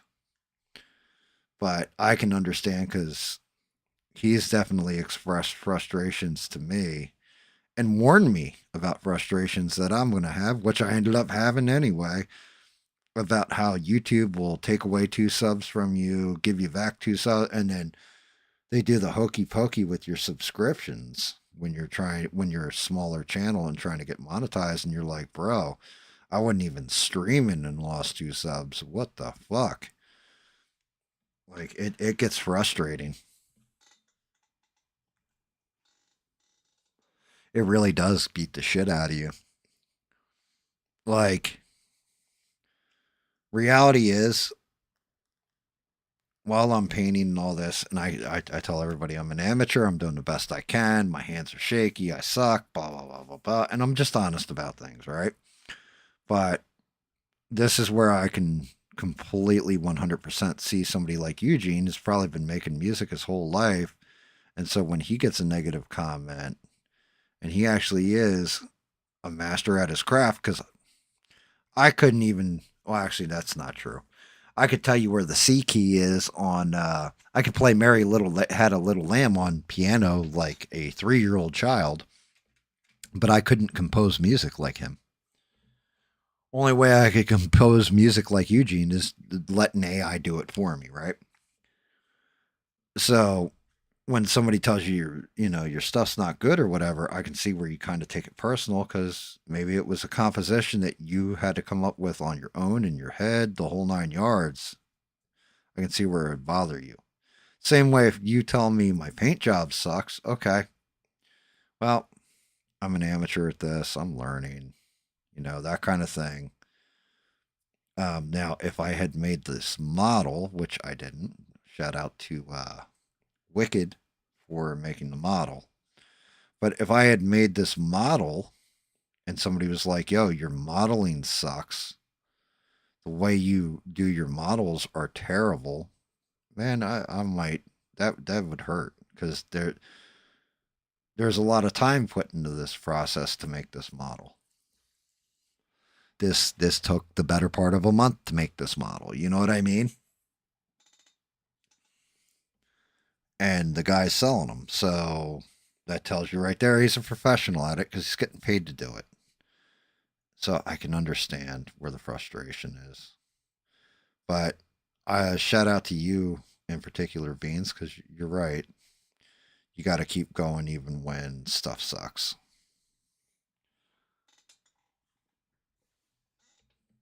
You are not wrong on that one. You can't just, some people out there really do just aim to piss in your Cheerios or ruin your day. And so don't let them. Like, because all they got some kind of sick pleasure out of breaking your balls or ruining your day completely.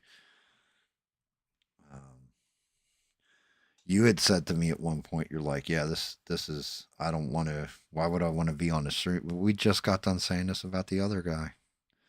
Why would I want to get on a stream and be told I'm a big back, I'm this, I'm that, I'm the other thing?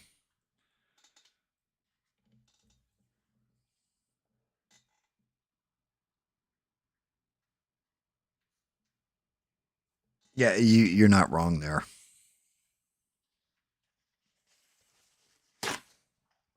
Everything does take time. And I mean, in my position, with me, the way I look at it, you're right about the instant gratification. Everything is worth taking. It does take time. You got to build it and everything. It happens. With me in particular, for me, it's like what's happening right now with the folk art and the Vallejo. I just tried 5 different tricks to make stuff look smoother, go on clean, and everything else, until I finally came to a point where I was like, you know what, fuck it. Let me try just doing my own mixes, my own thing with the Vallejo, and seeing if I can't get it to work. And I just came up with a wash after I base paint this, I'm going to hit this with that wash again. And the wash was exactly what I needed, but I had to experiment with it. For me, it's all a learning experience, you know? Same thing where I asked your opinion because you're like, yeah, I'd ride or die with Candace. Like, okay, well, tell me why. Give me, it goes back to I want an outside perspective sometimes. I want somebody to tell me, you know, I see it this way. This is why I see it and everything. So I can weigh it and learn. So I feel as human beings, particularly as adults,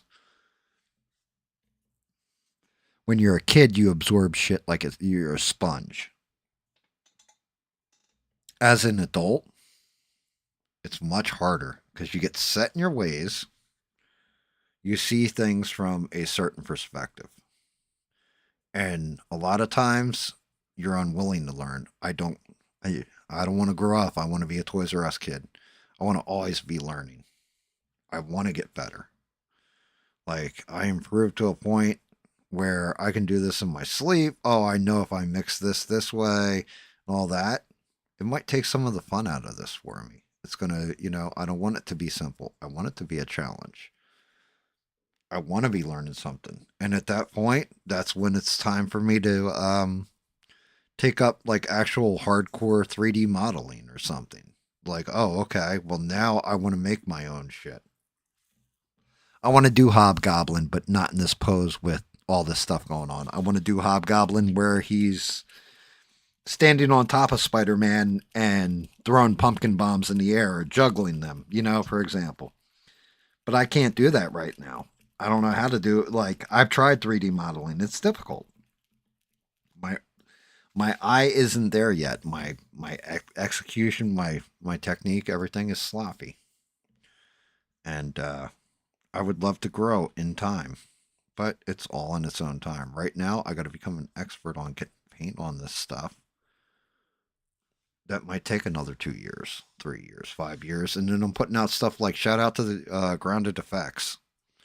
Dude, if you want to learn stuff about paint, about what a model should like when you're done painting, go look at that dude's channel. There's a reason why he's got thousands upon thousands of views. He's a nice guy, from what I can perceive. I don't know what his politics are, so if that matters to you, well. But all he does is talk about the paint, talk about the modeling. I watched a video with him where he explained, like, yeah, I wasn't always good at this. He's honest. He's raw. He's a real deal. He's like, no bullshit. Most 3D artists use his artwork as their example of a model.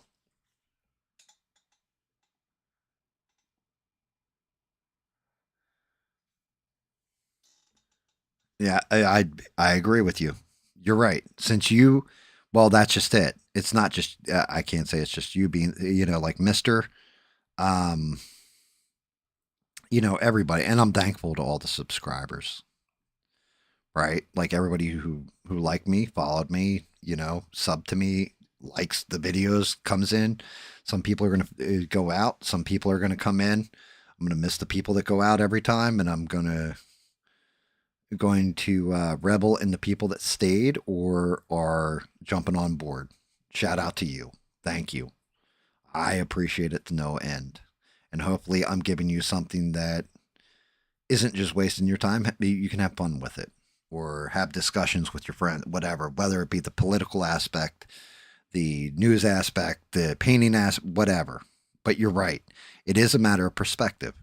I started out with 26 subs when I was just making my videos.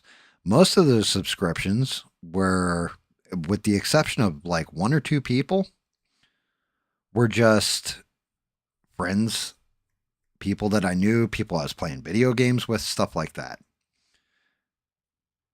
The 100 subs that I got since then weren't people that even knew who I was.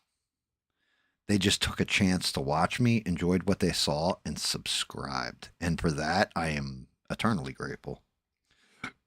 I can't tell you, like, you know, 100 people, that's usually about the size of a movie theater that's packed to the brim, right? That's great. I hope it keeps growing. I hope it keeps getting better. I hope my painting gets better. All that kind of stuff. But and YouTube does things that frustrate me, like obviously it went through and wiped out a bunch of subs. Obviously, like this, there, and again, I also take account for my own actions where I piss people off and they unsubbed. There was definitely a time where there was a person who went to their entire audience and told them either you unsub from them or don't follow me anymore. And those people, the ones that stayed, turned out to be some of the best quality people that I know. The ones that unsubbed and left, good riddance. You were never here for anything other than somebody telling you to be here. And I don't need that kind of hive mind. I want you guys to be independent thinkers, watch what you want to watch, enjoy what you want to enjoy, and if somebody tells you different, tell them to go fuck their mother. Because if I ever told you, hey, you're not, anybody who watches ABL can't watch me anymore, man, that's when you unsubscribe from me, right? I don't watch them anymore. Doesn't mean you can't. What the fuck? Who am I to tell you what you can and can't enjoy?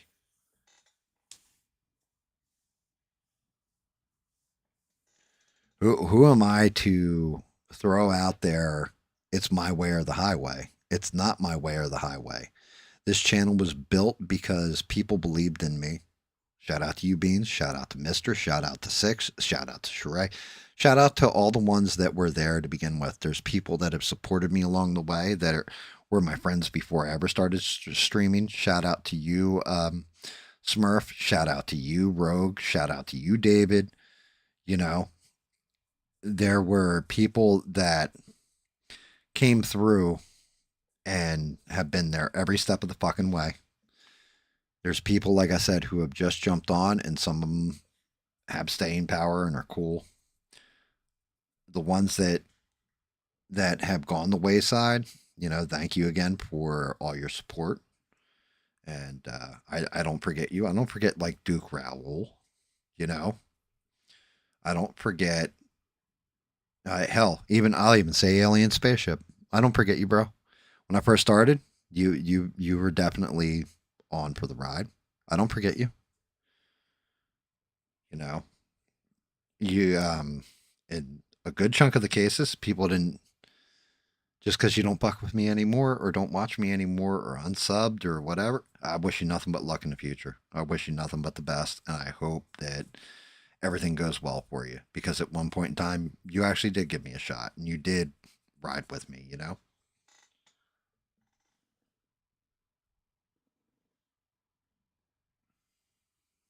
I agree with you. I like the call-in aspect. Sometimes I can't give the attention that I want to give to it, though, because I'm busy painting. Like, when you see, whenever I fucking cut the video together, as a matter of fact, I just downloaded a video editing software. But whenever you see the shut up and paint that I did to finish off Thanos' base, you'll see what I mean, where I definitely was just focused on the painting and not on running my gums. It went a lot smoother. Things got way more fine detailed. Stuff like that a lot quicker. It did make my life much, much easier. However, I also didn't have any interaction, Like, I didn't have people talking to me. And that's also part of the show, is sometimes you need that. You need people talking to you. You need those conversations going and those jokes flying, and having Ian on was a cool time, because I've definitely had people on who will remain nameless that when they get in the voice chat, if I'm being quite honest, get a little odd. But Ian wasn't one of them. Like, thankfully, he wasn't one of them. Actually, like, had a good conversation with him. It was a good talk.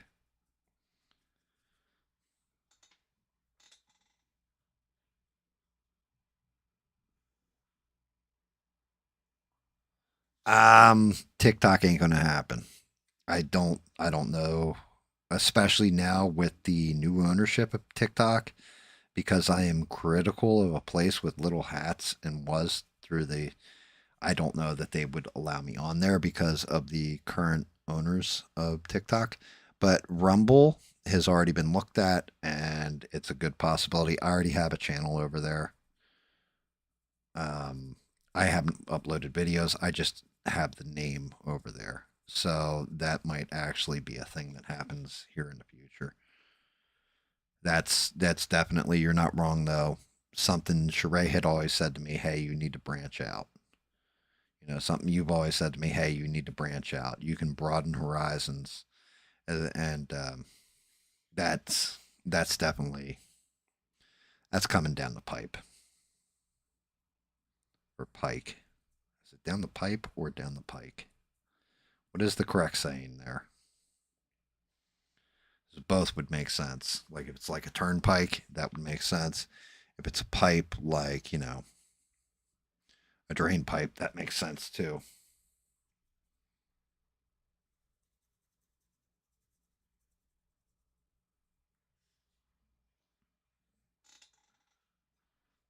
So the dual stream thing, I have been looking into that and how it works. It's not difficult at all. I just have to get the stream key and set it up for Rumble. But I don't even know how Rumble works. Matter of fact, because I set up that account in its infancy, Rumble is kind of funky to me.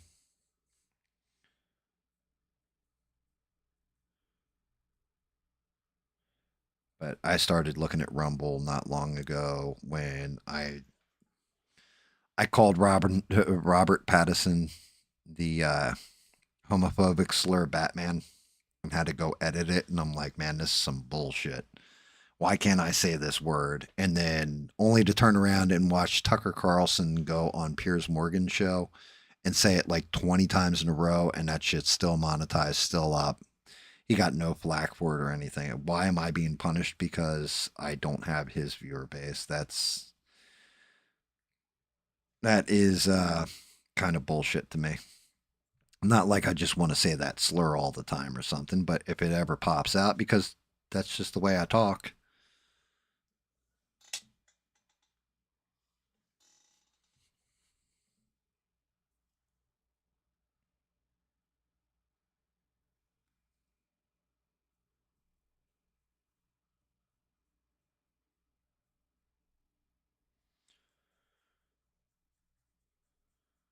Knocking down the using the brown to inlay this orange so it's not as brassy or sticking out as much. It's a little shiny right there, shiny on his hiney, but if I get in close, you can see what I mean about his bungus, how I've got the gradient going in.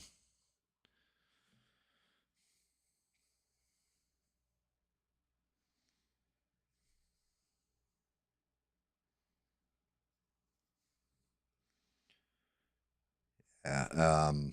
Did you actually hear what I had put out with the, like, did you hear the how Tim Pool went off on Candace Owens, like the words that he was calling her by chance? Like how he called her the see you next Tuesday and all that. I don't know how his show didn't get pulled off the air immediately. I didn't think you were allowed to go off like that. Not like I'm going to start using that word and going off like that. I'm just saying it caught me completely. I was like, holy shit. Like I didn't even think you were allowed to even get close to that level of language on YouTube and keep your stream monetized, all that kind of stuff. Like I know people that still use the word like unalive to say killing somebody, you know. Or yeah, he was a convicted murderer. Like no, he was a convicted deleter of people. Like what? Aren't we grown adults? Like we can't figure this out.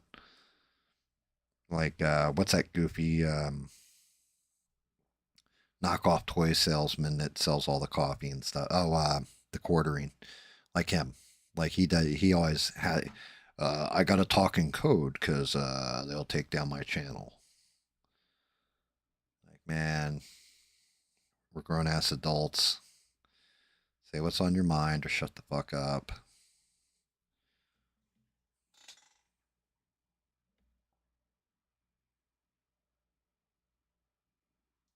Coming down the pike is correct. Okay, like a turnpike. That makes sense. If Candace was a what? Was a black liberal, that never would have happened. What do you mean by that? Oh, him calling her the see you next Tuesday? I agree. I agree. I half agree. I think the reason why he used that language is because she attacked him directly. She, in all ways, right? If we're really being completely honest here, she's a threat to him. She's a threat to his positioning as far as YouTube views go, as far as the conservative movement goes, as far as, and I also think she downplayed his shooting incident, right? Like, even I didn't downplay his shooting incident. I was like, oh no, he's probably being legit with this, you know. And I was talking about it earlier.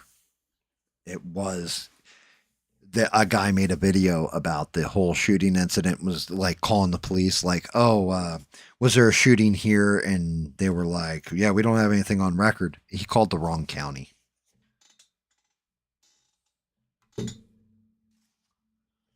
But yeah, if you want me to be quite honest, see, like Candace Owens, I don't care for what she's saying. And to me, it's content, right? If we're being honest, it's something to talk about for a couple hours. I don't hate her. I don't give a shit that she says what she's got to say. She can say whatever the fuck she wants. It's the internet. It's a free world. Go say whatever. I don't give a fuck. You do you. She's, you know, like, unless you're going to sick hundreds of fans on me to come threaten my family, bitch, I will come for you at that point. You know what I mean? But outside of that, you know, hey, she can say whatever she wants. She can hold whatever opinions she wants. She can call people out, all that kind of stuff.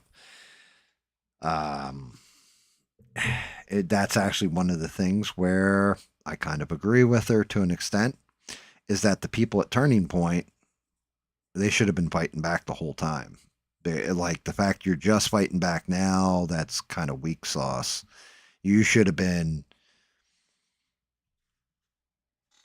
addressing this months and months ago when she first started getting into this stuff and being like, yo, you're saying untrue shit. Here's the truth. She just said this. Like, you should have been counter programming her. And instead you just, you know, well, we're going to remain silent because she's Charlie's friend or whatever. Fuck that. Oh, well, she's hurting. She's upset. Sometimes that whole Christian way of life of, well, I'll just turn the other cheek. That's how you get the shit smacked out of you. Because that's kind of what's been going on with Turning Point.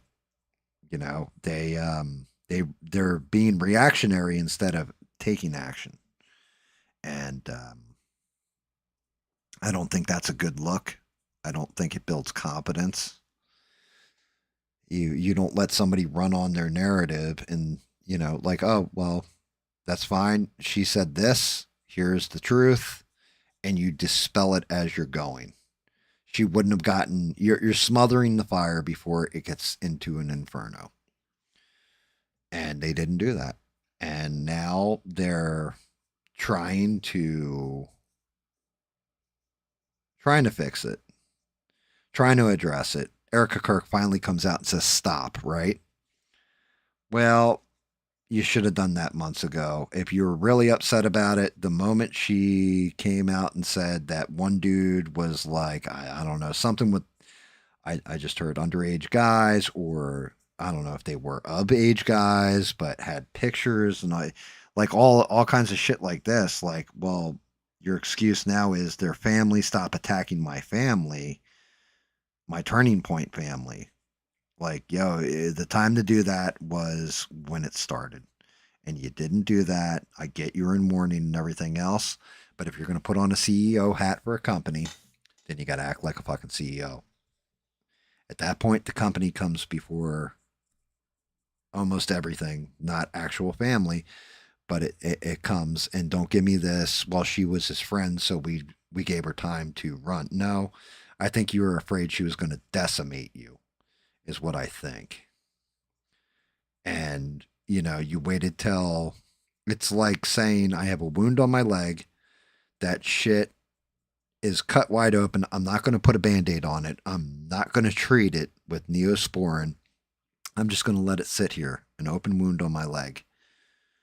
And then 2 weeks later, a month later, the shit's like oozing pus and all green and everything. And then you're like, oh, maybe I should address this. Now, you know what? I'll give it another month or two.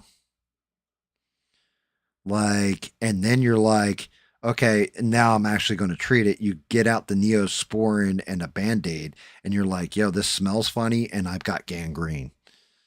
That's what you did.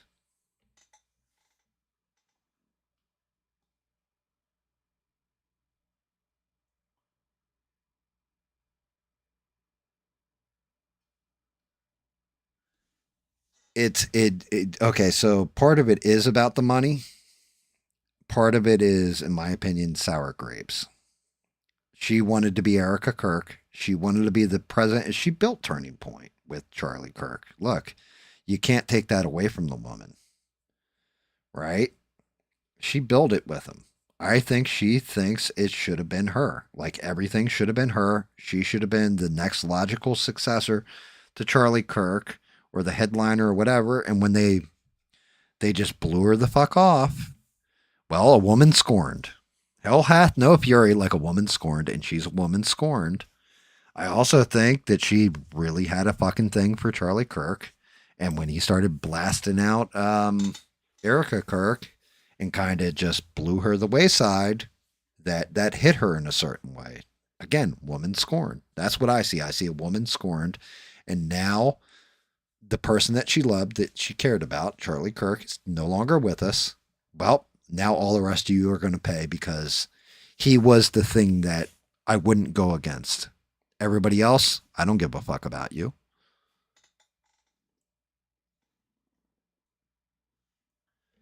Yeah, but the whole thing is she's screaming about Condace making money and she's sitting on 140 million. That's her own personal wealth, right? So Candace's husband, his father and all that, they have money. She has plenty of money. But you got to remember, she's got personal nannies for each one of her children, right? And when she got fired from Daily Wire, she sat there having people make donations to her because her kids needed certain things. It wasn't like you or me where we work a Joe job and we got money and all this kind of, and we're kind of comfortable. She's a millionaire already and she's asking people to send her money. So I think it's more manipulation or look at me, I'm important, than it is the money itself. But she translates that into the money on top of it.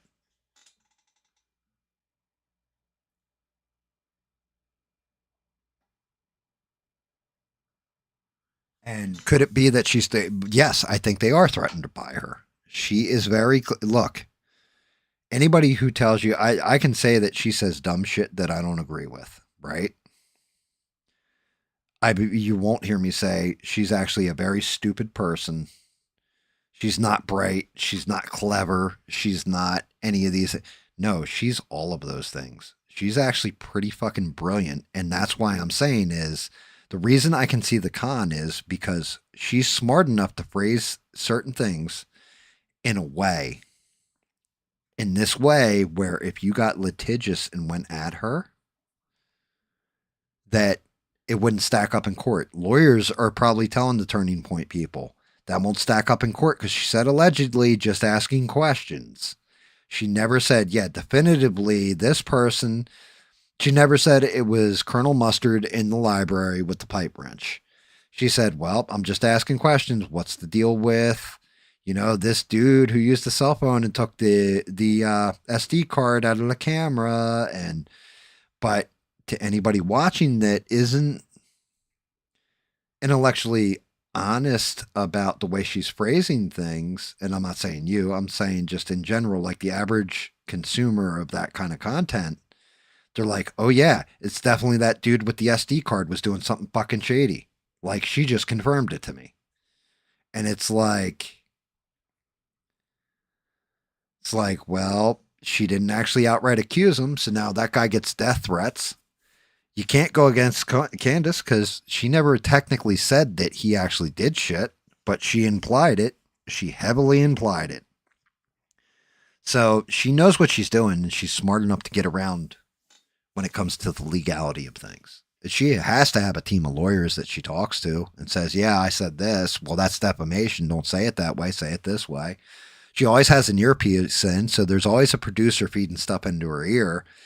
The show isn't live. It's always taped. If I tape everything, anytime I have a bad take, I can cut that shit out and reshoot it. There's a reason why there's commercials added in here and there, not just because she profits off of it, but maybe she had a bad take in this spot, so we're going to just cut that out and, okay, go from, here's where you were positioned, go from here. Look, I'm just telling you the magic of behind TV.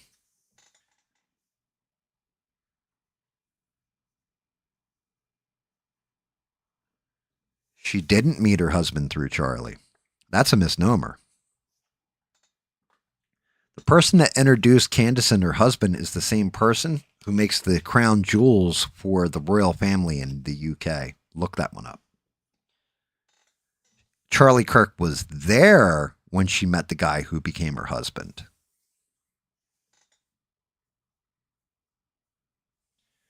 And just because she married somebody doesn't mean that she didn't say to Charlie Kirk ahead of time, like, hey, I'm in love with you. And Charlie Kirk was like, yo, either A, I'm not into the dark meat, or B, I'm not in love with, I don't think of you that way. I think of you as my sister. Right? That happens all the time. There's never been a guy you've been like, well, or a guy that's been like, yo, you're stunning, you're this, you're that to me. And you've been like, yeah, I think of you like my friend. I'm sorry, dude. If he friend zoned her and then, picked up Erica Kirk and she wanted to be in that position, or like I said, you never know. Relationships are weird sometimes. I know people that were friends and would smash here and there, like sleep with each other here and there. And the reason why is because they were good friends and they trusted each other and never caught feelings either. Ended up going off to marry different people. You don't know what happens behind closed doors. I don't know what happens behind. Maybe I'm completely fucking wrong too. Maybe they had a completely platonic relationship. It was just brotherly, sisterly love the whole time. And they were best of friends. I don't know.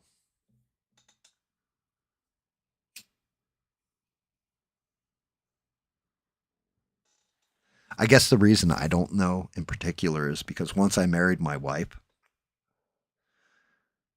all other women, as far as that part of my life where I could confide in them like that, went out the window. We're gone. I cut off all my exes for the most part. Even then, they faded slowly out as they got married, had kids, all that kind of stuff.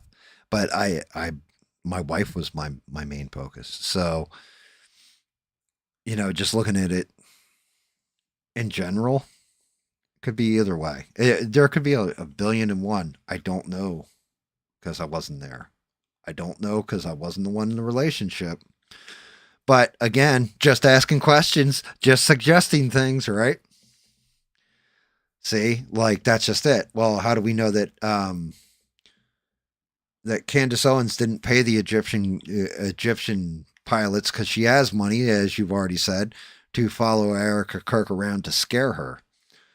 How do we know that Candace Owens didn't meet up with Tyler Robinson at some point anonymously online through a furry convention thing and have him pull the trigger on Charlie. I don't know. I'm not saying I'm going to say allegedly that may never have happened that way, but I'm just asking questions and just saying anybody can do that shit. That's what I mean.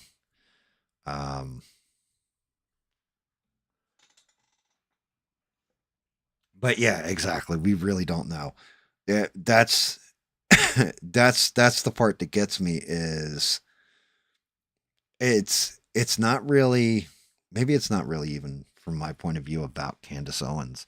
It's more how I handle things, right? And you can attest to this. Like how does GAM handle things? Well, if I feel a certain way, I say, "Oh yeah, I see it this way, and this is where I'm at with it." And then you can come back and say, "Well, yeah, like for example, remember I had to do an apology stream. Why? Because I said Trump's going to get us into World War III with the attack on Iran, and then I came out when he immediately, after he bombed them, he didn't send any more troops. Nothing else happened. Immediately after I said I was wrong on this one, I really thought Trump was going to get us into World War III. I'm not happy he bombed Iran, but I'm sorry if I put panic in anybody's heart because you listened to me on a regular basis that Trump was going to get us into World War III, because he didn't. He actually took the right choice and got the fuck out of it after hitting those nuke sites. Because that's the way I handle it, and maybe it's because I handle stuff that way. When I see stuff like this happening, and I'm just like, yo, if I can take accountability, I don't have 1 million followers. I got a strong contingent of followers, but I don't have 1 million of them.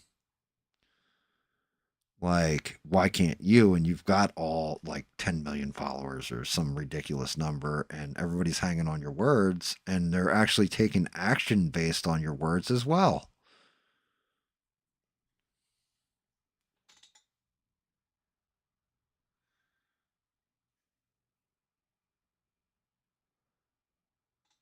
I agree. You did say that. So yes, you were correct. I was wrong. Congratulations.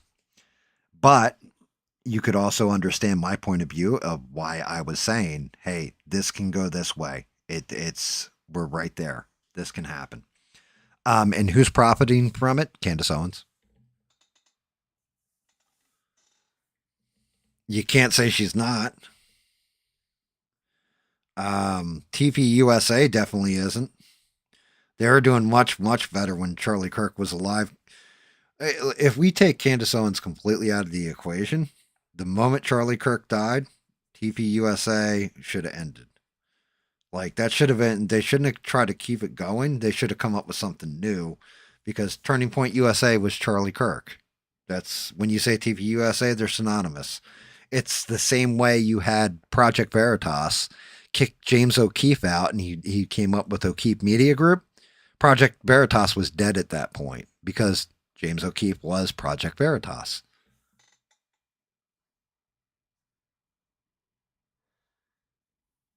You know,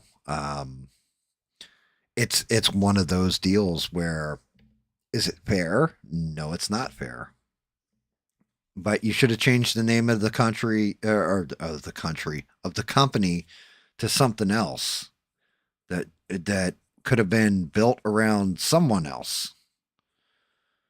You kept it the same, and now people expect the same quality as when Charlie Kirk was alive. You're not going to get that quality ever again, because the man that built it, the man that was the backbone of it, had his neck blown out on, semi-live television, but during an event. So you've killed, TPUSA died with Charlie Kirk. Is that fair? No, none of it's fair. Should Charlie Kirk still be alive? Yep. Do I like saying that? I really don't. I don't want to see somebody get killed in any way for political shit. You know, Martin Luther King got killed for it. JFK got killed for it. Pretty sure they weren't on the side of the Republicans. And I don't want to see it. I don't want to see anybody die senselessly, especially when they have a pretty damn good message, right? The only thing that shocked me about Martin Luther King wasn't one of his mistresses that blew his, that shot him. It was some scumbag, which we still haven't gotten those files released, as far as I know. And I think that's because it paints our CIA and intelligence agencies in a very, very negative light.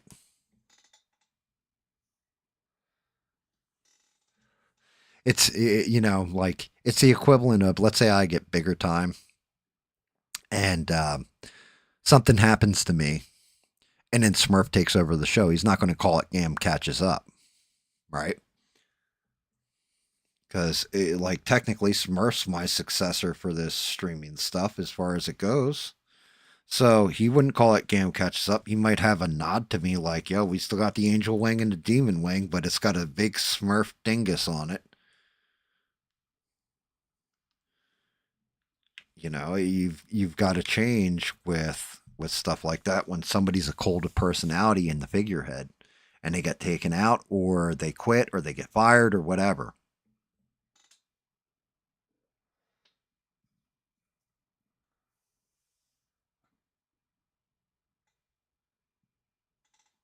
Charlie Kirk, we have a chance at learning the truth. But again, I will hold judgment on that until after the trial is done.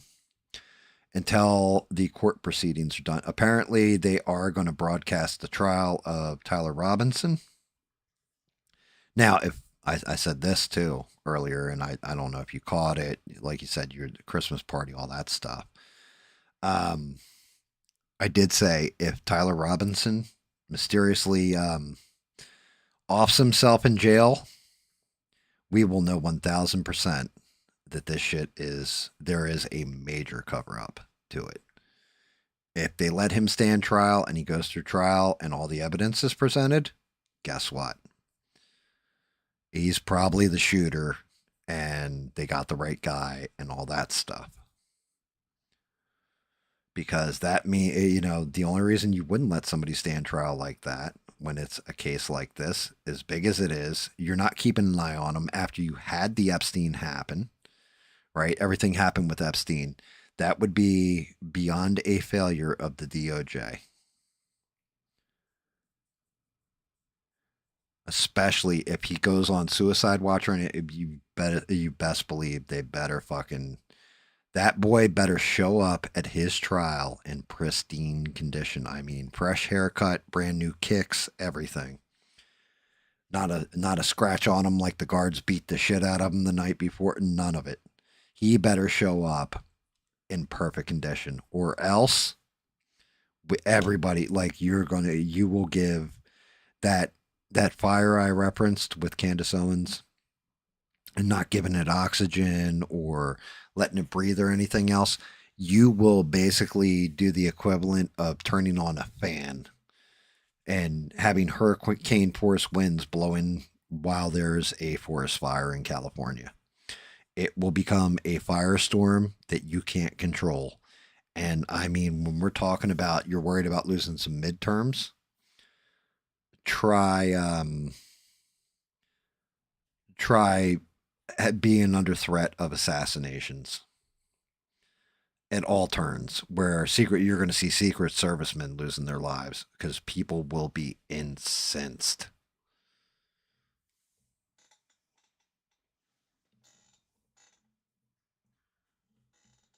You love that analogy. Well, I mean, it's the truth. It's the, it just is what it is. Because I want to see my big thing, and anybody who has been watching me for enough time knows I believe Tyler Robinson is the one who did it. I think he had help. I do think there was an outside force that helped him. I don't think it was government related or anything else. I think it was some of his furry buddies whatever, maybe even that the one weird trans dude or whatever the fuck that he was sleeping with. But I think he definitely had 110% had help. And like right down to they went and set up the rifle for him and everything else when he got up on that roof. Had the shot lined up for him, whatever, and then he just came up and took it. I think there was a second person involved. I think we don't have the full story. I've also said that I will wait for the trial when all evidence from the prosecution is presented, because I want to look at the preponderance of evidence myself and determine, as somebody who thinks logically and transparently aloud, hey, this is what I'm seeing. Are you guys seeing this? You know, are you guys buying this aspect? Let's see what the defense has, everything else. I want to see what the prosecution brings. If they bring an airtight case and he gets let free, and it's like, well, what did he get let free for? Well, you know, there was evidence against, and I can see where the defense was able to argue it. Then I'll full on be like, well, that's our justice system. Sometimes it's fucked, right? That's our justice systems. You know, like, this is how you get around things sometimes. I will 100% fully like go with it either way. But if he doesn't go to trial, then everything I've said goes right out the fucking window, because obviously you didn't want him to get to trial. You obviously wanted him to off himself because you didn't have the evidence. You couldn't provide that case. You couldn't prove to somebody like me, like, oh yeah, GAM, you know, here was the evidence. And just to the average person, because I am just an average person, that this was our shooter. This was our guy. You couldn't prove that in a court of law. You couldn't convince 12 fucking people beyond a shadow of a doubt this was the guy, you know. And then you'll hear my voice going about it, and then you'll hear some of my wackadoo conspiracy theories probably at that point.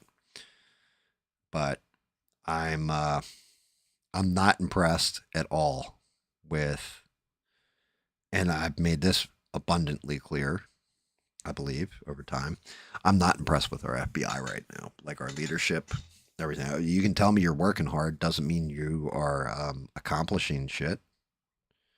I don't like the non-transparency in our government. So you're telling me that Epstein just peddled these girls right to himself? Like, that's all? I'll tell you what, even in my horniest when I was a teenager, and probably like, you know, I'd walk in a room and the fish would stop swimming. There's no way I could have been with that many different women on even hell a week, let alone in one night, that Epstein had at that island. So, you know, I'm honest about things, and I will call the bullshit. And everybody can politely disagree with me too when I say shit like that. Everybody has you have the full ability to say, GAM, I don't see, I see where you went with it, but you know, you're wrong because of, you know, whatever. That's fine too. Everybody's allowed to have their own fucking take on it. I don't like when people aren't allowed to, like, the moment that jury is selected, that gag order better come off, and people better be allowed to talk about what they think. Because at that point, jury selected, they should be sequestered, and that should be the end of the argument of, yeah, what do you need a gag order for? You can't taint the jury, you know, because you're also going to have your alternates picked for that jury. So it's over. Like, you have no reason to have a gag order or tell people like Candace, hey, stop talking about this because you're going to taint jury pool. Well, the jury's already selected. The pool's already done. So I just, like I said, I got mixed feelings. I don't think, I mean, break it right down to, I can make it as simple as possible, actually. Tyler Robinson was not caught by our FBI. Tyler Robinson's parents, his dad, and apparently his pastor, convinced him to surrender to the FBI. Right there, that statement shouldn't be a thing. It should have been like Charlie Kirk was shot, and 24 hours later, we had our man in custody because of the diligent work of our FBI. We tracked his car because we had it on camera. Here's him jumping off the roof. Here's, imaging of him at a Starbucks nearby. Whatever the case was, it should have been, we got our guy. We hunted him down and got our guy, because that's what the FBI used to do. Not, hey, the killer walked in like the end of Seven with blood all over his hands, screaming at us to take him to jail because he had crisis of conscience or felt bad, really, really bad for what he did. No. If he was so unhinged, because you got to be a bit unhinged to want to put a target on a man with a family and beloved by thousands, hated by thousands, but beloved by thousands too, and take his life for having a difference of opinion than yours. You've got to be unhinged to an extent. And when you're unhinged, you make mistakes. It's never the guy who is smart enough to pull it off. They always get caught, like immediately, because they made this one mistake. You look at something like, oh God, what was it? I'm going to say it was the Green Hill Strangler. That doesn't sound right, though. But a guy was going around in California, and he was sexually assaulting women at night.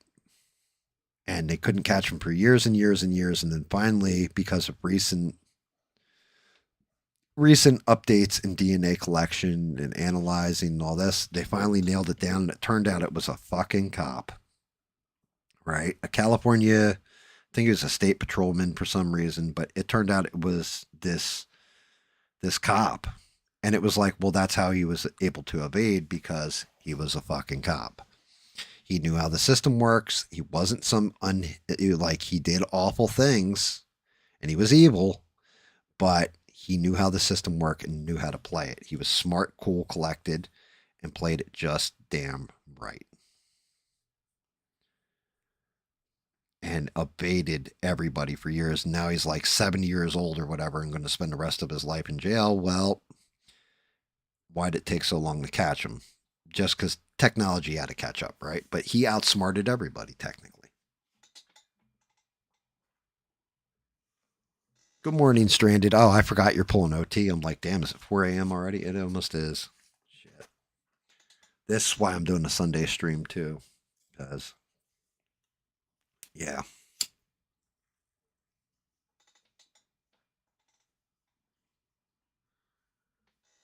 But, yeah, and Stranded, shout out to you, too, by the way. I forgot to tell you how awesome you are. Thank you so much for everything you've done for me and being here for me. And at a point in time when you had the choice to bail and be a follower, you took your own lead and did your own thing and stayed with me, and I appreciate you for that. I just want to let you know.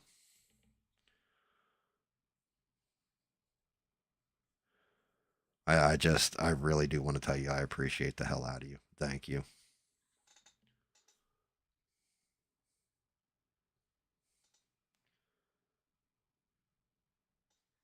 Not liking this one piece of cloak is just too bright for my eyes.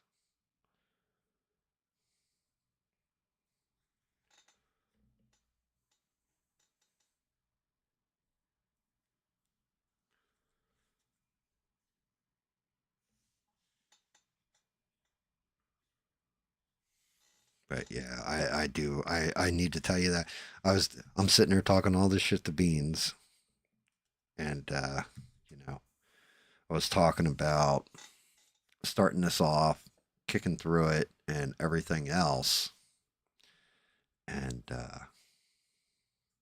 was like, shit, you know, I kind of wish Stranded was in the chat so I could lay some of this on her too. So seeing you hop in, I just need to sing your praises a little bit, and hopefully you don't mind, because you've been fantastic. Thank you.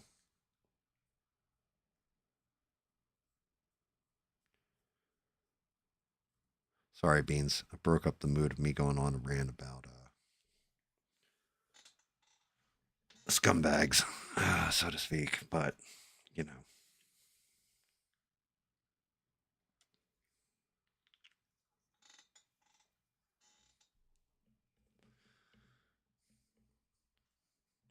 It was one of those, yeah, definitely time to say something nice.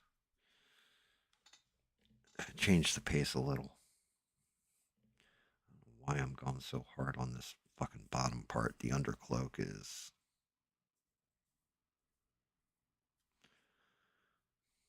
well, the undercloak is not even going to be seen really.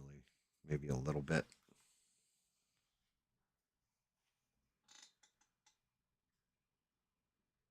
Yeah, I'm there with you. I'm only going for like another half hour, I think. And then I'm going to shut down. Because Sunday I kicked this back on. Unfortunately, you know, I'm going to have to work back into Wednesdays so I can game with Smurf again. But Smurf disappearing on me for that little bit of time, I didn't know he was just too busy or what was going on.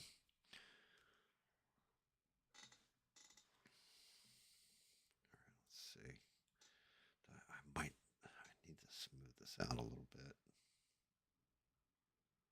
Just hit highlights. I got some good inlay here, but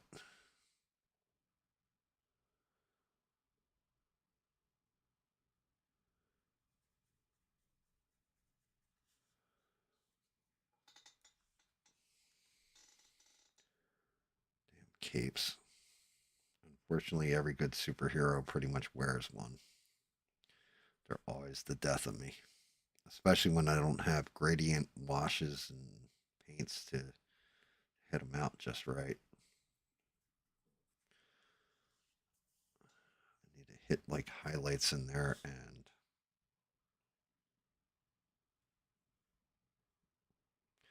just kind of rough. All right, I want to check and see. I want to see what the boots and the legs, at least, and his bungus and dingus look like. I'm not going to 4 days yet. I'm not going to commit to that just yet. I'm staying at 3 for now, but we got to see, because like I just learned with doing this Hobgoblin model, I really needed different gradients of orange and didn't have the colors for them. So I've been kind of bullshitting my way through it. Like the blues, I had enough different blues to pull off his armor and the highlights and everything for it. But the oranges, not so much. So I've been using my own wash with it, and it's not exactly what I wanted. It's coming out not bad, but not what I, envisioned either. Like, I really wanted this to look a lot better than it does. I just want to see where we're at as far as his outfit, the way he looks when he's on the goblin glider, all that stuff. Oh, shit. If I can actually get him to stay.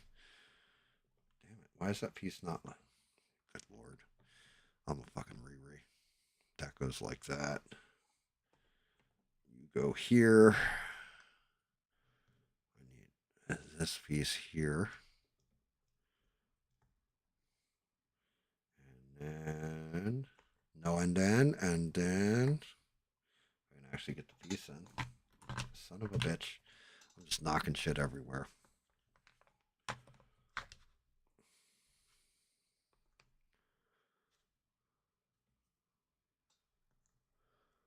just want to see where we're at, and that's kind of looking good there. I don't think that piece is going to stay. As soon as I take my hand away, it's going to fall. of course you had to fall off the damn marker.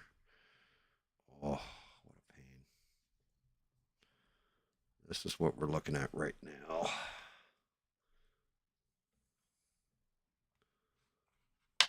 Oh. Fuck. Hopefully I didn't fuck the paint.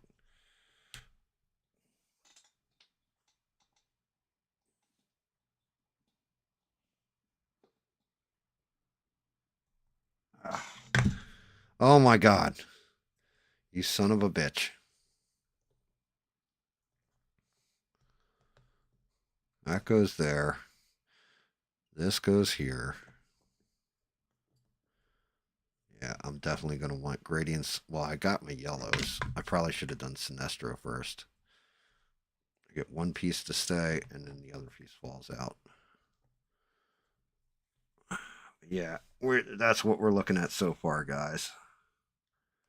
Let's see if I can't put my hand in the back so you can see the goblin glider, everything else. This is where we're at with Hobgoblin so far.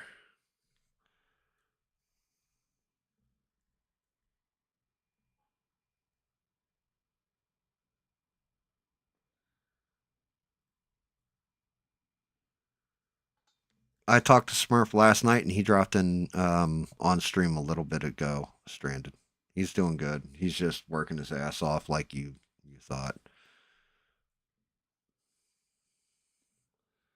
Yeah, yeah. The blue is definitely popping. The orange, I think, needs more work,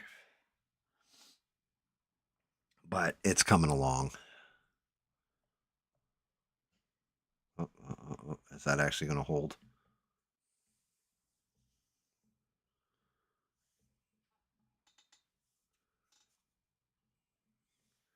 Shit.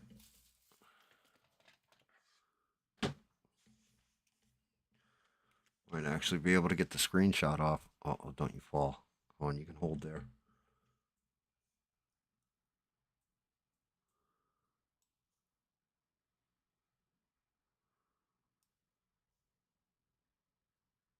Good night, Beans. Thank you. I got it. I actually got a screenshot.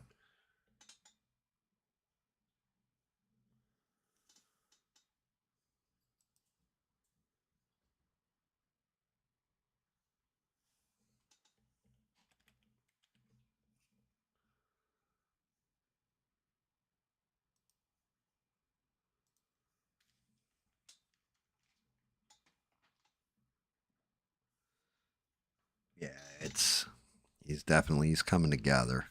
Like I said, I'm not the orange.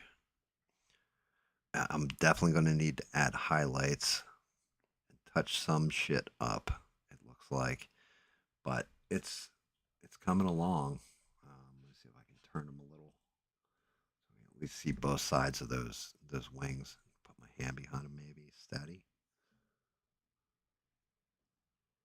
Yeah, he's coming together. The next part will be, and hopefully I don't fuck this thing up. I don't want to have to reprint this whole chest, but I got the chest on backwards. See the slot for the cape. So this is where we're at with him. Damn it, I gotta move him. Come on, game. Balance, balance, balance. Soft, slow. He's getting there.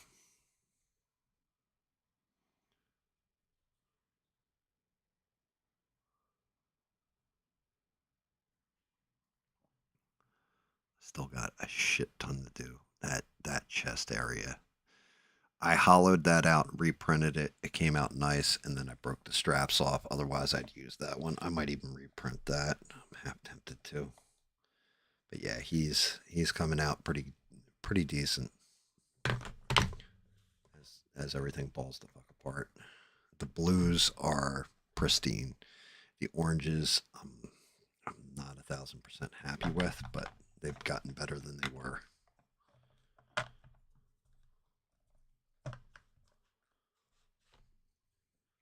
move that aside.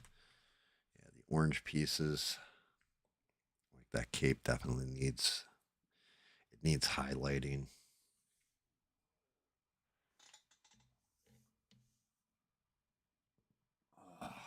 But I think that is pretty much.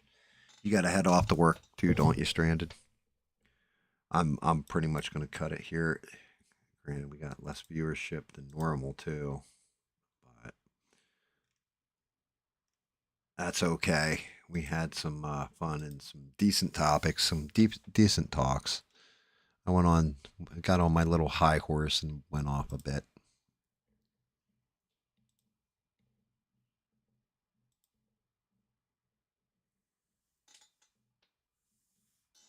I think I will take it down for tonight. I think this as far as I'm going to get for now. I'm going to do a little cleanup on the desk as soon as I shut down the stream, and then I will get back to it Sunday. We're going to leave this here. Sunday is when I will be back to finish painting this. Tomorrow night is gaming. I don't know what I'm going to play yet. Haven't decided, but yeah, I think this right here is a good place to stop for tonight because I'm getting frustrated. I'm tired. I'm not getting the orange on there. Like I'm kind of getting the wash in there with the off orange, but I need to work on highlighting, really toning in and dialing in the orange on it. I'm tired, so I'm going to start making mistakes. That's awesome, Stranded. I hope you have an amazing day at work, and thank you for everything you do for me. I do appreciate you. Thank you for sticking even in the worst of times. There's two people I can say have seen and know what Friday night fuckery are. One of them is MIA right now, and hopefully she's out there and doing well. Happy birthday. If it is around that, I know it's this month, so happy birthday, Sheree, and we miss you. And then the other one's you, Stranded. You've stuck with me through thick and thin. I appreciate you to no end. But you have a good day at work. Everybody out there, you have a great day. I'll be back later tonight with some gaming. Back Sunday, we'll continue to paint him. Maybe I'll even pick up some paint along the way. I don't know when, but you never know. Everybody hang tough. And until next time, don't take shit from anyone. Good night, guys, and thank you.